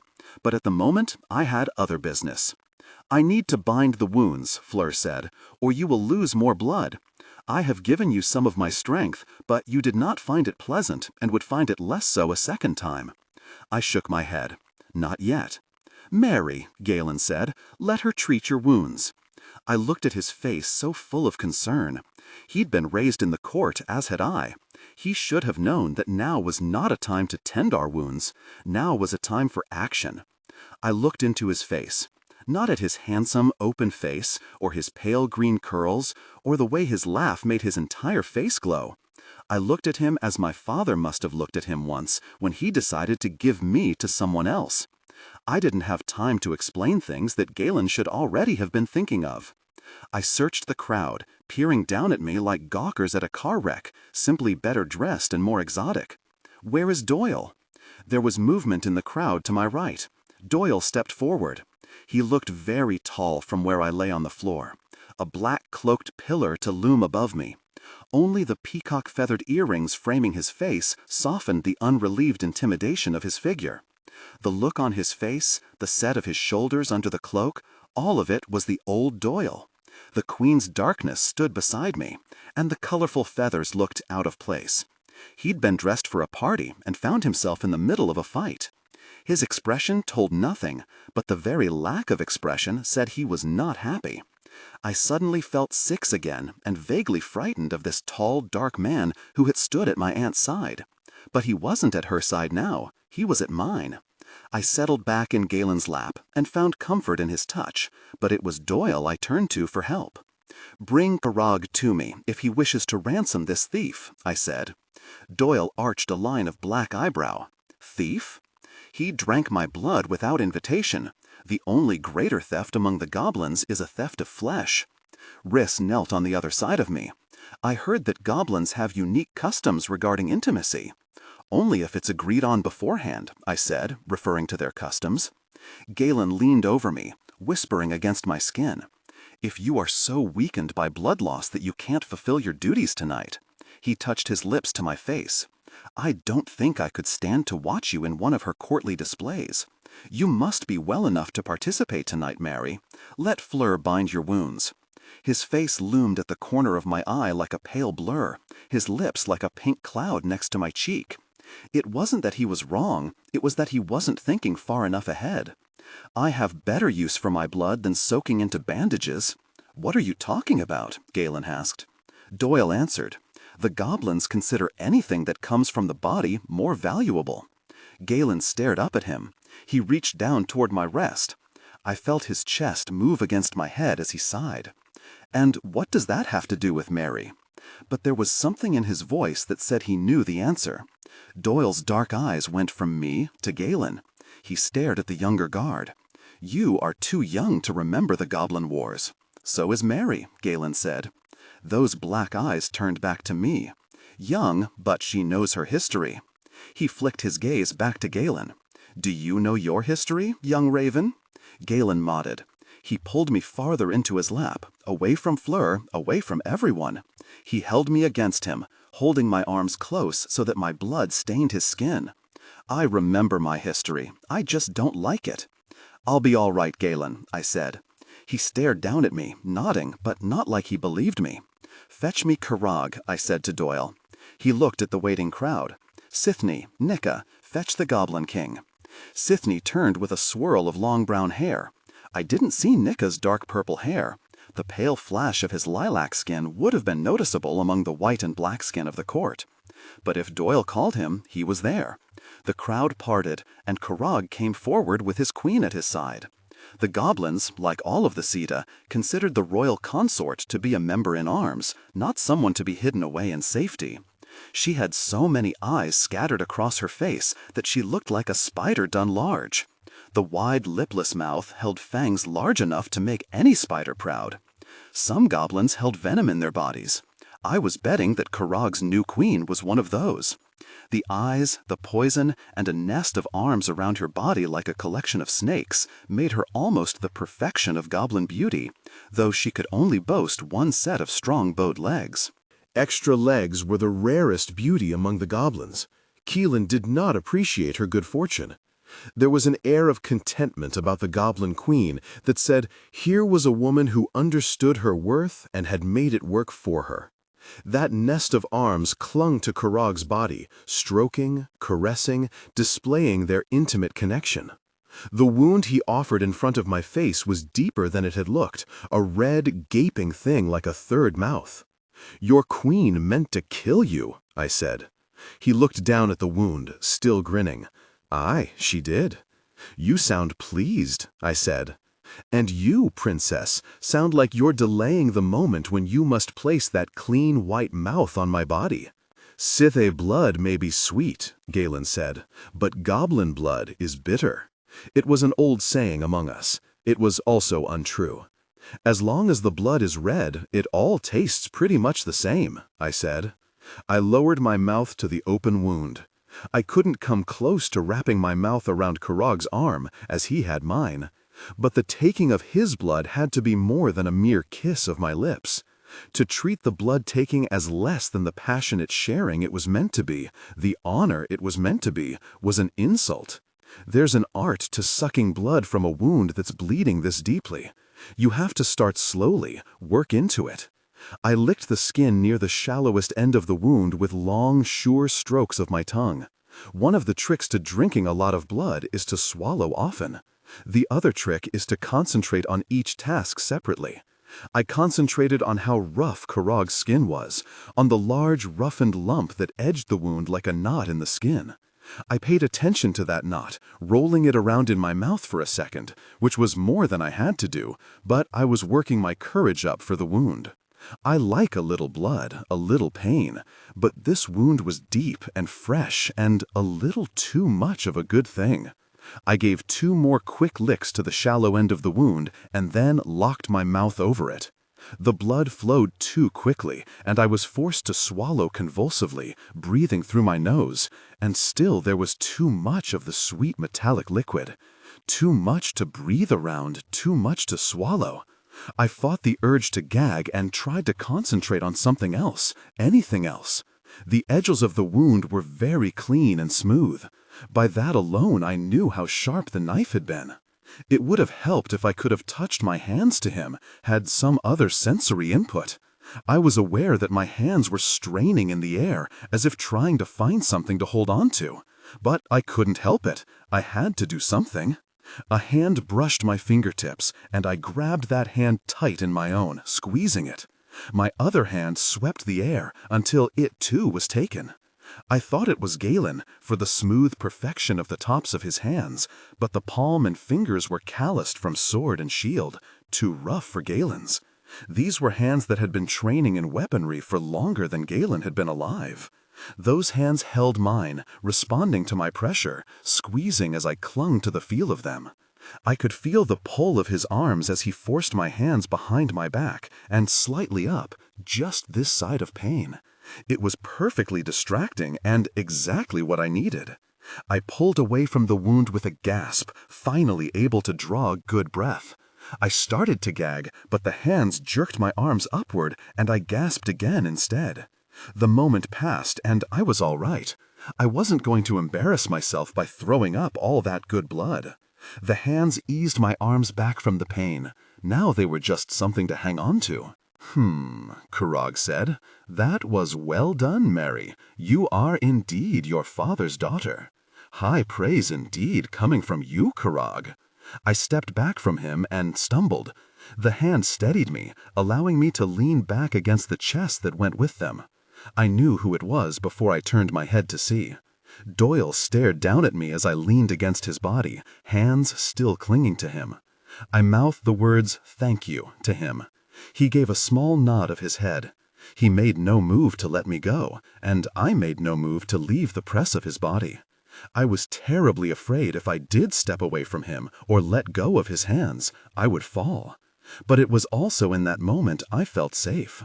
I knew that if I fell, he would catch me.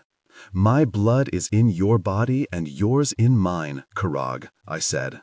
Blood kin we are until the next moon. Kurag nodded. Your enemies, my enemies. Your beloved, my beloved. He took a step closer, looming over me, even over Doyle. We are blood allies for a moon's space of time, if. I stared up at him. What do you mean, if? The ritual is complete. Kurag raised his 3 eyes and stared at Doyle. Your darkness knows what I mean. He is still the Queen's darkness, I said. Kurag's eyes flicked down to me, then back to Doyle. It's not the Queen's hands he's holding. I started to pull away from Doyle, but he tightened his grip on my hands.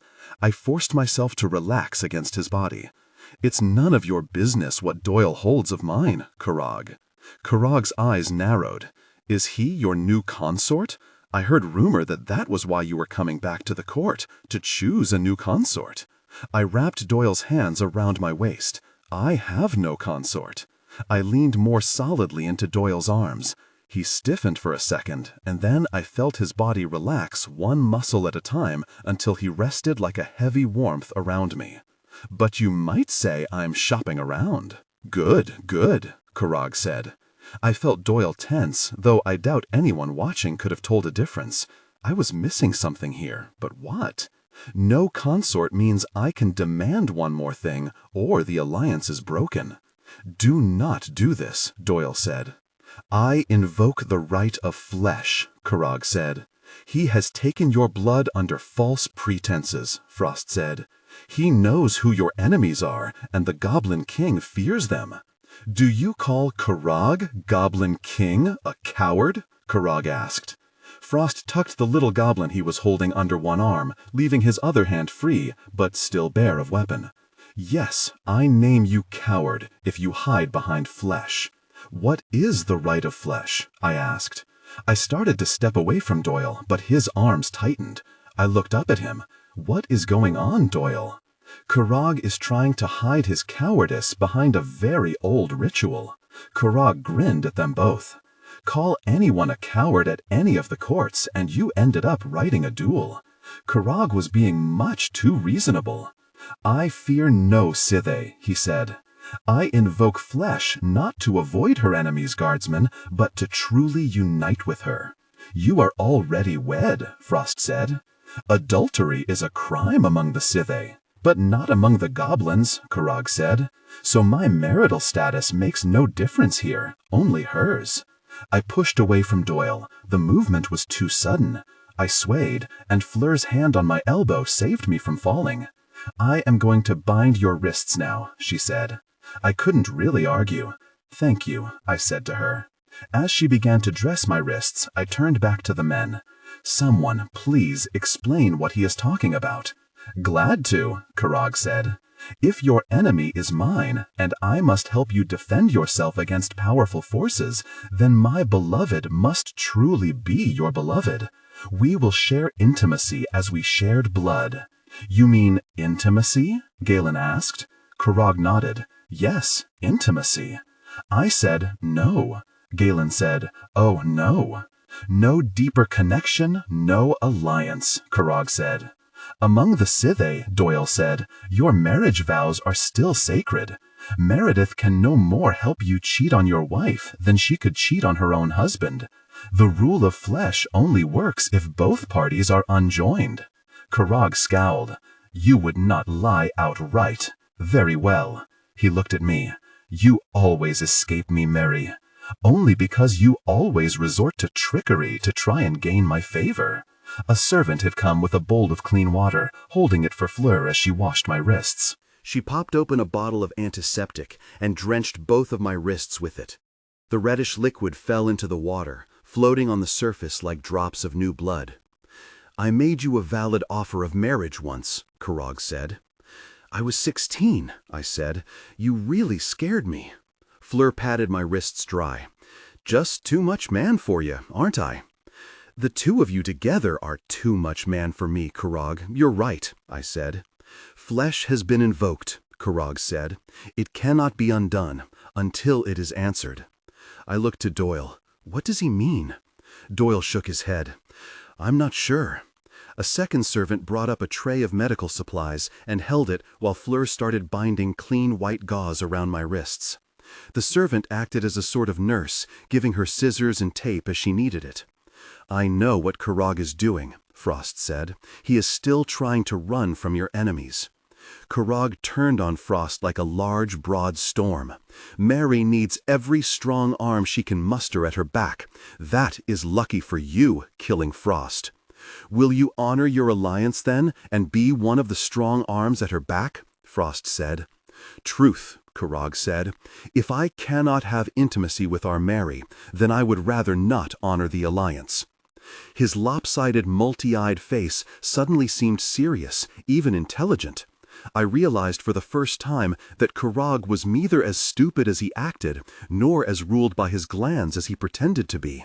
There was a moment of absolute shrewdness in those 3 yellow eyes, a look so intent, so different than a moment ago, that it made me step back, as if he'd tried to strike me. Because underneath that so serious look was something else, fear.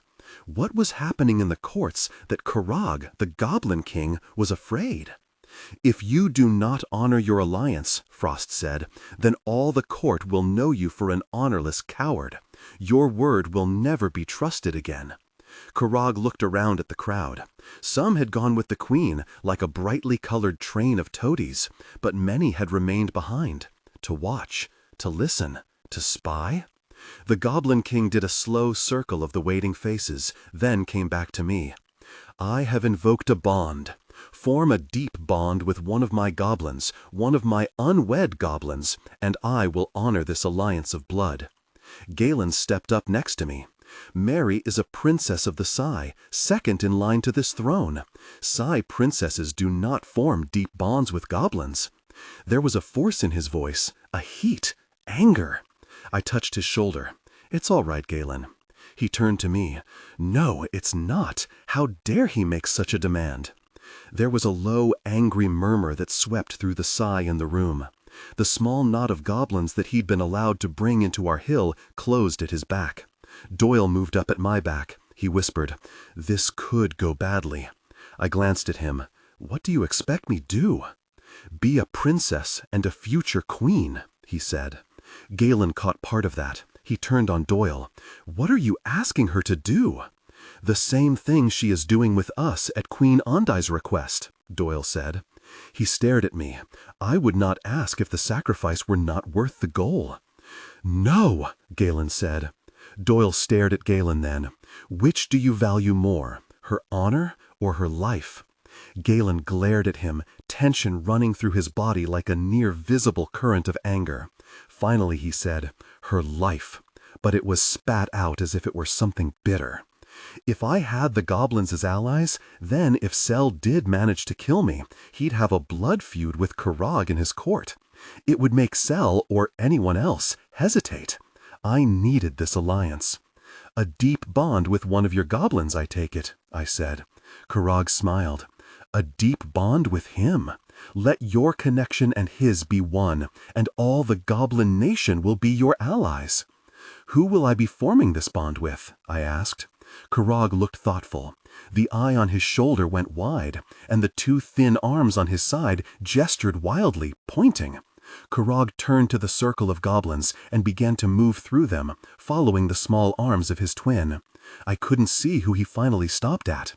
He walked back out of the tightly packed knot of goblins, and it wasn't until the small goblin stepped out from behind him that I could see him at all.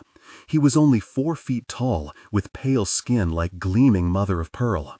I knew Psy's skin when I saw it. His hair curled over his neck, black and thick, but cut short of his shoulders. His face was strangely triangular, with huge almond-shaped eyes that were a solid sapphire blue, with a line of black pupil like a stripe in the center of all that blue. He was wearing nothing but a silver-edged loincloth, which in a goblin meant that there was something of a deformity on the bare spots. They did not hide deformities, but saw them as a sign of honor. He walked toward me over the stone like a tiny, perfect male doll. If there was a deformity, I couldn't see it. Except for his size and the eyes, he could have been of the court. "This is Kitto," Karag said. "His mother was a Psy lady, raped in the last Goblin War," which made Kitto nearly 2,000 years old. He certainly didn't look it. "Greetings, Kitto," I said. "Greetings, Princess." There was a strange sibilance to his words, as if he had trouble forming the words.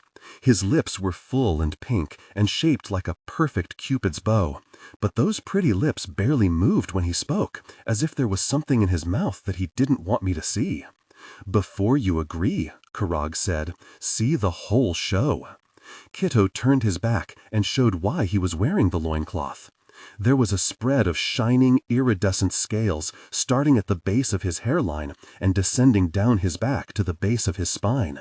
His butt was small and tight and perfect, but the glittering scales told me why his eyes had elliptical pupils and why he had trouble with his sa. "Snake goblin," I said. Kitto turned back to face me. He nodded. "Open your mouth, Kitto. Let me see it all," I said. He looked at the floor for a moment, then rolled his strange eyes up at me. He opened his mouth in a wide yawn, flashing dainty fangs. His tongue flicked out like a red ribbon, with a dab of black on the end of each point. "Satisfied?" he asked. I nodded. "Yes." "You can't," Reese said.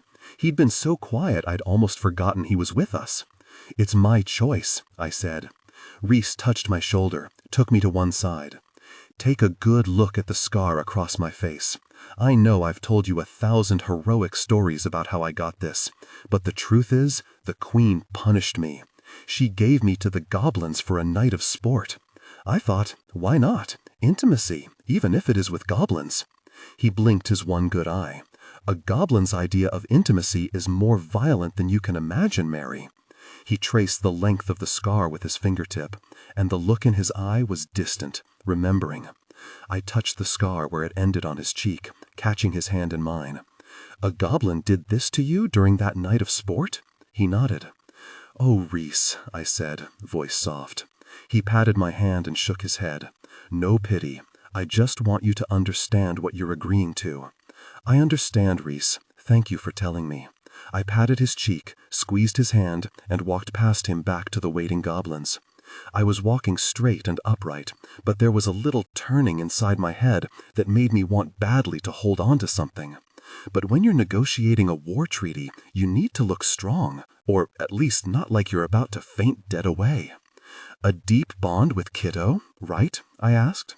Karag nodded, and he looked pleased with himself, as if he knew he'd already won. "I agree to form a deep bond with Kitto." "Agreed?" Karag said. "You would agree to form a deep bond with a goblin?" I nodded. "I agree, on one condition." His eyes narrowed. "What condition?" "If the alliance between us is a season long," I said. I felt Doyle step closer to me. The ripple of surprise spread through the room in whispers and small movements. "A season," Karag said. "No, too long." 11 moons from now," I said. Karag turned back to me. "My queen has saved us the trouble of opening my vein." "Then let's get on with it. I'm wasting blood," I said.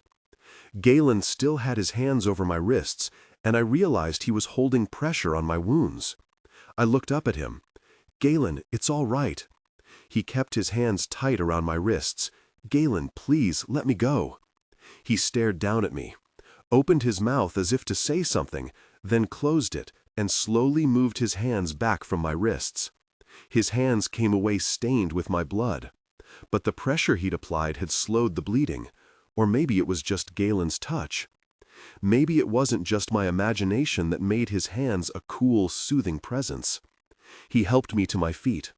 I had to push his hands away so I could stand alone. I spread my legs to get as good a balance on the heels as I could and faced Karag. Standing, I came almost up to his sternum. His shoulders were nearly as wide as I was tall. Most of the seed were tall, but the larger goblins were truly bulky.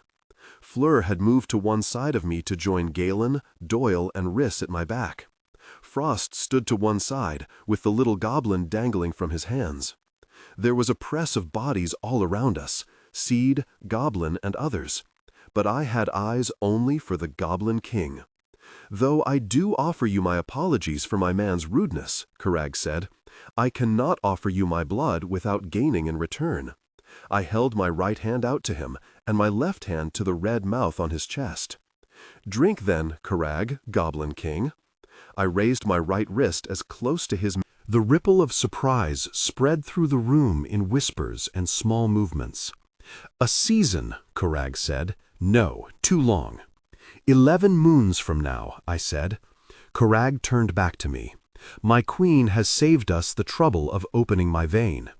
"Then let's get on with it. I'm wasting blood," I said. Galen still had his hands over my wrists, and I realized he was holding pressure on my wounds. I looked up at him. "Galen, it's all right." He kept his hands tight around my wrists. "Galen, please, let me go." He stared down at me, opened his mouth as if to say something, then closed it and slowly moved his hands back from my wrists. His hands came away stained with my blood. But the pressure he'd applied had slowed the bleeding, or maybe it was just Galen's touch. Maybe it wasn't just my imagination that made his hands a cool, soothing presence. He helped me to my feet. I had to push his hands away so I could stand alone. I spread my legs to get as good a balance on the heels as I could and faced Karag. Standing, I came almost up to his sternum. His shoulders were nearly as wide as I was tall. Most of the Seedae were tall, but the larger goblins were truly bulky. Fleur had moved to one side of me to join Galen, Doyle, and Riss at my back. Frost stood to one side, with the little goblin dangling from his hands. There was a press of bodies all around us, Seedae, Goblin, and others, but I had eyes only for the Goblin King. "Though I do offer you my apologies for my man's rudeness," Karag said, "I cannot offer you my blood without gaining in return." I held my right hand out to him, and my left hand to the red mouth on his chest. "Drink then, Karag, Goblin King." I raised my right wrist as close to his main mouth as I could reach. Reaching so far above my head left me faintly dizzy. I pressed my left wrist to the open mouth on his chest, and it was those lips that closed around my wrist first. That tongue that worked over the wound to get it to bleed afresh. The tongue in that mouth felt soft and human, not at all like the little goblin's harsh cat tongue. Karag bowed his head over my wrist, careful not to use his hands to hold the wound close to him. To use his hands would have been rude and taken as a sexual overture. His tongue was rough like sandpaper, even rougher than the little goblin's had been. It abraded the wound and brought a soft gasp from my throat. The mouth in his chest had already formed a seal over the wounds, sucking like a baby with a bottle. Karag's tongue lingered until the blood flowed fresh and easy. When he wrapped his lips around my wound, his mouth took in almost all of my wrist. His teeth pressed against my flesh painfully as the suction grew. The smaller mouth in his chest was much more polite. Karag's mouth worked at my wrist, lips in a tight seal. Just as I grew accustomed to his sucking, his teeth grazed the wound, his tongue flicking in a sharp, painful movement. He was staying at the wound a long time. It was sort of like a beer-chugging contest. You took as much in at a time as you could manage without throwing up.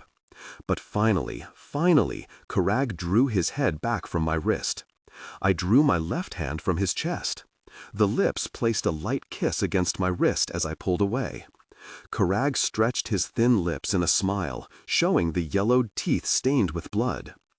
Do better if you can, princess, though I've always found the Side a little too prissy for true passion. You must be entertaining the wrong Side, Karag. I've found them all. I lowered my voice to a husky whisper and put a look in my eyes to match. Skilled in intimacy. Karag chuckled, low and evil, but appreciative. I swayed slightly, but I kept my feet, and that was all that was required. But I was going to need to sit down soon, before I fell down. My turn, I said. Karag's grin widened. Join me, sweet Mary, join me now. I'd have shaken my head if I hadn't been convinced that it would make the dizziness worse. You never change, Karag, I said. Why should I, he said. No female I've been with in over 800 years has ever gone away wanting. Just bleeding, I said. He blinked, then laughed again. If there ain't blood, what's the point? I tried not to smile, and failed. Big talk for a goblin who hasn't offered up his blood yet. He shook his head. 2 moons. 10, I said. 3. Be reasonable, I said. 5, he said. 8, I countered. He grinned. 6. Done, I said. Karag stared at me for a heartbeat or two. Done. He said it softly, as if even at the moment he spoke, he was sure it was the wrong thing to do. I raised my voice so it would carry throughout the room, standing with feet braced wide apart. It must have looked like an aggressive stance, but I wasn't trying for aggressive. I was trying not to let my body sway to the swirling inside my head. The alliance is forged. Karag raised his own voice. Forged only after you share intimacy with my goblin. I held my hand out to Kitto. He laid his hand on top of mine, a light touch of smooth flesh. I raised his hand up to my face. I tried to bend down and kiss the back of his hand, but the room swam. I had to straighten up and raise his hand with both of mine, spreading the small, perfect fingers wide. An intimate gesture would have been the most sensual thing I could do, but I'd already shared enough closeness tonight. I laid a gentle but full kiss on his open palm. I didn't leave a lipstick print behind, which meant I'd worn it all off during my interaction with Karag. Kitto's strange eyes widened. I raised my mouth away from his hand, slowly, so that I rolled my eyes at Karag as I came up over the goblin's hand, as if it were a fan. We'll get around to our intimate connection, Karag, don't worry. Now join me, Kitto. The queen awaits me, and all my men. Kitto darted a glance at Karag, then back to me. I am honored. I looked up at the tall king. Remember this, Karag, as I share intimacy with Kitto in the nights to come, that it was your own lust and cowardice that gave him to me and me to him. Karag's face changed from yellow to a dark orange. His great hands balled into fists. Difficult person, he said. I spent many a night at your court, Karag. I know that to have me share intimacy with another Side is nothing to you. For only a deep connection with a goblin is true intimacy to you. Anything less is merely preparation. And you have given me over to another goblin, Karag.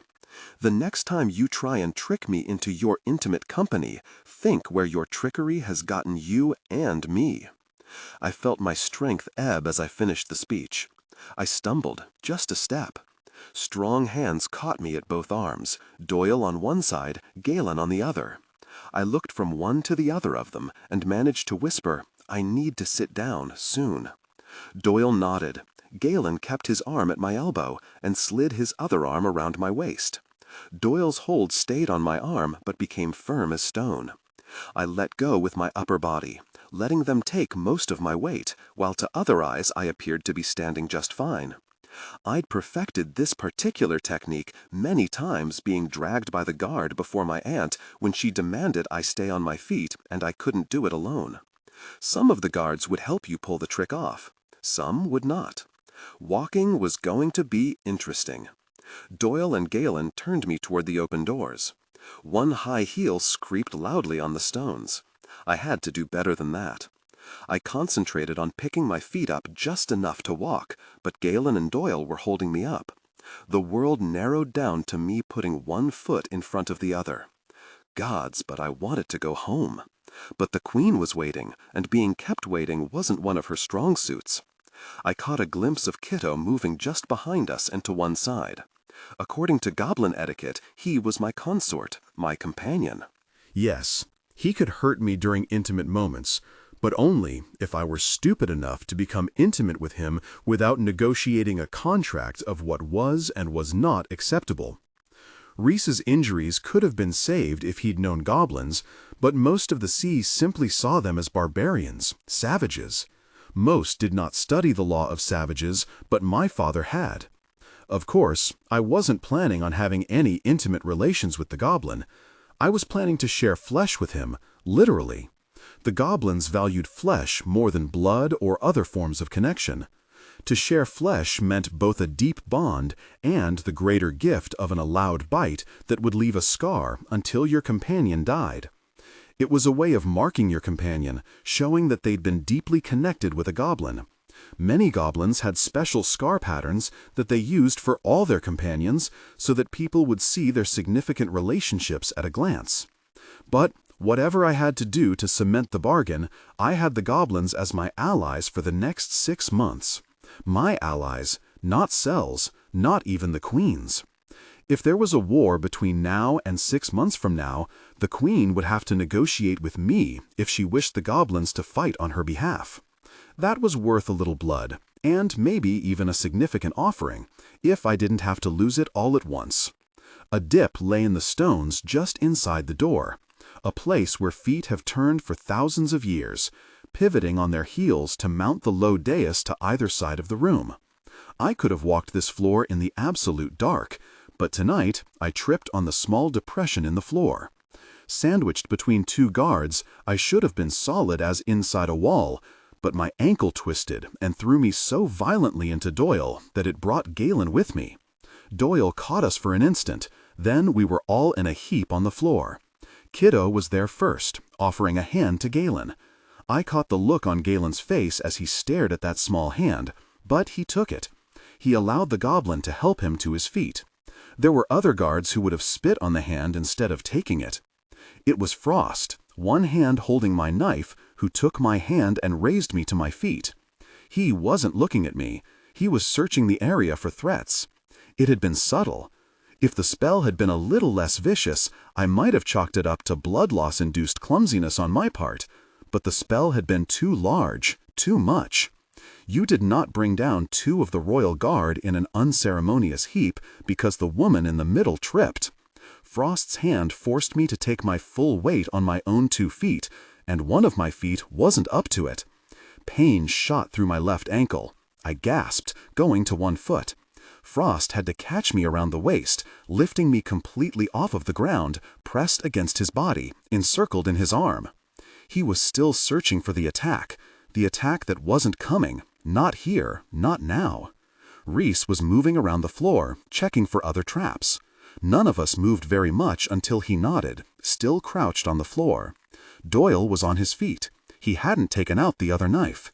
He met my eyes. "How badly are you hurt, Princess?" "Twisted ankle, maybe the knee, too. Frost swept me off my feet before I could tell." That earned me a glance from Frost. "I can put you down, Princess." "I'd rather you carry me to a chair." He looked at Doyle. "It's not a matter for knives, is it?" He sounded almost wistful.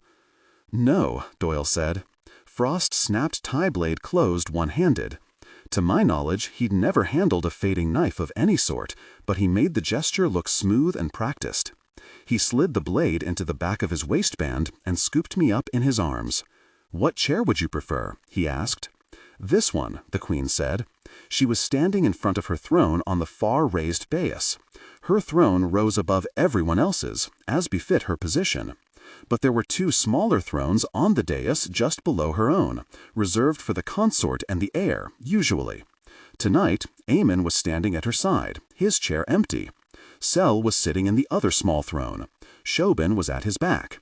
Keelan was at his feet on a small cushioned stool like a lapdog. Cell was looking at his mother, and there was something very close to panic on his face.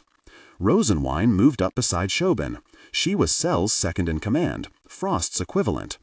Her cotton candy hair was piled in a crown of braids atop her head, like a bowl woven of pink Easter grass. Her skin was the color of spring lilacs, her eyes molten gold. I'd thought her lovely when I was small, until she made it clear that I was lesser than she.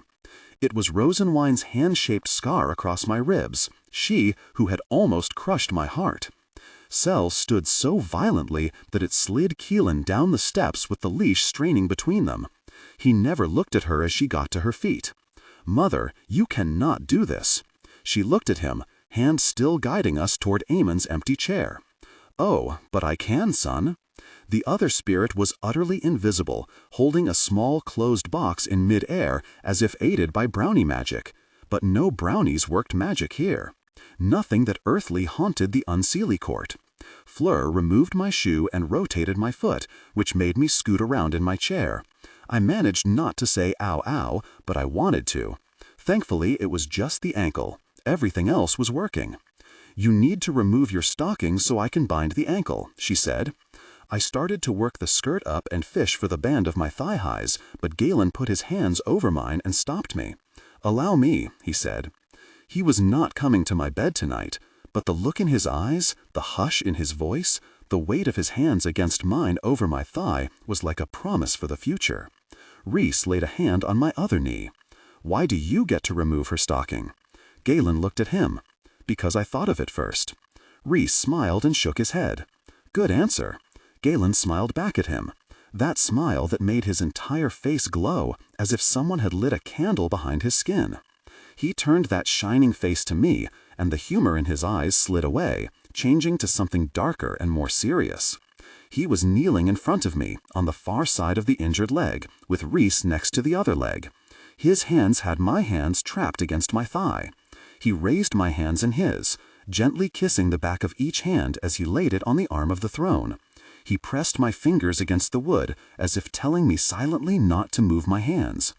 Because of the way my leg was propped on the stool, Galen was kneeling to one side, giving a full view to most of the room. He pushed the long skirt up, bearing my leg and the garter. He slid the garter down my leg and slipped it over his arm. His hands moved with an intimate touch, creating an overwhelming tension. He met my eyes, and the look on his face made my heart race. The feel of his hands on my body, the knowledge that they didn't have to stop, was intoxicating, exhilarating. If they'd been alone, and he completely healed, her desire would have been unrestrained. But they were surrounded by nearly 100 people, and that was a little too much audience. She had to close her eyes before she could shake her head no. She opened her eyes and looked at him. Not here, not now. Galen smiled, but it was a private smile. The kind of smile a man gives you when he's sure of you and knows that only a little privacy stands between him and your body. He folded his fingers over the edge of the elastic band and started rolling the hose down my leg, carefully, slowly. A voice came from behind us. The princess seems to have already made her choice. It was Conry, never one of my favorite people. He stood tall, dark, handsome, with eyes like melted tri-colored gold. "With all due respect, Your Highness, you give us a promise of flesh, then we are forced to sit and watch while another claims that prize. Meredith does seem to have been a busy little bee among all you lovely flowers," Ande said. She laughed, and the sound was derisive, joyous, cruel, and somehow intimate. It made a flush creep up my face as Galen slid the hose down my leg and off my foot. He moved to one side, letting Fleur kneel over my ankle. He raised the hose to his face, brushing the sheer black cloth against his mouth as he stared at Conry. Conry had never been my friend. He was one of Sel's childhood friends, a loyal supporter of the one true heir. I watched the rage in his gold eyes, the jealousy, not of me as a person, but me as the only female they had access to. You could feel the tension in the room, growing, swelling, like the pressure before a storm. The white ladies always seemed to respond to great tension or great change in the court. The ghosts whirled around the edges of the room, swinging in a spectral dance above the floor. The more excited the ladies became, the more agitated they were, and the greater the events unfolding. They were like prophets that only predicted seconds ahead. What can you do with seconds of warning? Sometimes much, sometimes nothing. The trick was that you had to see the danger coming to stop it. Seconds to see it and stop it, and I was too slow, too late again. Conry's voice bellowed out, "I challenge Galen to death." Galen started to stand, and I caught his arm. "What do you hope to gain from his death, Conry?" "To take his place at your side." I laughed. I couldn't help it. The look of sullen rage on Conry's face at my laughter was chilling. I pulled Galen back down to kneel at my side. Fleur chose that moment to tighten the bandages, and I had to breathe out before I could speak. "Is Galen Greenhair a coward, then?" Conry scoffed. He had moved from his chair, off the dais, to the floor. I parted Galen's arm, keeping him with me. "You never did have a sense of humor, Conry," I said. His eyes narrowed. "What are you talking about?" "Ask me why I laughed." He stared at me for a second or two, then he nodded. "Fine. Why did you laugh?" "Because you and I are not friends. We are very close to enemies. I don't sleep with people I don't like, and I don't like you." He looked puzzled. I sighed. "I mean that if you kill Galen, that won't get you a place in my bed. I don't like you, Conry. You don't like me. I won't sleep with you under any circumstance. So sit down, shut up, and let someone talk who has a chance in hell of sharing my bed." Conry was left standing, open-mouthed, and lost as to what to do. He was one of the most courtwise of all the guards. He sucked up to Sel expertly. He flattered the queen within an inch of propriety. He knew which nobles to treat well and which he could ignore, or even treat badly. I'd fallen into the last category because you couldn't be Sel's friend and be mine. Sel wouldn't allow it. I watched Conry's face as he realized that he hadn't been quite as courtwise as he thought he had. I enjoyed his embarrassment, but he rallied. "My challenge stands. If I cannot share your bed, then I don't want Galen to have you either." My hand tightened on Galen's arm. "Why fight if you know you don't get the prize?" I asked. Conry smiled, and it wasn't pleasant. "Because his death will cause you pain, and that will be almost as sweet as your body next to mine." Galen rose, sliding away from my grip on his arm. He started down the steps, and I was afraid for him. Conry was a cruel, brown-nosing bastard, but he was also one of the best swordsmen in the court. I stood, hopping because I couldn't bear weight on my left foot. Riss caught me, or I might have fallen. "I am still the reason for this duel, Conry." Conry nodded, watching Galen walk toward him. "Indeed you are, Princess. Know that when I kill him, I did it all for spite of you." Then I had one of those moments of desperate inspiration, a brilliant idea born of panic. "You cannot challenge a royal consort to a death duel, Conry," I said. "He is not a royal consort until you are pregnant," Conry said. "But if I am actively trying to have a child with him, then he is my royal consort, because we have no way of knowing if I am with child at this second." Conry turned to me, shocked. "You have not, The queen laughed again. "Oh, Meredith, you have been a busy, busy little bee." She stood. "If there is even a remote chance that Galen could have fathered a child upon my niece, then he is indeed a royal consort until proven otherwise. If you slew him and she was with child, and you had deprived this court of a fertile royal pair, I would see your head rotting in a jar on a shelf in my room." "I don't believe it," Sel said. "They have not had sex tonight." Andes turned to him. "And was there not a lust spell in the car when they were alone in the back of it?"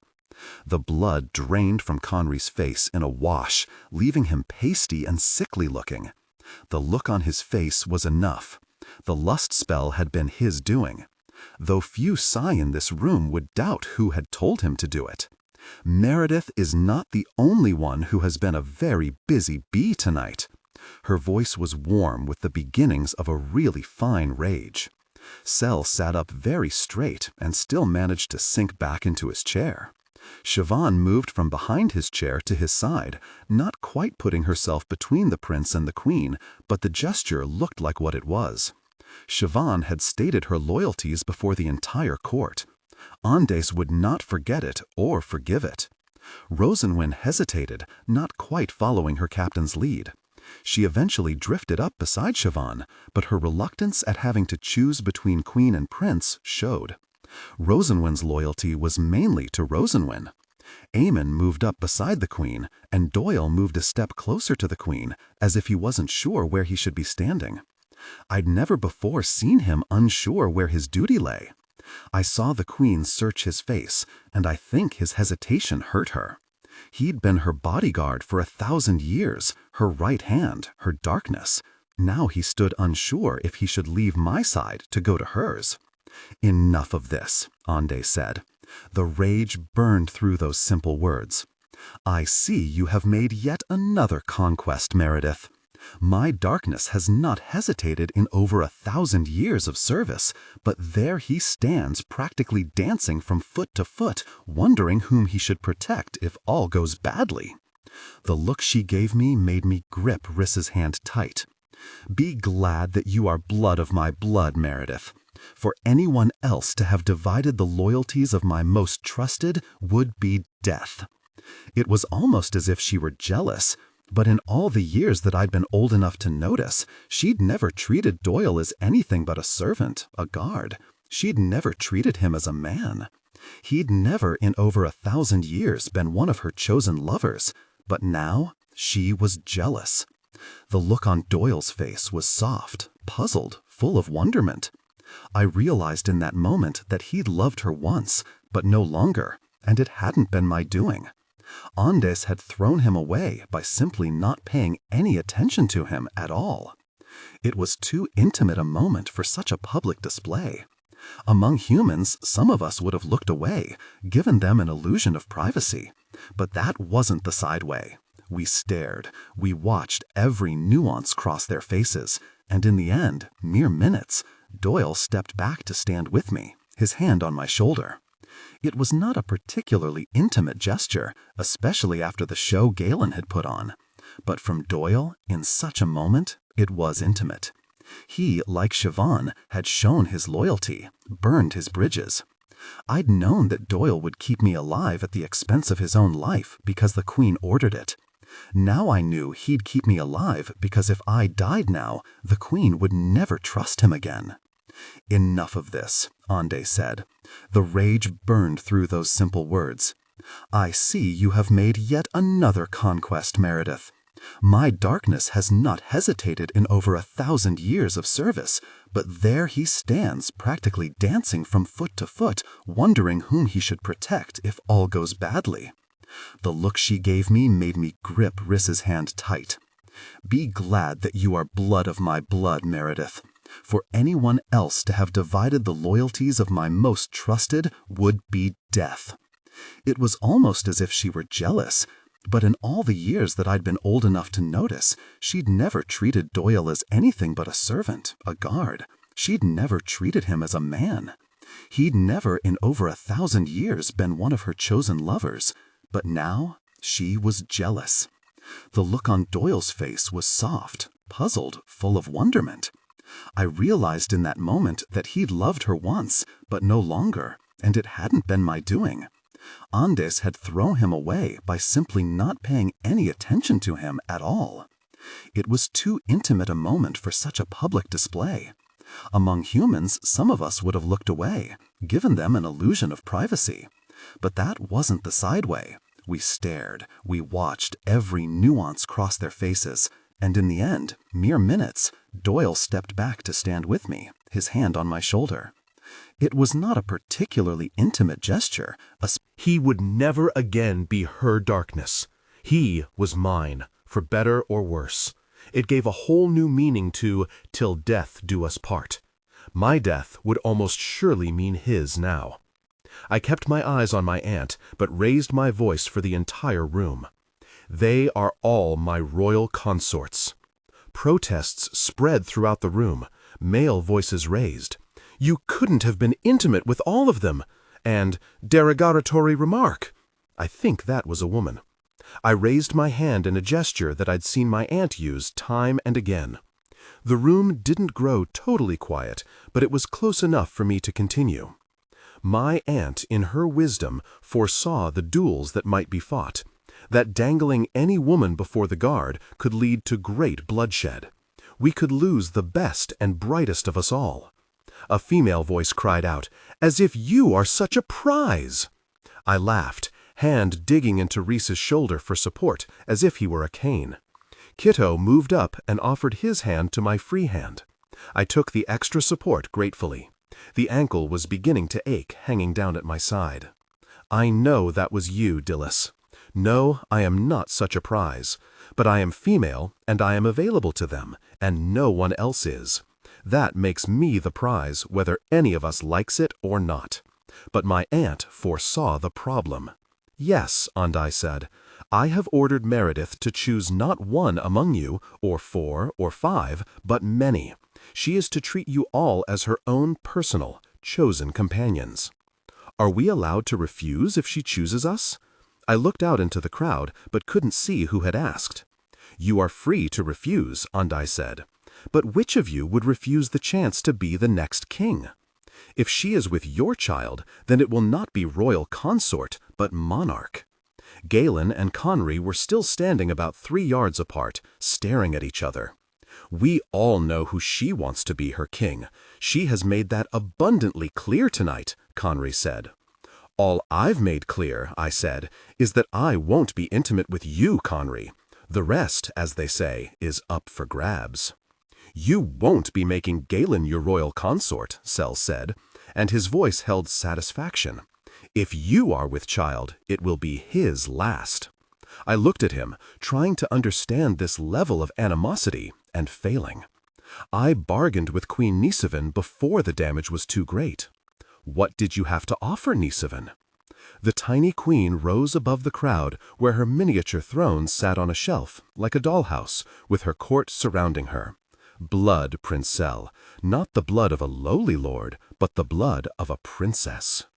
"We all carry the coin of the Unseelie court in our veins, cousin," I said. Shoban stepped in to try and save him, guarded him with her words as she would guard him with her sword. "What if it is the goblin that makes her with child?" Shoban asked that. The queen turned to her. "Then it is the goblin that will be king." There was a shocked ripple through the court. Murmurs, curses, exclamations of horror. "We will never serve a goblin king," Conry said. Others echoed him. "To refuse the chosen of the queen is treason," Andai said. "Deliver yourself to the hallway of mortality, Conry. I think you are overdue for a lesson in what disobedience will gain you." He stood there staring at her. Then his eyes flicked to Sel, and that was a mistake. Andai stomped her foot. "I am queen here. Do not look to my son. Go to Ezekiel's tender care, Conry. Go now, or face worse." Conry gave a low bow and kept the bow all the way out of the room, through the still open doors. It was the only thing he could do. To have argued further could have earned him a beheading. Sholto's voice came loud in the tense silence. "Ask Conry who ordered him to place the intense spell in the black coach." Andai turned to Sholto like a storm about to break on the shore. Sitting next to her, I could feel her magic gathering, prickling along my skin. It raised goosebumps on Galen's bare back. "I will punish Conry. Do not fear," she said. "But not Conry's master," Sholto said. The court held its collective breath, because Sholto was finally saying what everyone knew to be true. For years, Sel had ordered things done. His toadies had suffered when caught, but never him. "That is my business," Andai said, but there was the faintest hint of panic in her voice.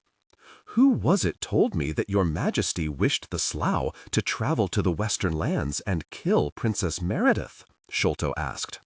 "Don't," the queen said, but her voice was soft, like a dreamer trying to convince herself that a nightmare is not real. "Don't what, your majesty?" Sholto asked. Doyle spoke next. Who had access to Branwen's tears and allowed mortals to use it against other fae? The thick silence was filled with dancing ghosts, whirling fast and faster. Faces were turned to the dais, some pale, some eager, some frightened, but all waiting. Waiting to see what the queen would do at last. But it was Sel who spoke next. He leaned across and hissed at me. "Isn't it your turn next, cousin?" His voice held such hatred.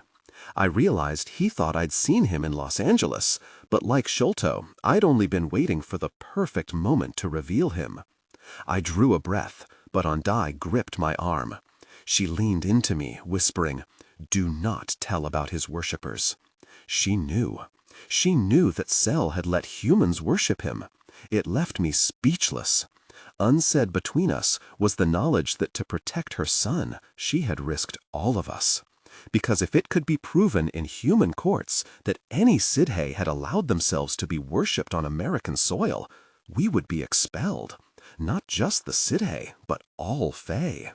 I stared into those triple gray eyes and saw not the terrifying queen of air and darkness, but a mother afraid for her only child. She had always loved Sel too much. I whispered back to her, "The worshipping must cease." "It has, you have my word." "He must be punished," I said. "But not for that," she whispered.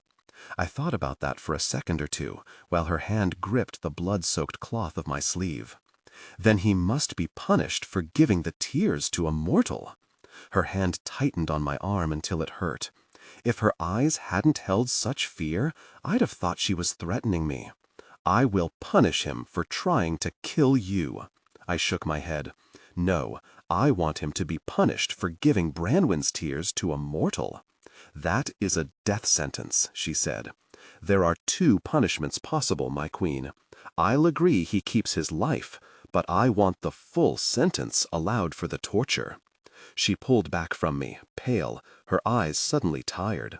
The torture was very specific for the crime. You were chained in a dark room, then covered with the tears. Your body would be filled with an intense, magical torment, left without resolution. It is said that it can drive a Sidhe mad. But it was the best, or the worst, I could do. 6 months is too long, she said. His mind would not survive it. It was the first time I'd ever heard her admit that Sel was weak, or at least not strong. We bargained much as Karag and I had, and ended with 3 months. 3 months, my queen, but if or my people are harmed in any way during that time, then Sel forfeits his life. She turned and stared at her son, who was watching us closely, wondering what we were saying. She finally turned back to me. Agreed. Ondai pushed herself to her feet, slowly, almost as if her age were showing. She would never have an old body, but inside the years still passed. She announced in a clear, cold voice Sel's crime and his punishment. He stood. "I will not submit to this." She turned on him, lashing out with her magic, pushing him into his chair, pressing on his chest with invisible hands of power until he could not draw breath to speak. Shoban made some small movement. Doyle and Frost moved between her and the queen. "You are a fool, Sel," Ondai said. "I have saved your life this night. Do not make me regret what I have done." She released him suddenly, and he slid to the floor, near where Keelan still crouched. Andes turned back to the court. "Meredith will take whom she pleases with her tonight to her hotel.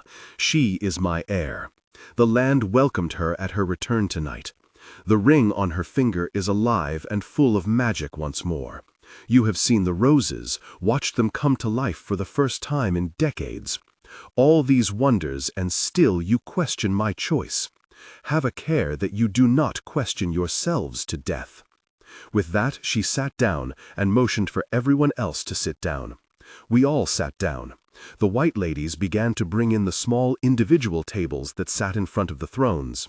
The meal began to float in on ghostly hands. Galen joined us again at the side of the dais. Conry was already being punished and missing the banquet, but not Sel. He and his would be allowed to enjoy the banquet before his sentence was carried out. Unseelie etiquette if you were prince. The queen began to eat. The rest of us ate. The queen took her first sip of wine. We drank. She paused in sipping her soup and looked at me. It was not an angry look, more puzzled, but it certainly wasn't a happy look.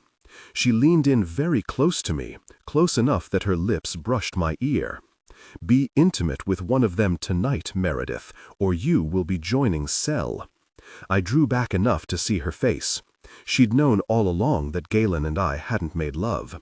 But she'd helped me save him from Conry's challenge, and for that I was grateful.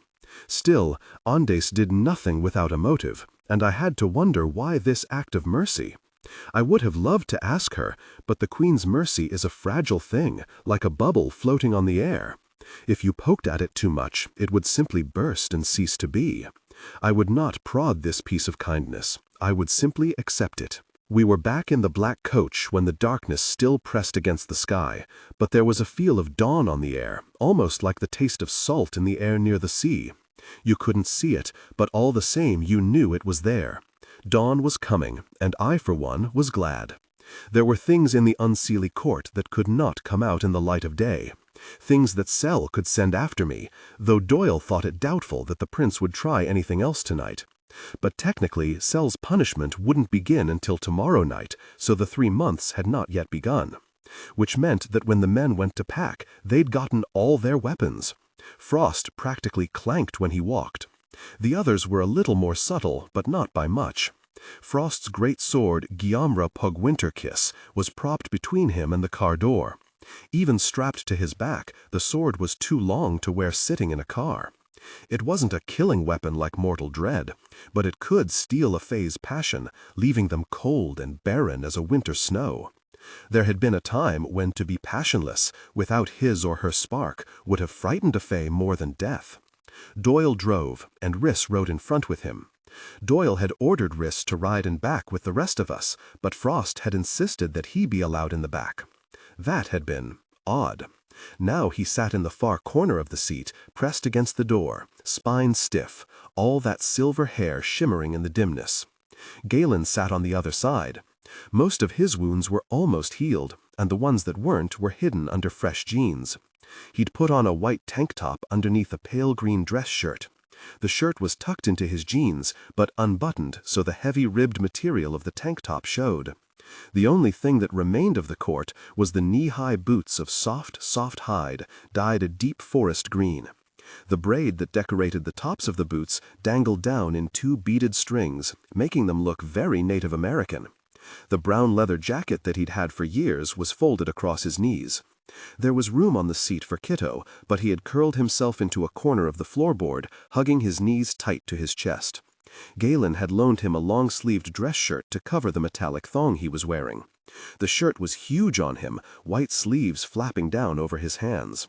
All I could see were his small bare feet sticking out from under the cloth. He looked about 8, huddled there in the dark. To questions like, "Are you all right? Are you sure?" he answered, "Yes, mistress." That seemed to be his answer to everything, but it was obvious that he was miserable for some reason. I gave up trying to pry information from him. I was tired and my ankle ached. No, my foot and my leg ached all the way up to my knee. Rhys and Galen had taken turns holding ice on my ankle during the after-dinner entertainment. The dance that was supposed to help me choose among the men had been a bust because I couldn't dance. Even without the ankle, I felt unwell and achingly tired. I leaned against Galen's shoulder, half dozing. He raised his arm to put it over my shoulders, but stopped in mid-motion. "Ouch," he said. "The bites still hurt?" I asked. He nodded and slowly lowered his arm. "Yeah, I am not wounded." Frost's voice turned us to him. "What?" I asked. "I am not wounded," he said. I stared at him. His face was its usual arrogant perfection, from impossibly high cheekbones to the strong jaw with its hint of dimple. It was a face that should have gone with a straight, thin line of lips. Instead, the lips were full, sensual. The dimple and the mouth saved his face from being utterly stern. At that moment, his face was set in as harsh a line as I'd ever seen it, his back very straight, one hand gripping the door handle so tightly that you could see the strain in his arm. He had looked at me to make the offer, but now he turned, giving me only his profile. I watched him sitting there and realized that the killing Frost was nervous. Nervous of me. There was something fragile in the way he held himself, as if it had cost him dearly to offer me his shoulder to lean against. I glanced back at Galen. He raised his eyebrows, tried to shrug, and stopped in mid-motion. He settled for a shake of his head. Nice to know that Galen didn't know what was going on either. I wasn't comfortable enough with Frost to tuck my head against his shoulder, but he could have gone out the door, saved himself when the thorns attacked, but he hadn't. He had stayed with us, with me. I had no illusions that Frost had been harboring some deep love for me in secret all these years. That just wasn't true. But the geas had been lifted, and if I said yes, intimacy was a possibility for Frost for the first time in a very long time. He'd insisted on riding in back with me, and now he'd offered his shoulder for me to lean upon. Frost, in his own way, was trying to court me. It was kind of awkwardly sweet. But Frost was not sweet. He was arrogant and full of pride. It must have cost him dearly to make even such a small overture. If I turned down the offer, would he ever risk himself again? Would he ever offer himself to me in even a small way again?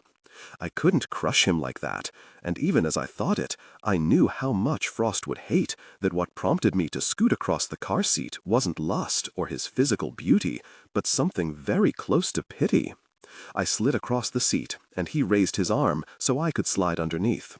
He was a little taller than Galen, so it really wasn't his shoulder I laid my head against, but the upper swell of his chest. The sheer material of his shirt was scratchy against my cheek, and I just couldn't relax. I'd never been this close to Frost, and it was awkward. It was like we couldn't get comfortable together. He felt it too, because we both kept making small adjustments. He moved his hand from my back to my waist.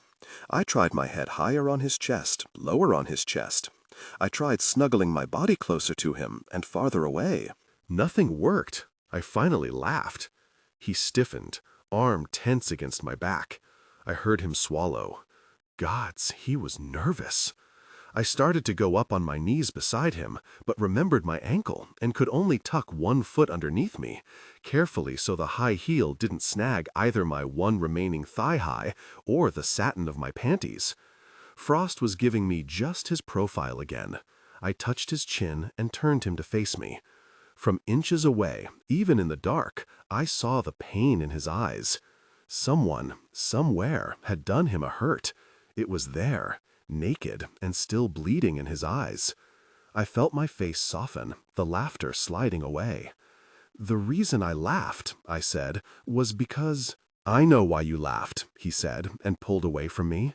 He tucked himself against the car door, though he stayed upright and stiff. It reminded me of how Kiddo was huddling on the floorboard. I touched his shoulder gently. That thin veil of hair had fallen across his shoulders. It was like touching silk. The color of his hair was so harshly metallic that I hadn't expected it to be so soft. It was softer than Galen's curls, a totally different texture. He was watching me pet his hair. I looked up at him. It's just that we're at that awkward first date phase.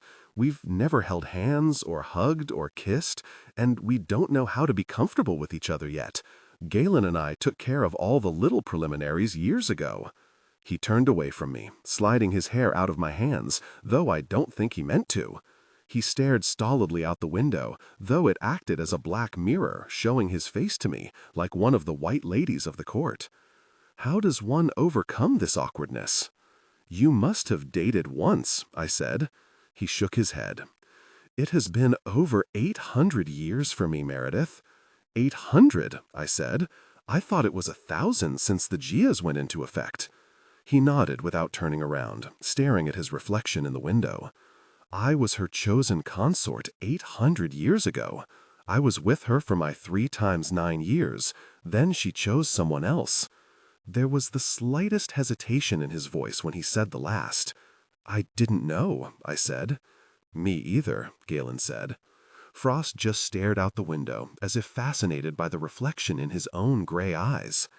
"I was like Galen for the first 200 years, teasing the court women. Then she chose me, and when she cast me aside, it was so much harder to abstain. The memory of our time together, of what we shared. His voice trailed away. So I do nothing. I touch no one. I have touched no one in over 800 years. I have kissed no one, held no one's hand. He pressed his forehead against the glass. I don't know how to stop. I raised up on one knee until my face floated beside his in the window. I rested my chin on his shoulder, a hand on either side of him. "You mean you don't know how to start?" I said. He raised his face and looked at my reflection beside his. "Yes," he whispered. I slid my arms across his shoulders, hugged the feel of him against my body. I wanted to say I was sorry that she'd done that to him. I wanted to voice my pity, but knew that if he once smelled pity, that it would be over. He might never open himself up to me again. I rubbed my cheek against the unbelievable softness of his hair. "It's all right, Frost. It's going to be all right." He rested his head against my cheek, and I felt his shoulders relax in the curve of my arms.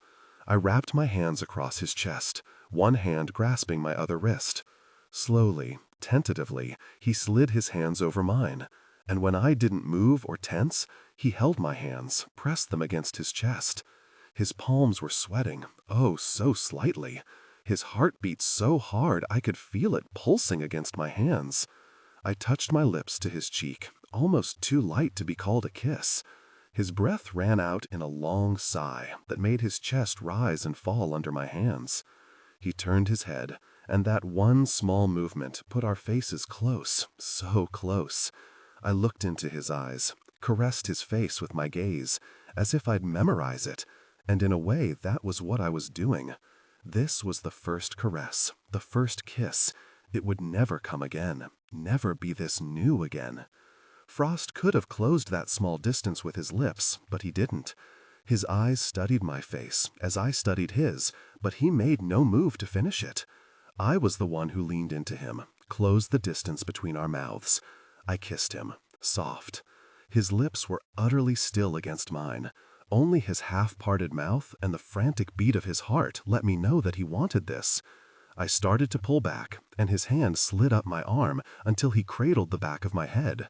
He balled his hand into my hair, squeezing, feeling the thick hair as I'd felt the silk of his earlier. His eyes were just a little wide, flashing white. He lowered my face back to his mouth. We kissed, and this time he kissed me back. His lips pressed against my mouth. He turned his shoulders into me so that I half spilled across one broad shoulder.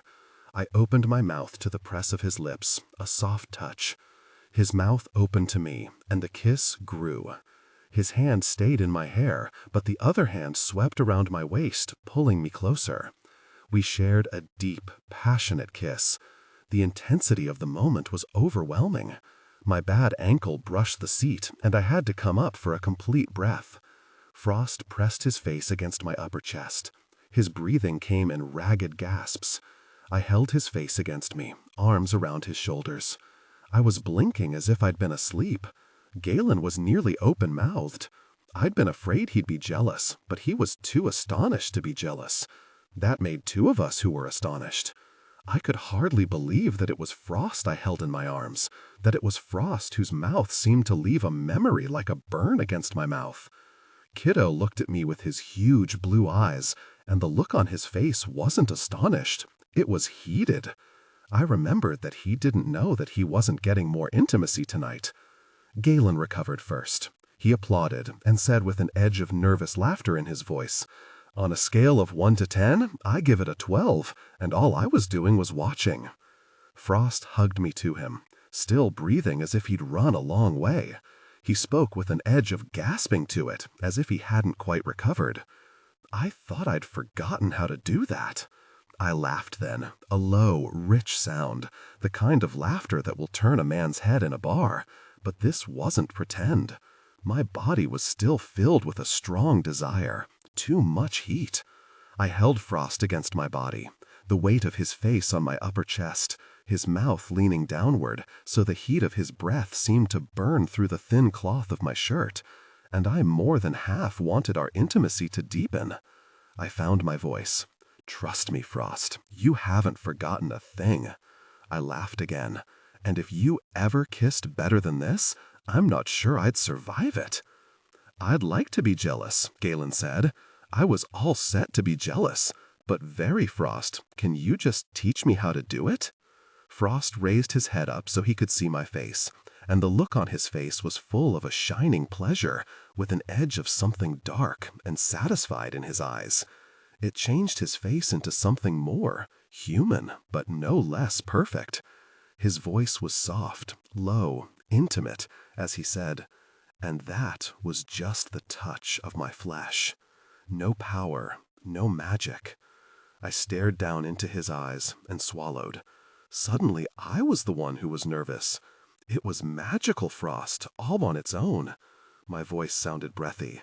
He blushed, a pale pink flush from his throat to his forehead. It was perfect. I kissed him on the forehead and let him help me bring my injured ankle back over his lap.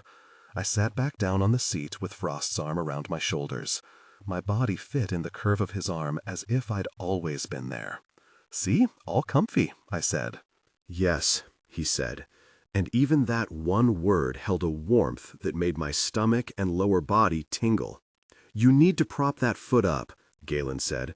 "I volunteer my lap." He patted his leg. I stretched my legs out, and he put my feet on his legs. But it was awkward with me sitting up against Frost. "My back doesn't bend that way," I said. "If you don't elevate the ankle, it's going to swell," Galen said. "Keep your feet in my lap and lie down. I'm sure Frost won't mind if you put your head in his lap." That last came out with a nice edge of sarcasm. "No," Frost said, "I don't mind." If he got the sarcasm, it didn't show in his voice. I laid down, keeping a hand on my skirt so it didn't slide up. With my legs elevated in Galen's lap, I was very glad for the long skirt, which made it all more modest. I was tired enough that modest was just about the right speed. I rested my head on Frost's thigh, my temple cradled against his stomach. His hand slid across my stomach until his fingers touched my hand, and we held hands as I gazed up at his face. The look was almost too intimate. I moved my head to one side, cheek resting full against his thigh. His free hand played with the hair on the side of my face, fingers gently pulling. "Can I take off your other shoe?" Galen asked. I looked down the length of my body at him. "Why?" He shifted slightly, and I felt the stiletto heel press into his leg. He kept himself still, his gaze like a weight on my face. "The heel's a little sharp," he said. "Then stop pressing yourself against it," I said. "It still hurts to move around, Mary," he said. "I'm sorry, Galen, you can take the shoe off." His smile flashed. He slipped the shoe off my foot, holding it up, shaking his head. "I like the way you look in heels, but flats might have saved your ankle." "She's lucky that was all that twisted," Frost said. It was a powerful, if poorly constructed spell. I nodded, my head snuggling against the bend of his leg. "Yes, it was like shooting at squirrels with buckshot. You'll kill them, but there isn't much left to eat." "Cell has power but very little control," Frost said. "Are we sure it was Cell?" Galen asked. We both looked at him. "Aren't you?" I asked. "I'm just saying we shouldn't put everything at Cell's door. He's your enemy, but he may not be the only one. I don't want us to be looking so hard in Cell's direction that we miss something important." "Well said," Frost said. "Gee, Galen, that was almost like a smart thing to say," I said.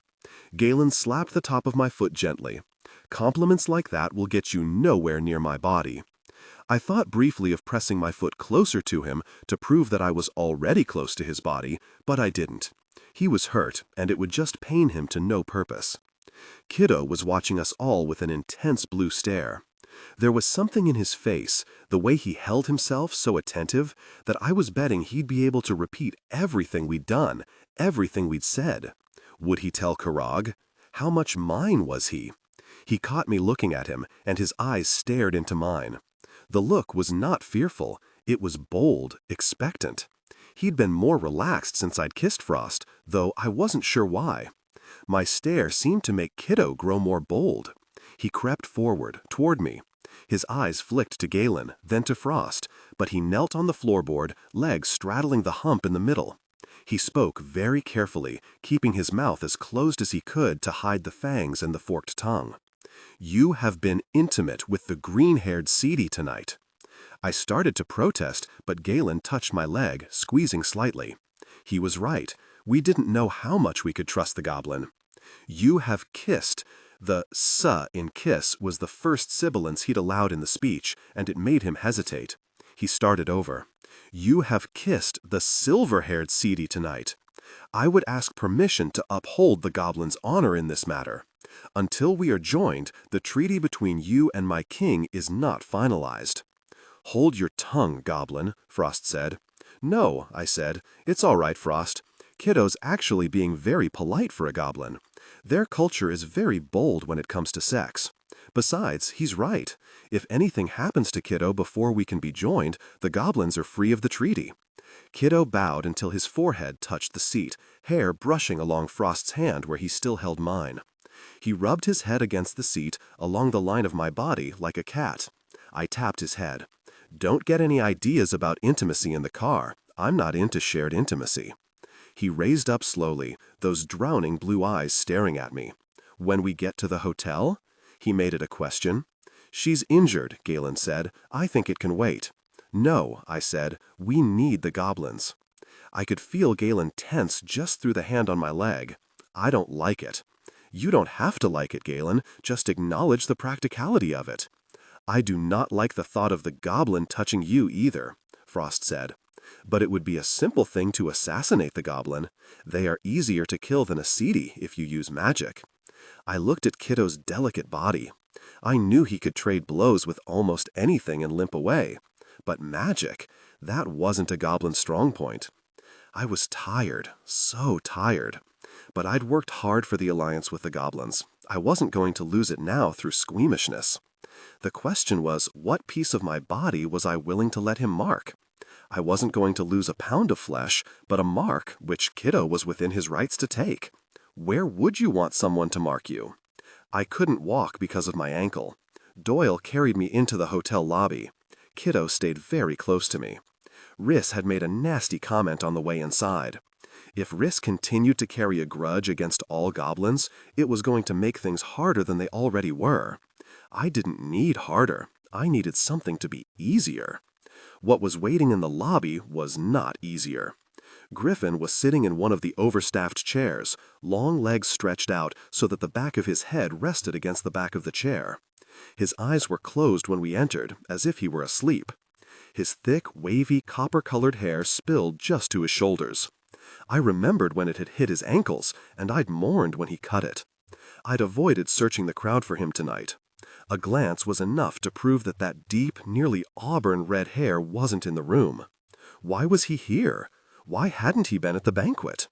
I watched him with his line of black lashes closed on the pale face. He was wasting glamour to pass for human. But even dulled by his own magic, he was a shining thing.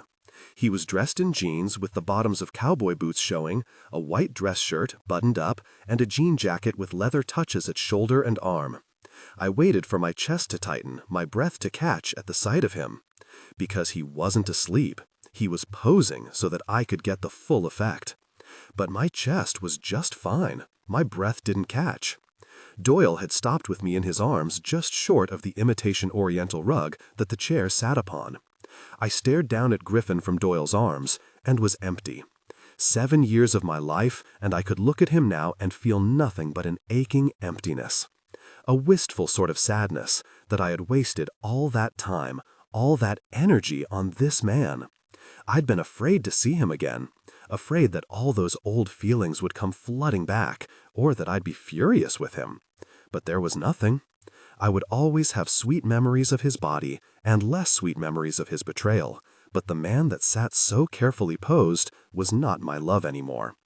The realization was both a profound relief and a great sorrow. He opened his eyes slowly, that smile curling his lips. The smile made my chest hurt, because once I had believed that that special smile was meant just for me. The look in his honey-brown eyes was familiar as well. Too familiar. He looked at me as if I'd never gone away. He looked at me with the same surety that Galen had had earlier. His eyes filled with a familiar understanding and the promise that he would be close to me soon. That killed any kindness I might still have felt for him. The silence had gone on a little too long, but I didn't feel the need to break it. I knew if I simply said nothing, Griffin would break first. He'd always been fond of the sound of his own voice. He stood in one fluid motion, slouching just a touch so he didn't look his 6'3". He flashed me the full smile, the one that made his eyes crinkle and showed that flash of dimple in one cheek. I stared at him, face immobile. It helped that I was so tired I could barely think, but it was more than that. I felt empty inside, and I let it show in my face. I let him see that he meant nothing to me, though knowing Griffin, he wouldn't believe it. He stepped forward, one hand outstretched, as if he'd take my hand. I stared at him until his hand dropped away, and for the first time, he looked uncomfortable. His gaze slid over all of us, then came back to rest on me. The Queen insisted I not be there tonight. She thought it might upset you. The surety was sinking away from his eyes, leaving him anxious. What did I miss tonight? What are you doing here, Griffin? I said. My voice was as empty as my heart. He shifted from one foot to the other. It was obvious that this reunion wasn't going the way he'd planned. The Queen said she'd lifted the geas on the guard for you. His eyes flicked to Doyle, to the others. He frowned at the goblin. He didn't like any of this. He didn't like me in someone else's arms. There was a small flare of satisfaction, petty but true. How does the geas being lifted for me and me alone answer my question, Griffin? He frowned at me. Why are you here? I asked. The Queen said she told you that she'd be sending one guard of her choosing along. He tried the smile again, and it faded as I stared at him. Are you trying to tell me that the Queen has sent you as her spy? His face raised, that smooth chin jutting out. It was a sure sign that he wasn't happy. I thought you'd be pleased, Mary. There are a lot of guards that would be worse to be assigned with. I shook my head, leaned my face against Doyle's shoulder. I am too tired for this. What do you want us to do, Meredith? Doyle asked. Griffin's eyes hardened, and I knew that Doyle had used my first name deliberately, not a title, but my name. It made me smile. Take me up to the room and contact the Queen. I will not be forced to be assigned with him again, not for any reason. Griffin took a step toward us, hand stroking my hair. Doyle moved me out of his reach with a turn of his shoulders. She was my consort for 7 years, Griffin said, and there was anger in his voice now. Then you should have valued her as the precious gift she is. Go away, Griffin, I said. I'll get the Queen to send someone else. He moved in front of Doyle, blocking our way to the elevators. Mary, don't you feel anything? I finished for him. I feel like getting out of this lobby before we attract a crowd. He looked toward the desk. The late-night attendant was giving us all her attention. A man had come and joined her, as if they were afraid there'd be trouble. I am here at the Queen's orders. Only she can send me away, not you. I stared into his angry eyes and laughed. Fine. Let's all troop up to the room and call her from there. Are you sure? Doyle said. If you wish him to stay in the lobby, we can make it so. There was the faintest edge to his words, and I realized that Doyle wanted to hurt Griffin, wanted an excuse to punish him. I don't think it was personal over me. I think it was more that Griffin had had what they all wanted, a close connection with a woman that adored him, and he'd thrown it away, while all they could do was watch. He was freed of the GS 10 years ago, so he could be with me, but he used his freedom to be intimate with everyone that would have him. I want him to know that I'm spending time with the other guards, that they're experiencing intimacy, and he's not. That unless I consent to lie with him, that he may never experience intimacy again for the rest of his so unnatural life. I smiled as I spoke and realized it was the truth. Goddess bless me, it was vindictive, but it was true. And Dias laughed again. Oh, Meredith, you may be more my bloodline than I ever dared hope. As you will, send him back to his lonely bed. You heard her, I said. Get out. "If it's not me," Griffin said, "it will be someone else. Maybe you should ask her who she will send to replace me in your bed." I looked at my aunt. "Who are you going to send to replace Griffin?" She held out her hand, and a man stepped into view as if he'd been patiently waiting for his cue. His skin was the color of soft spring lilacs, his knee-length hair the color of pink Easter egg grass. His eyes were like pools of liquid gold. It was Pasco, Rosenwind's twin brother. I stared at him, and he stared back. We had never been friends. In fact, there was a time or two I'd thought we were enemies. Griffin laughed. "You can't be serious, Mary. You'd let Pasco be intimate with you before me?" I stared at Griffin. He'd stopped glowing and looked almost ordinary as he stood there. He was angry, so angry that there was a fine tremble in his hands as he pointed to the mirror. "Griffin, honey," I said, "I'd let a great many men in my bed before you."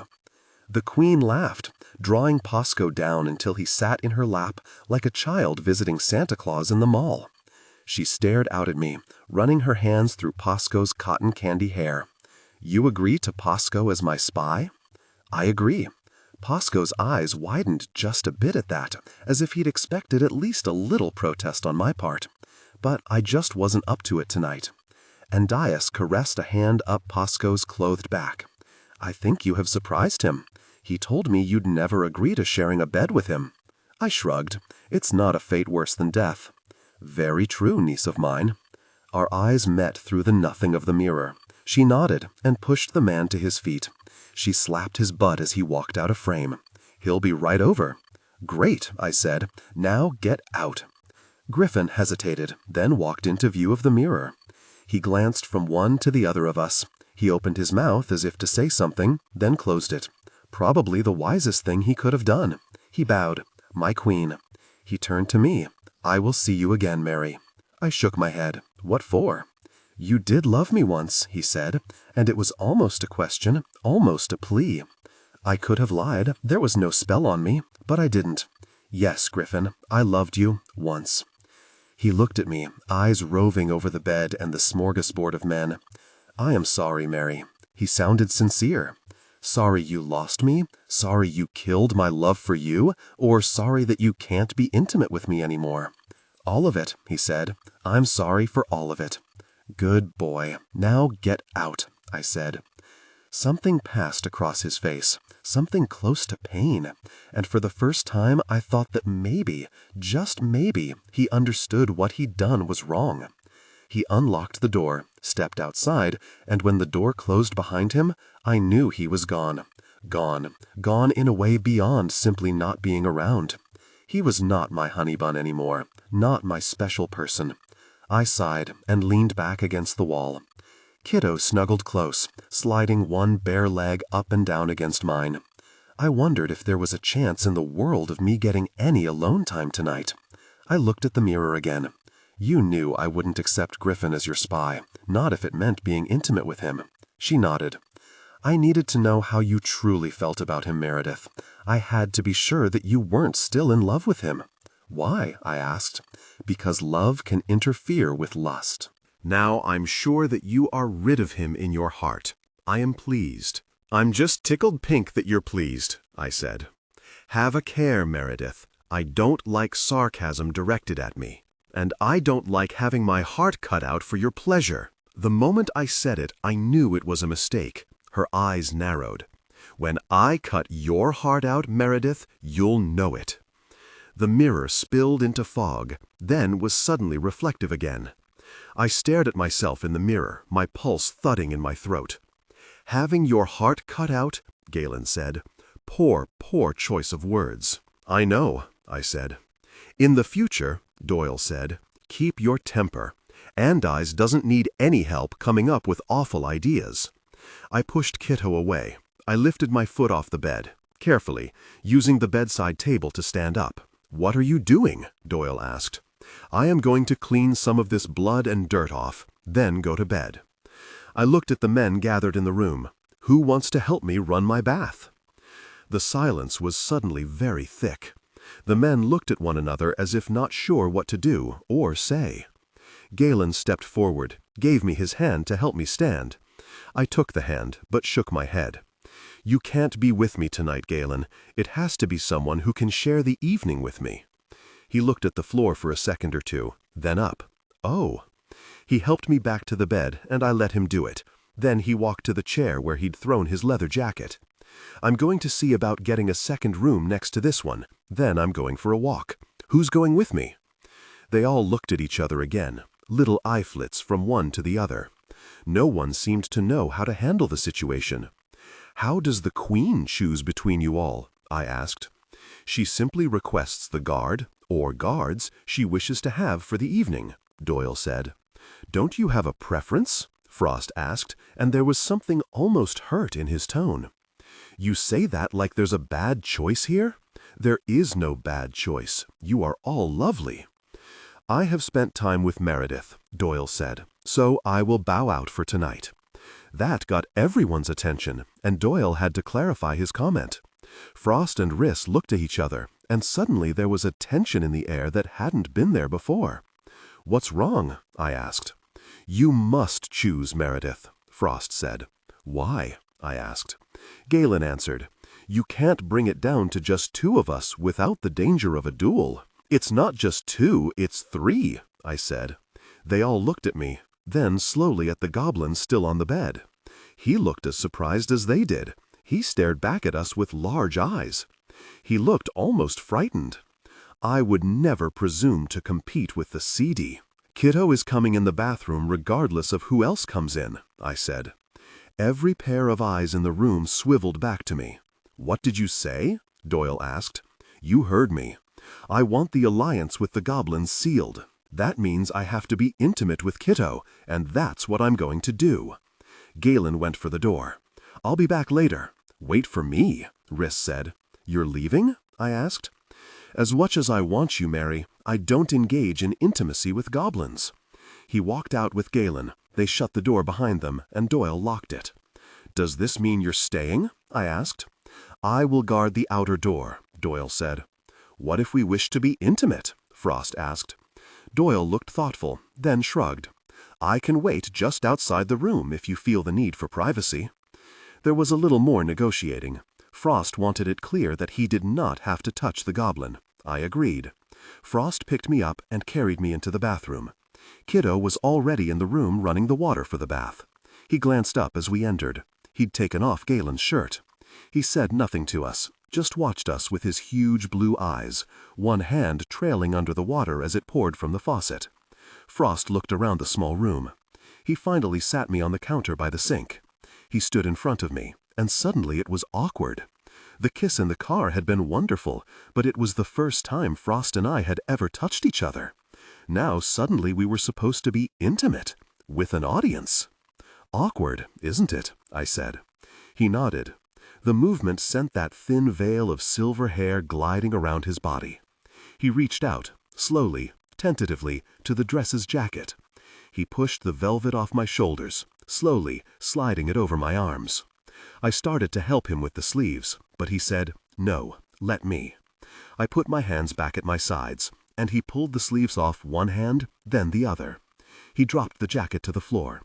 He ran the tips of his fingers down the bare skin of my shoulders. It raised goosebumps down to my fingertips. "Undo your hair," I said. He took out the first bone clip, then the second, and the hair fell around him in a glorious spill of Christmas tree tinsel. I reached out and grabbed a handful of it. It looked like silver wire, but it felt soft as satin, with a texture like spun silk. He stepped close enough that his legs brushed mine. He ran his hands over my bare arms. His touches were so tentative, as if he was afraid to caress me. "If you will lean forward, I will unzip the dress." I did what he asked, leaning my head against his chest. The sheer material of his shirt was scratchy, but his hands as they unzipped the dress were slow, gentle. His fingertips slid inside the open dress, circling the smooth skin of my back. I tried to pull the shirt out of his pants, but it wouldn't budge. "I can't get the shirt out." "It is fastened so it lies smoothly," he said. "Fastened?" I made the word a question.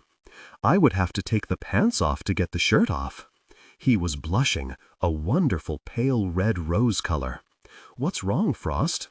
The bathwater stopped running. Kiddo said, "The water is ready, mistress." "Thank you, Kiddo." I looked at Frost. "Answer the question, Frost. What's wrong?" He looked down, all that shining hair acting like a curtain. He turned away from me to face the far wall, so even the goblin couldn't see his face.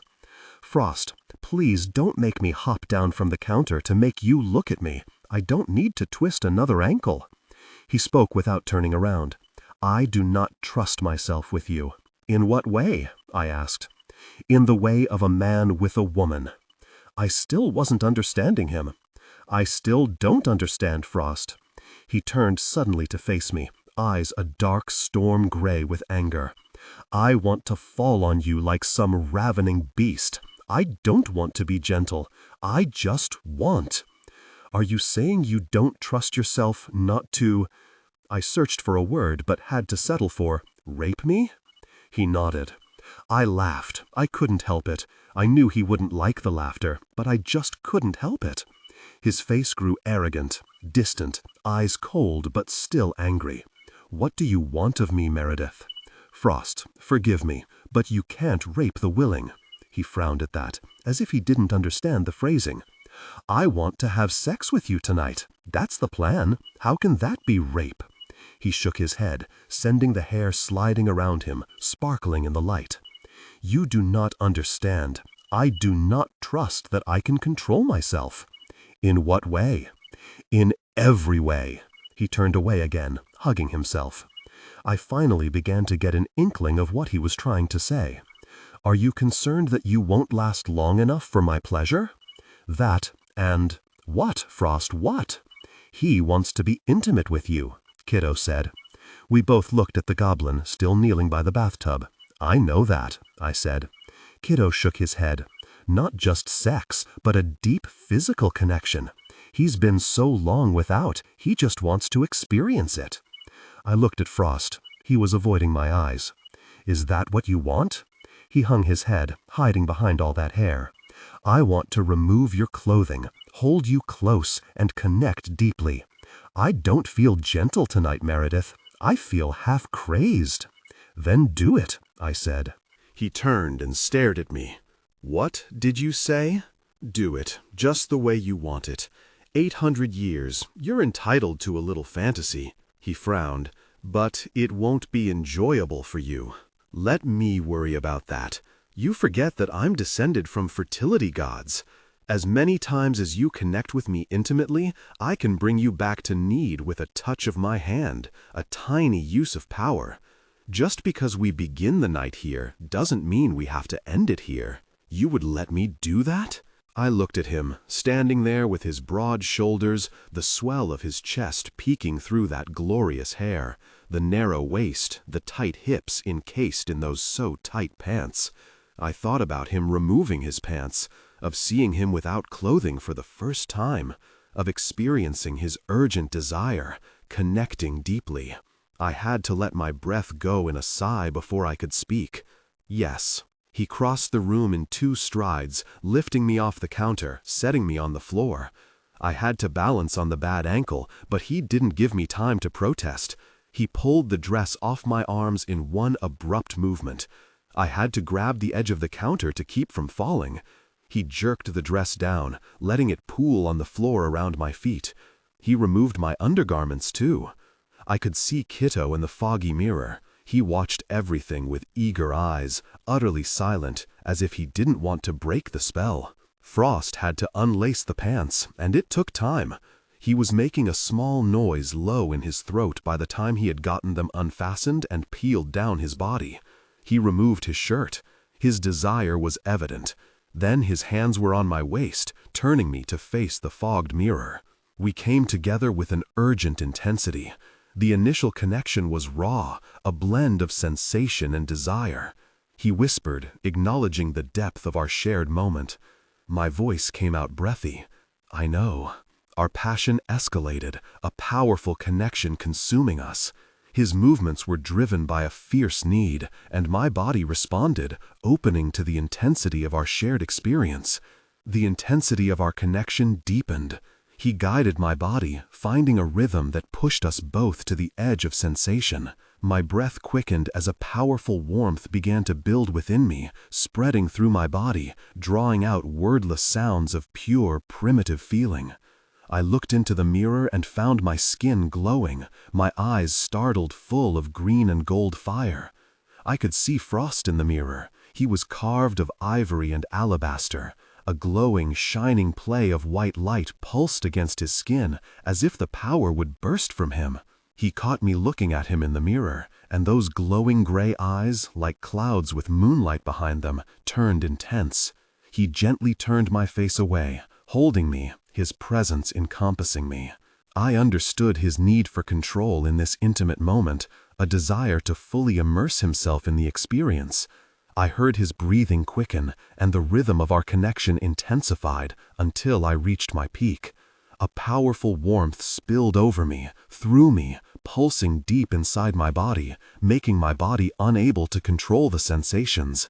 The pleasure found release in deep, racking cries. Frost reached his own peak, his cries echoing mine. He leaned over the counter, a hand on either side of me, head down. His hair spilled over my body like warm silk. I lay totally passive, still held close, trying to relearn how to breathe. He found his voice first, though it was a ragged whisper. "Thank you." If I'd had enough breath, I'd have laughed. My throat was so dry that my voice sounded stiff. "Trust me on this, Frost. It was my pleasure." He bent over and laid a kiss on my cheek. "I will try to do better next time." He moved his hands away from me, letting me move, but stayed connected intimately, as if he were reluctant to let that go. I looked at him, thinking he was joking, but his face was utterly serious. "It gets better than this?" I asked. He nodded solemnly. "Oh, yes." "The Queen was a fool," I said softly. He smiled then. "I always thought so." I woke to a spill of silver hair stretched like glistening spider webs across my face. I moved just my head, leaving the hair to trail across my face. Frost lay on his stomach, his face turned away from me. The sheets lay in a twist around his waist, leaving his upper body bare. His hair trailed to one side, like a second body lying between us, and half across me. Of course, there was a second body in the bed, or rather a third. Kitto lay on my other side. He was curled on his side, facing away from me, his body huddled around itself as if he were hiding from something in his dreams. Or maybe he was just cold because he lay naked beside me. His body was pale, like some perfect china doll. I'd never been this close to a man that brought to mind words like petite. My shoulder ached where he'd left his mark, a perfect set of his teeth marks set in the flesh of my shoulder. The skin had bruised wonderfully around it, reddish purple, almost hot to the touch. It wasn't poison, just a really deep bite. It would leave a scar, and that was the point. Sometime during the night, I had invited Kitto to join us. We had shared a night of intense connection. It hadn't hurt when he did it, which told how far gone I'd been last night. It hurt a little as we finally drifted off to sleep. This morning, it hurt more. It wasn't the only thing that ached. My body felt the lingering effects of the night. I reveled in the lingering sensations, stretching my body, exploring exactly what felt different. It was like the ache after a really good workout with weights and running, except the muscle soreness was in different places. It had been too long since I woken with such a feeling. Kitto had been honored that I allowed him to mark me, so that all would know I was his lover. I don't know if he realized the limits of our intimacy, but he hadn't asked last night. In fact, he'd been utterly attentive, doing only what was invited or asked, never intruding. He was the perfect companion because he simply wasn't there until called. Then he followed directions better than any man I'd ever been with. I sat up, and Frost's hair spilled down my body like the brush of something alive. I ran my hands through my own woefully short hair. Now that I was outed as Princess Meredith, I could grow it out again. My wrists hurt as I touched my hair. The bandages at my wrists hadn't survived the bath last night, and we should have redressed the wounds. But this morning, the marks of the thorns were scabbed over, nearly healed, as if they were a week or more old, instead of hours. I ran my fingers over the healing wounds. I had never healed this fast before. Kitto must have bitten me at a specific point in the night, otherwise it would have healed more. assuming that our intimacy was what was healing me. We still didn't know that for certain. I had a small corner of sheet, but the rest was wrapped around Frost. He was a cover hog. It was chilly in the room. I tugged at the covers and got only a small protesting noise for my troubles. I stared down at the smooth expanse of his back and had an idea for how to get the covers away from him. I leaned over him, initiating a playful touch, and he made a small sound. Frost raised his head from the pillow, slowly, like a man drawn from a deep, dark dream. His eyes were slightly unfocused, but when he looked at me, a slow, pleased smile curled his lips. "Haven't you had enough?" I moved closer to him, though the covers kept us from touching below the waist. "Never," I said. He laughed, a low, pleasant chuckle, and rolled onto his side, propped on one elbow to look at me. He also freed the covers. I pulled them over the bed to cover Kiddo, who still seemed to be deeply asleep. Frost's arm encircled my waist, drawing me back down on the bed. I lay back against the pillows, and he bent down to place a soft kiss across my lips. My hand slid over his shoulder, his back, pulling him against me. We moved closer. When he froze, the look on his face totally changed to something watchful, almost frightened. "What is it, Frost?" "Quiet." I was quiet. He was the bodyguard. Was it Cell's people? This was their last day to kill me without costing Cell his life. Frost rolled off the bed, snatching the sword, Winterkiss, from the floor and crossing the room to the windows in a movement like blurred silver lightning. I got my gun from under the pillows. Kiddo was awake, looking wildly around. Frost jerked the drapes back from the window, and his sword was in mid-motion toward the glass when he froze. A man with a camera was on the outside of the window. I had an instant to see him raise a startled face. Then Frost's fist smashed through the window and grabbed the reporter by the neck. "Frost, no, don't kill him!" I ran across the room naked, the gun still in my hand. The door behind us burst open, and I turned, gun pointed, safety off, at the door. Doyle stood in the doorway, sword in hand. We had a moment of eye contact where he saw the gun in my hand. I pointed the gun at the floor, and he kicked the door shut behind him and strode into the room. He didn't sheath his sword, but tossed it on the bed as he moved toward Frost. The reporter's face had turned that violent red-purple that said he wasn't able to breathe. Frost's face was unrecognizable, torn with fury, enraged. "Frost, you're killing him." Doyle came up beside him. "Frost, if you kill this reporter, the Queen will punish you for it." Frost didn't seem to be hearing either of us, as if he'd gone to a distant place, and all that was left was his hand on the man's throat. Doyle stepped behind him and kicked him in the small of the back hard enough that Frost fell into the window, cracking more of the glass, but he let go of the reporter. He turned with blood running down his hand, the look in his eyes feral. Doyle had gone into a fighting stance, barehanded. Frost threw his sword on the floor and mirrored him. Kiddo huddled in the middle of the bed and watched it all with wide eyes. I went for the drapes, intending to close them, and I saw the reporters running like a pack of hounds toward us. Some were snapping pictures as they ran, others screaming out, "Princess! Princess Meredith!" I closed the drapes, so there was no gap for them to peer through, but it wouldn't last. We had to get into the room next door, where Galen and the rest had slept. I sighted the gun on the wooden headboard of the bed, to one side of the two guards. Kiddo saw me and dived on the other side for the floor. I fired the gun just once, the report thunderous in the room. It whirled the two men around, staring and wild-eyed. I pointed the gun at the ceiling. "There are about 100 reporters about to descend on us. We have to get to the other room, now." No one argued with me. Frost, Kiddo, and I grabbed sheets and clothes and made it into the other room before the reporters started climbing in through the broken window. Doyle brought up the rear with the weapons. He, Galen, and Rob, Doyle said. The picture of Galen and I at the airport was the lead photo, front page. But it was the caption that got me. "Princess Meredith returns home to find husband." In smaller letters under the photo, it read, "Is this the one?" I turned to Doyle and Frost. Jenkins could be guessing. Galen and I knew there were photographers at the airport. I stared from one to the other of them, and they were still solemn, worried. What is wrong with the two of you? We've all been in the papers before. Not like this, Frost said. It gets better, Doyle said, or worse. Read the article. I started to browse the article, but the first full paragraph stopped me. Griffin gave Jenkins an interview. My voice sounded breathy, and I suddenly had to sit down on the edge of the bed. God is save us. Yes, Doyle said. The Queen has already been in contact with us. She will see that he is punished for having broken your trust. She's scheduled a press conference for tonight. Please, Meredith, read the article, Doyle said. I read the article. I read it twice.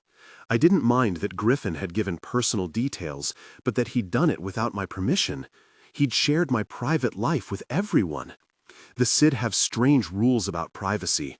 We don't value intimate secrets as humans do, but our own personal life is not to be spied on. Spying on us used to bring a death penalty. For Griffin, it still might. The Queen would think it very déclassé to have tattled to a reporter. I ended simply sitting on the bed, staring at the newsprint, but not really seeing it. I looked at the two men. He gives details of our relationship, hints, dirty little hints. I'm just lucky it was a legitimate paper and not some tabloid. They looked at each other. Oh no, please, please tell me you're kidding. Frost reached behind his back as if he'd been reading it as I came out of the bathroom. He held it out to me.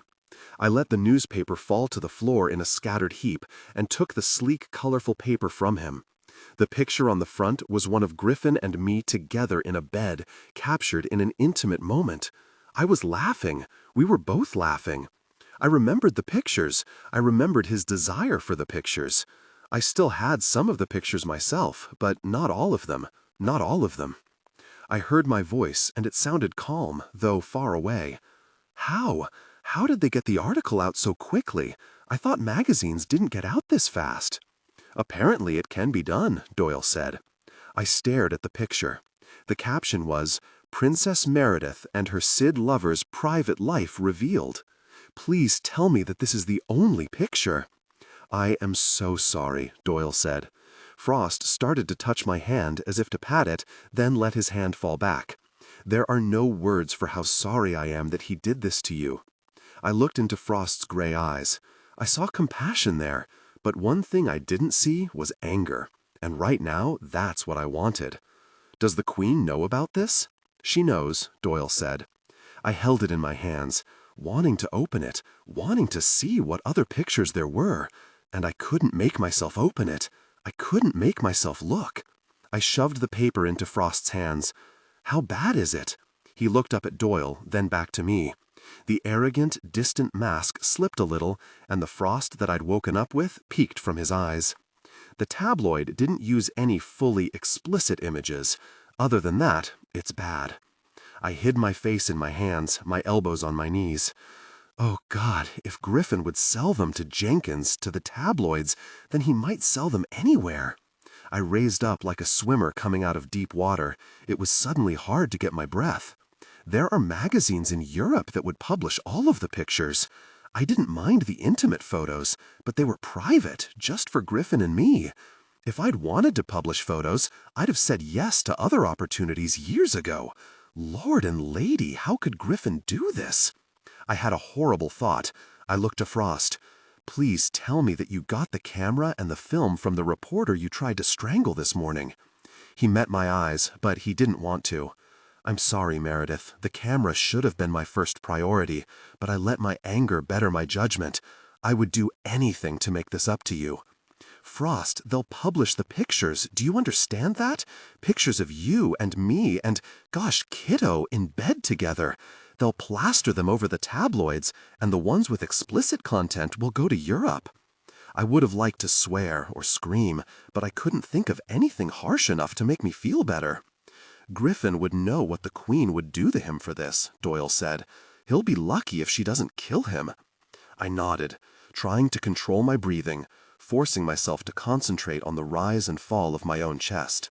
I fought for calm, but it wasn't happening today. I nodded again. He'll do as much damage as he can before they catch him. I took 3 quick, gulping breaths, and my voice came out strained, but holding. I assume he's fled the area. We will find him, Frost said. The world is not that big. That made me laugh, but the laughter turned into tears. I slid off the chair onto the floor among the scattered pieces of the Post-Dispatch. It hurt to land so hard on the floor. I was aching and bruised. The pain helped remind me that things were not that bad. Horrible, but I still had access to the men of the court. I was still welcome back in Fairy. The Queen had given her word, and her power, to keep me from harm. Things could be worse, or at least that's what I kept trying to tell myself. I got my breathing under control, but not my anger. I did not mean him harm last night, but now... I grabbed the tabloid from Frost and forced myself to look inside. It wasn't the explicit content that really cut me up. It was the happiness in our faces, our bodies. We'd been in love, and it showed. But if he could do this to me, then he'd never really loved me. He'd lusted after me, desired me, wanted to own me, maybe. But love didn't do things like this. I threw the pages up into the air and watched them flutter slowly back to Earth. I want him dead for this. Don't tell the Queen that. In a few days, I may change my mind, and I don't want her doing anything dramatic. My voice was cold with anger, the kind of anger that settles in your heart and never leaves. Hot rage runs through you and is close kin to hot passion, but cold rage, that is close kin to hate. For this, I hated Griffin, but not enough. I don't want her to send me his head or heart in a basket. I don't want that. She may be planning to kill him anyway, Doyle said. Yes, but if she does, then it's on her head, not mine. I won't ask for his death. Let her come up with it on her own. Frost knelt beside me, gazing up at me with those storm-gray eyes. He took my hands in his. His hands felt warm, which meant my hands were cold. Maybe I was more upset than I thought. Maybe I was in shock. I am sure our Queen has already decided his fate. No, I said. I stood, pulling away from his hands, from his eyes. I hugged myself, because I knew I could trust my own arms. I was beginning to have doubts about everyone else's. No, if she catches him right away, she might kill him. But the longer he eludes capture, the more creative she'll get. Frost stayed keeling on the ground, looking up at me. If I were he, I think I would prefer to be captured soon, while a quick death was still possible. He'll run, I said. He'll run as far and as fast as he can. He'll delay and hope that some miracle will save him. You know him that well? Frost asked. I stared down into his face and laughed. The laughter had a wild edge to it. I thought I did. Maybe I never knew him at all. Maybe it was all just lies. I stared at Frost. I was glad I didn't love him, glad that it was just flesh. At that moment, I trusted lust more than I trusted love. Invisible. Riz isn't dead. Even a heart blow won't kill him, I said. But a trip into the abyss will, Pasco said. I take it that's my fate as well, I said, my voice sounding terribly calm. My mind was racing, but my voice was calm. We'll kill you first, Siabin said, then throw you over. Thanks bunches, how thoughtful of you to kill me first. We could let you die of thirst while you fell, Rosewind said. Your choice. Is there a third choice? I asked. I'm afraid not, Siabin said, the sibilance of her voice echoing in the room, as if it belonged here. They'd both crossed around the edge of the railing and were coming in on either side. Pasco stayed by Riss's gasping body. I had the 2 folding knives, but they had swords. I was out-armed and about to be outflanked. Are you so fearful of me that it takes 3 of you to kill me? Rosenwine nearly killed me herself. I still bear her mark over my ribs. Rosenwine shook her head. No, Meredith, you can't talk us into a one-on-one duel. We were given very strict orders that we are simply to kill you. No games, no matter how fun they would be. Kiddo had pressed himself to the floor, huddled by my leg. What are you going to do to Kiddo? The goblin joins Riss in the abyss, Shoban hissed. I took out one of the folding knives, and they laughed. I called power to the other hand, called the hand of flesh deliberately for the first time. I waited for it to hurt, but it didn't. Power moved through me like heavy water, smooth, alive, tilling my body, my hand like something almost thick enough to throw. The two women knew I'd called some magic because they glanced at one another. There was a moment of hesitation, then they moved forward again. They were only about 10 feet away when Kiddo launched himself from a crouch like a leopard springing onto Shoban. She stabbed him, the blade coming clean through his body, but it missed anything vital, and he rode her body slashing, biting, fighting like some small, elegant animal. Rosenwein rushed me, sword up, but I was expecting it, and I dived to the floor feeling the rush of air as the blade roared past me. I grabbed for her leg, touched her ankle, and her leg collapsed in upon itself. To do what I'd done to Nereus, I needed to hit in the center of her body, but Rosenwein would never give me a chance at a mid-body blow. She fell to the ground shrieking, watching her long, beautiful leg shrivel up, roll bone and flesh in waves. I drove the folded blade into her throat, not to kill, but to distract. I scooped the sword out of her suddenly nerveless hand. I heard Pasco running up behind me. I dropped to my knees, fighting the urge to look behind, but there was no time. I felt his blade go over my head and drove Rosenwein's sword back and up, desperately seeking his body and finding it. The sword bit deep into his body, and I said a quick breath of prayer as I rolled away from him. His own body weight carried him to the floor, drove the sword in hilt deep, while he made wet sounds deep in his throat. Then something happened that I hadn't planned. Pasco rolled onto his sister's damaged leg, and the rolling flesh poured over his face. He didn't even have time to scream before his sister's flesh covered his, and his body began to melt into her. His hands beat against the floor while his head was already swallowed into the lump of flesh that had become his sister's lower body. Rosenwein pulled my knife from her throat. The wound healed instantly, and she began to shriek. She reached out one lavender-pink hand to me. "Meredith, princess, do not do this, I beg you." I backed into the wall, watching, because I could not stop it. I didn't know how. It had been an accident. They were twins, they'd shared a womb once, and that may have caused this. A freak accident in every way. If I'd had any clue where to begin, I'd have tried to stop it. No one deserved this. I tore my gaze away from the melting horror of Rosenwein and her brother becoming one to see Shoban and Kiddo. Shoban was bloodied, scratched, and bitten, but not really hurt. She was kneeling, though, her sword on the floor in front of her. She was surrendering her weapon to me. Kiddo lay gasping beside her, the hole in his chest already beginning to close. She could have killed me while I watched Rosenwein and Pasco melt, but Shoban, who was the stuff of nightmares, watched with open horror as the pink and purple flesh consumed the two Sai. She was too scared to risk coming close enough for a death blow. She was scared of me. Rosenwein's face went last, screaming, as if she were trying to keep her head above quicksand, but it swallowed her, and the mass of flesh and organs pulsed on the stone floor. You could hear their screams, 2 voices this time, 2 voices trapped. My pulse pounded in my ears until all I could hear, taste, was my horror at the sight. It wasn't just Shoban who was scared.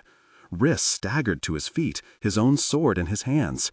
Then he fell to his knees beside me, his eyes on the thing on the floor. "Lord and Lady, protect us!" I could only nod. But finally my voice came, low, hoarse. "Disarm Shoban, then kill that thing." "How?" he asked. "Chop it up, Riss. Chop it up until it stops moving." I stared down at Rosenwein's sword. It was one of a kind, made for her hand, with a hilt of jeweled spring flowers. I started for the near door with the sword naked in my hand. "Where are you going?" Riss asked.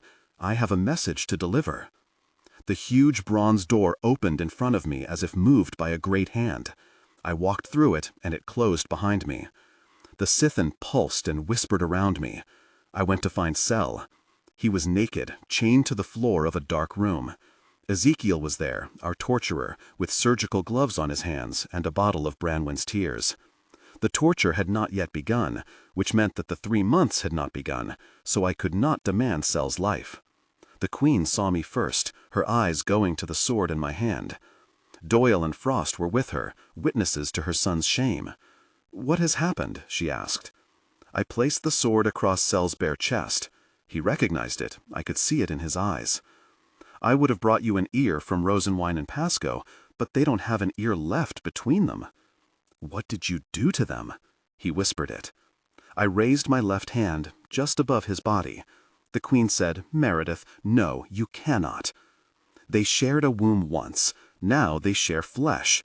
Should I have them thrown into the abyss where you meant to put Riss and Kiddo? Should I let them fall forever, a pulsing ball of meat?" He stared up at me, and the fear was there, but underneath, the cunning. "I did not know they were going to do this. I did not send them."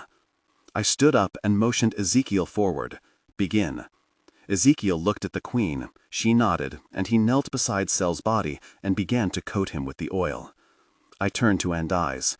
"For this, I want him in here like this, alone, for 6 months, the full sentence." And I started to argue, but Doyle said, "Your Majesty, you must begin to treat him as he deserves." She nodded. 6 months, I give my oath on it." "Mother, no, no!" "When you're done, Ezekiel, seal the room." And she walked out while he was still screaming for her. I watched Ezekiel coat him with the oil, watched his body alive at the touch of it. Frost and Doyle stood on either side of me. Sel looked at me while it was happening, his face saying plainly that he was thinking about me in a very uncousin-like way. "I was going to just kill you, Meredith, but not now. When I get out of here, I will claim you until you are with my child. The throne is mine, and I will take it, no matter the cost. If you come near me again, Sel, I'll kill you." With that, I turned and walked out. Doyle and Frost came behind and to either side like good bodyguards. Sel's voice followed us down the hallway. He was screaming my name, "Mary, Mary," each time more frantic than the last. Long after I shouldn't have been able to hear his screams, they echoed in my ears. Pasco's death meant that the Queen needed a new spy to send back to Los Angeles with me. She seemed unsure of herself with Sel's screams still echoing in the hallways. I was able to press until we settled on a guard who wasn't exactly one of her pets. Nika is terrified of my aunt, so he'll report to her, but he also helped us after the Thorns tried to drink me dry. Doyle trusts him, and I trust Doyle. The Queen says that Nika is not an inspired lover, but the packaging is nice. His father was one of the demi-fae, something with butterfly wings. His mother was one of the ladies of the court, a full-blooded sitta. The Queen had him strip his shirt off for me to show that giant butterfly wings are tattooed across his shoulders, arms, down his back to vanish into his pants. The genetics tried to give him wings, even though he was man-sized.